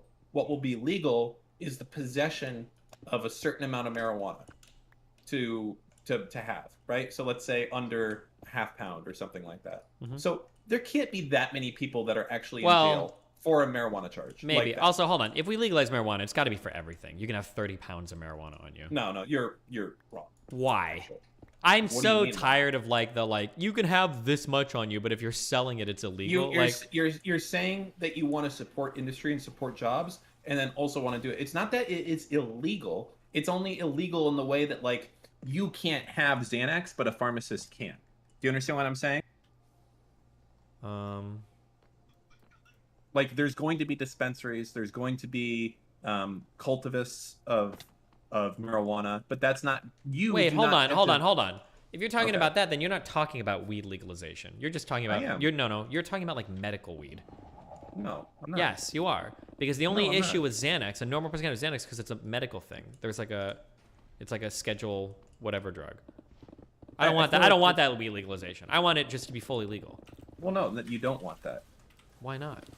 Because you want to support industry and regulations and things along those lines that make it so any 18-year-old can go into a store and buy it. But those regulations in those stipulations of in buying the permit to go and have a grow facility, that's what creates the jobs. That's what creates the money there. If Are there people anyone- that like get fucked because like does the alcohol industry get fucked because a guy can drive around with a fuck ton of liquor or whatever? You can't drive around with a fuck ton of liquor. See, this is how naive you are. It is illegal to go and just make alcohol and sell it. Yes, Wait, no. But it if is. I have like 50 bottles of fucking Jaeger or some shit in my car, will I get in trouble for that? Is it for sale or for you? Well, I don't know. If it's when we're talking marijuana, a certain amount over a certain amount is just automatically considered for distribution. I guess if they had good cause to assume that you were a liquor not dealer, off the then table. yeah, you could get in trouble for it. Absolutely. Oh, well, that sucks. Right? Like same thing with anything, right? You have to have licenses to do have to give certain them a things, and chance, if you right? do those things unlicensed, the only question is if it's a criminal penalty or a civil penalty. Wait, what? What? I thought civil. Hold on, I don't know anything about anything. Okay, about it's that. like a civil penalty I thought a with- civil penalty just like means a traffic ticket versus going Wait, to yeah, that's jail. not civil. Traffic is criminal, though, right? Okay. Civil penalty just means I think another person can sue you for it, but like the state won't take action for it. I think, right? No, it means if they're to me when I say criminal versus civil, I mean is there the potential of jail time as a result of it? Like a traffic ticket, or for instance, like getting a parking ticket is not a criminal offense, but you have to pay that. I thought Would it was you a agree with criminal that? infraction. I thought it was. I don't know. You think it's a criminal offense when you get a parking ticket? Yeah. Whereas, like, if I break a contract with you, that's not illegal. That's a civil offense. You have to sue me for that. I thought. Well, that is civil, but that's You're dying. It's civil also. Aren't Like we you're all? entering into contract with the state. Wait, what? When I sign a contract with you? No, it is civil. When we have a dispute, Yeah. you're not going to jail if you're wrong, right? But if you have a Now, parking ticket, he's that is ready. not a criminal thing. It's It not. is though. You can go to jail It's for not. that, right? I don't think you can. I think If there I- are if I offenses that have, you literally can Simon, never me go and to you. jail for it. If I get a ticket or something like You that, hate me. and then I fail to pay that fine in an You allotted hate amount all of this. time, don't they issue a bench warrant for me to come to fucking court? And then eventually, if I keep ignoring everything, they can like arrest me? Okay, civil traffic tickets versus criminal traffic tickets. Okay. Okay, what Okay, is civil and versus no, criminal no, offense? no. Okay, we're An arguing like it's the infraction- 90s. We can just look it up. Let's check it. Okay. Civil No, 'cause cases you're usually gonna involve find private disputes between persons or organizations. Criminal cases involve an act that's considered to be harmful to society as a whole. Yes. So like a criminal thing is that like if I do it, basically if the state can bring action against you, that's a keep criminal reading. offense. No, that is not correct because there's also civil offenses that you can have that involve the state. Can you give me an example of one? I don't know. Just tell me. Not even in a little bit. Any person who has committed a traffic infraction across Florida is given a citation. This directs you to respond by appearing in court. You may be able to avoid court by mailing a check or paying a fine online. An infraction is not a criminal charge, even though it may have fines and costs associated with it. It's not a criminal charge. What is it then? If the state is bringing action against you, it's not civil, no? Okay, so someone is saying the New York Attorney General, and this is someone in chat, so whatever is investigating Trump for civil causes right now. Mm-hmm. What do you mean, mm-hmm? That's the state. You don't get to say, mm-hmm. That's wrong. You lose. Hold on, Good I day, just, sir. You people lost. sometimes do that to me, and I've seen it at work. But no, like could it be the case that he's not like the state isn't bringing action against him because he broke like some criminal offense, but because he broke a contract with the state. Like, so for instance, let's say that I have an agreement with the state of Nebraska that I'll pay them some money for something and I break that agreement. Nebraska could bring a lawsuit against me, but it would be a civil case. It wouldn't be a criminal one. Because I'm not like breaking a law. I just broke like an agreement. I'm going to take a break. Right?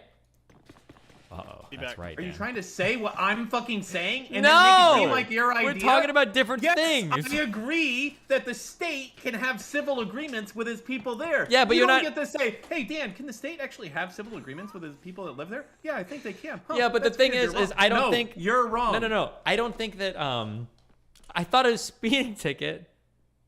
How is that a civil Not a matter? I speeding- thought it was like criminal. A speeding ticket Is could be speeding criminal. ticket criminal or civil? Let's check. It depends how much if you go 40 over, then it becomes criminal. Shit like that.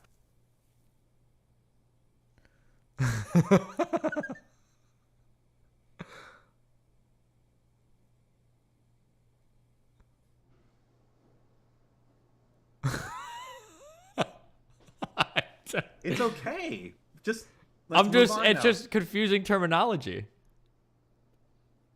Think about it like, can you go to jail from this or not? That's how I view civil versus criminal.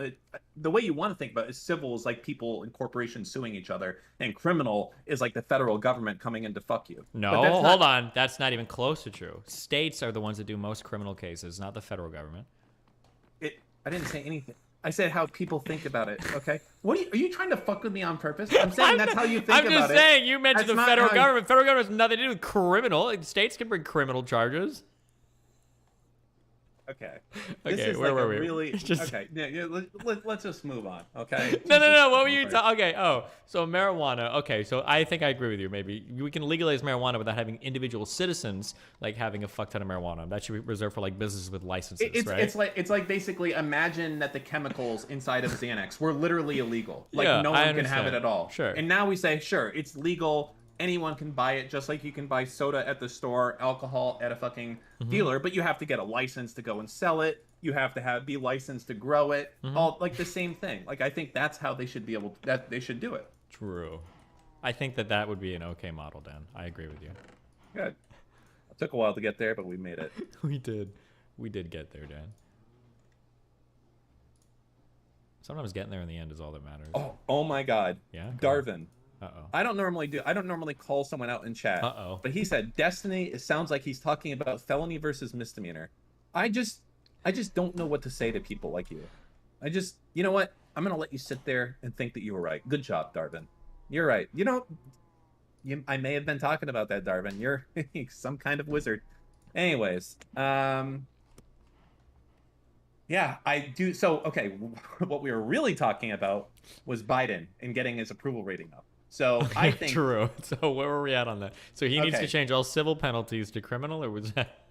No, the other way around. Yeah. Okay. I'm just kidding. So we're gonna make. So we're Biden. We're trying to get our consumption and possession of marijuana up to a half-pound legal Base. for all citizens, and we're going to pardon everyone that is in jail specifically. Okay. Never mind. for Fuck, po- Mr. President. No. We can't do this. I'm so sorry. No, only for possession. We can't of even do five- that. not if they have sales, we can do it. I think here's the issue. I think here's the scary thing, okay? Okay, you know what we can do? We're going to say that we're going to work on pardoning them, but we're not. Yeah, there we go, with a path Boom. towards pardoning them. And then Headshot. we'll put that off towards after the midterms. Because here's what I'm worried about, Dan. Are you ready? This is what I'm worried about. We pardon all the nonviolent drug offenders. Those motherfuckers need to be under CIA 24/7 watch. Because if even one of those guys walks out and murders or rapes somebody, we're fucked. They're going to say that we put criminals back on the street and we're fucked. Mr. Bonnell, let me tell you what we're going to do. What are we going to do about that? We're going to say that this is going to be a multi-year process, and we're going to make it right for the elections. Yeah, okay. true. We're going to all those people that are in jail, all of their bleeding heart family members are going to be pulling for us, and we're going to say, we're going to be able to do this right after this is done, and boom, exactly. right after it's done, either we lose and it becomes the Republicans' problem, putting them in a death trap, or we win, and who cares? We can't run in 4 years anyways. It's literally a win-win. Okay. Nice. That was the Trump strategy. Remember, there were was it he wanted to forgive, I think, taxes that were paid by people under a certain income amount, but he made it so that you had to pay it all back, like the day after his election or something. Yeah, it was like super fucking crazy. So what else can we do to bring Biden up? So we got marijuana legalization. That should be done and done. What else can we do where things are at? What type of... We're in tumultuous times. I don't know. So here's the thing to me. To me, right now, the number one thing on most people's minds, the common American, is gas prices. This is something that I think we can actually have some sort of benefit on. The problem is that through our executive orders, we only have so much power. How do you... What do you feel about some sort of executive action compelling all suppliers in the United States to produce output or something through the what was the thing we did in COVID where we made companies produce shit? PPP kind of. You gave paychecks to people even if they... No, not that one. There was a I don't know if we did any compulsory shit like that. Like you have to produce a certain amount of shit. No, we did. Did we really? The Defense Production Act. That's what we used. Huh. I think, how do you feel about turning that up for suppliers in the United States? And maybe, can we remove some I hate to do it because I know us Democrats are all about the environment. How about we get rid of some of this goddamn restrictions for saving the planet to produce more oil here? What's going to have an immediate impact? The issue is, I don't know, like, in the grand scheme of things, how much like those EPA regulations or anything like affect stuff. Like it might be the case that they have some effect, but maybe it's only like fucking like 1% of prices. Like let's say we get rid of all the EPA regulations, maybe gas goes from $4.50 a gallon to like $4.35 a gallon, you know? And then it's we got to do more than that. Yeah, I know. That's why I'm saying that maybe those aren't like the best routes to go. So what can we do to lower gas prices? I don't know what the president can do to lower gas prices. I have no idea. How much gas do we export? The problem is like when it comes to importing and exporting gas, it's a little complicated because sometimes you're talking about like people would get really mad that we were exporting gas when Americans needed gas, but it's like sometimes we export like unfinished petroleum products and then other people do the refining, or sometimes we export like raw shit, or we import like refined stuff or whatever. So it's kind of complicated. Gas is hard. I don't even know why. I don't know if anybody knows why gas prices are going up and down. People were making fun of Biden because he tweeted out that like gas companies need to lower gas prices, and like every fucking macro econ was like saying how retarded it was, and then gas prices have fallen like every single day since then. So I don't think anybody knows what the fuck is happening about anything. So I don't know, dude. All right, what else can we do then outside of gas? We can't do gas. What can we do? Federal minimum wage bump. A little bit. I don't think that would help. That's toxic. No, that's not going to help. Here's one of the biggest problems. Here's something that I'm not actually sure. I don't know. I need to start reading more on this. I don't know. I don't actually know. This is the biggest mindfuck of them all. Okay. I don't actually know if the economy is going bad. I don't know if that's the case. Like I 100% believe. I know the perception exists. But the perception exists. But the thing is that like wages are increasing. Unemployment is like below like insane levels. A lot of people made a lot of money from UI and everything during the COVID stuff. I know that we're a little bit past that now. Right now, we have like worker shortages everywhere because there's like not enough workers to go around. I don't know what the CPI is rising for sure, although people argue over what goods and services or what goods should be indexed for the CPI. There was an article that I read by, I don't remember who, but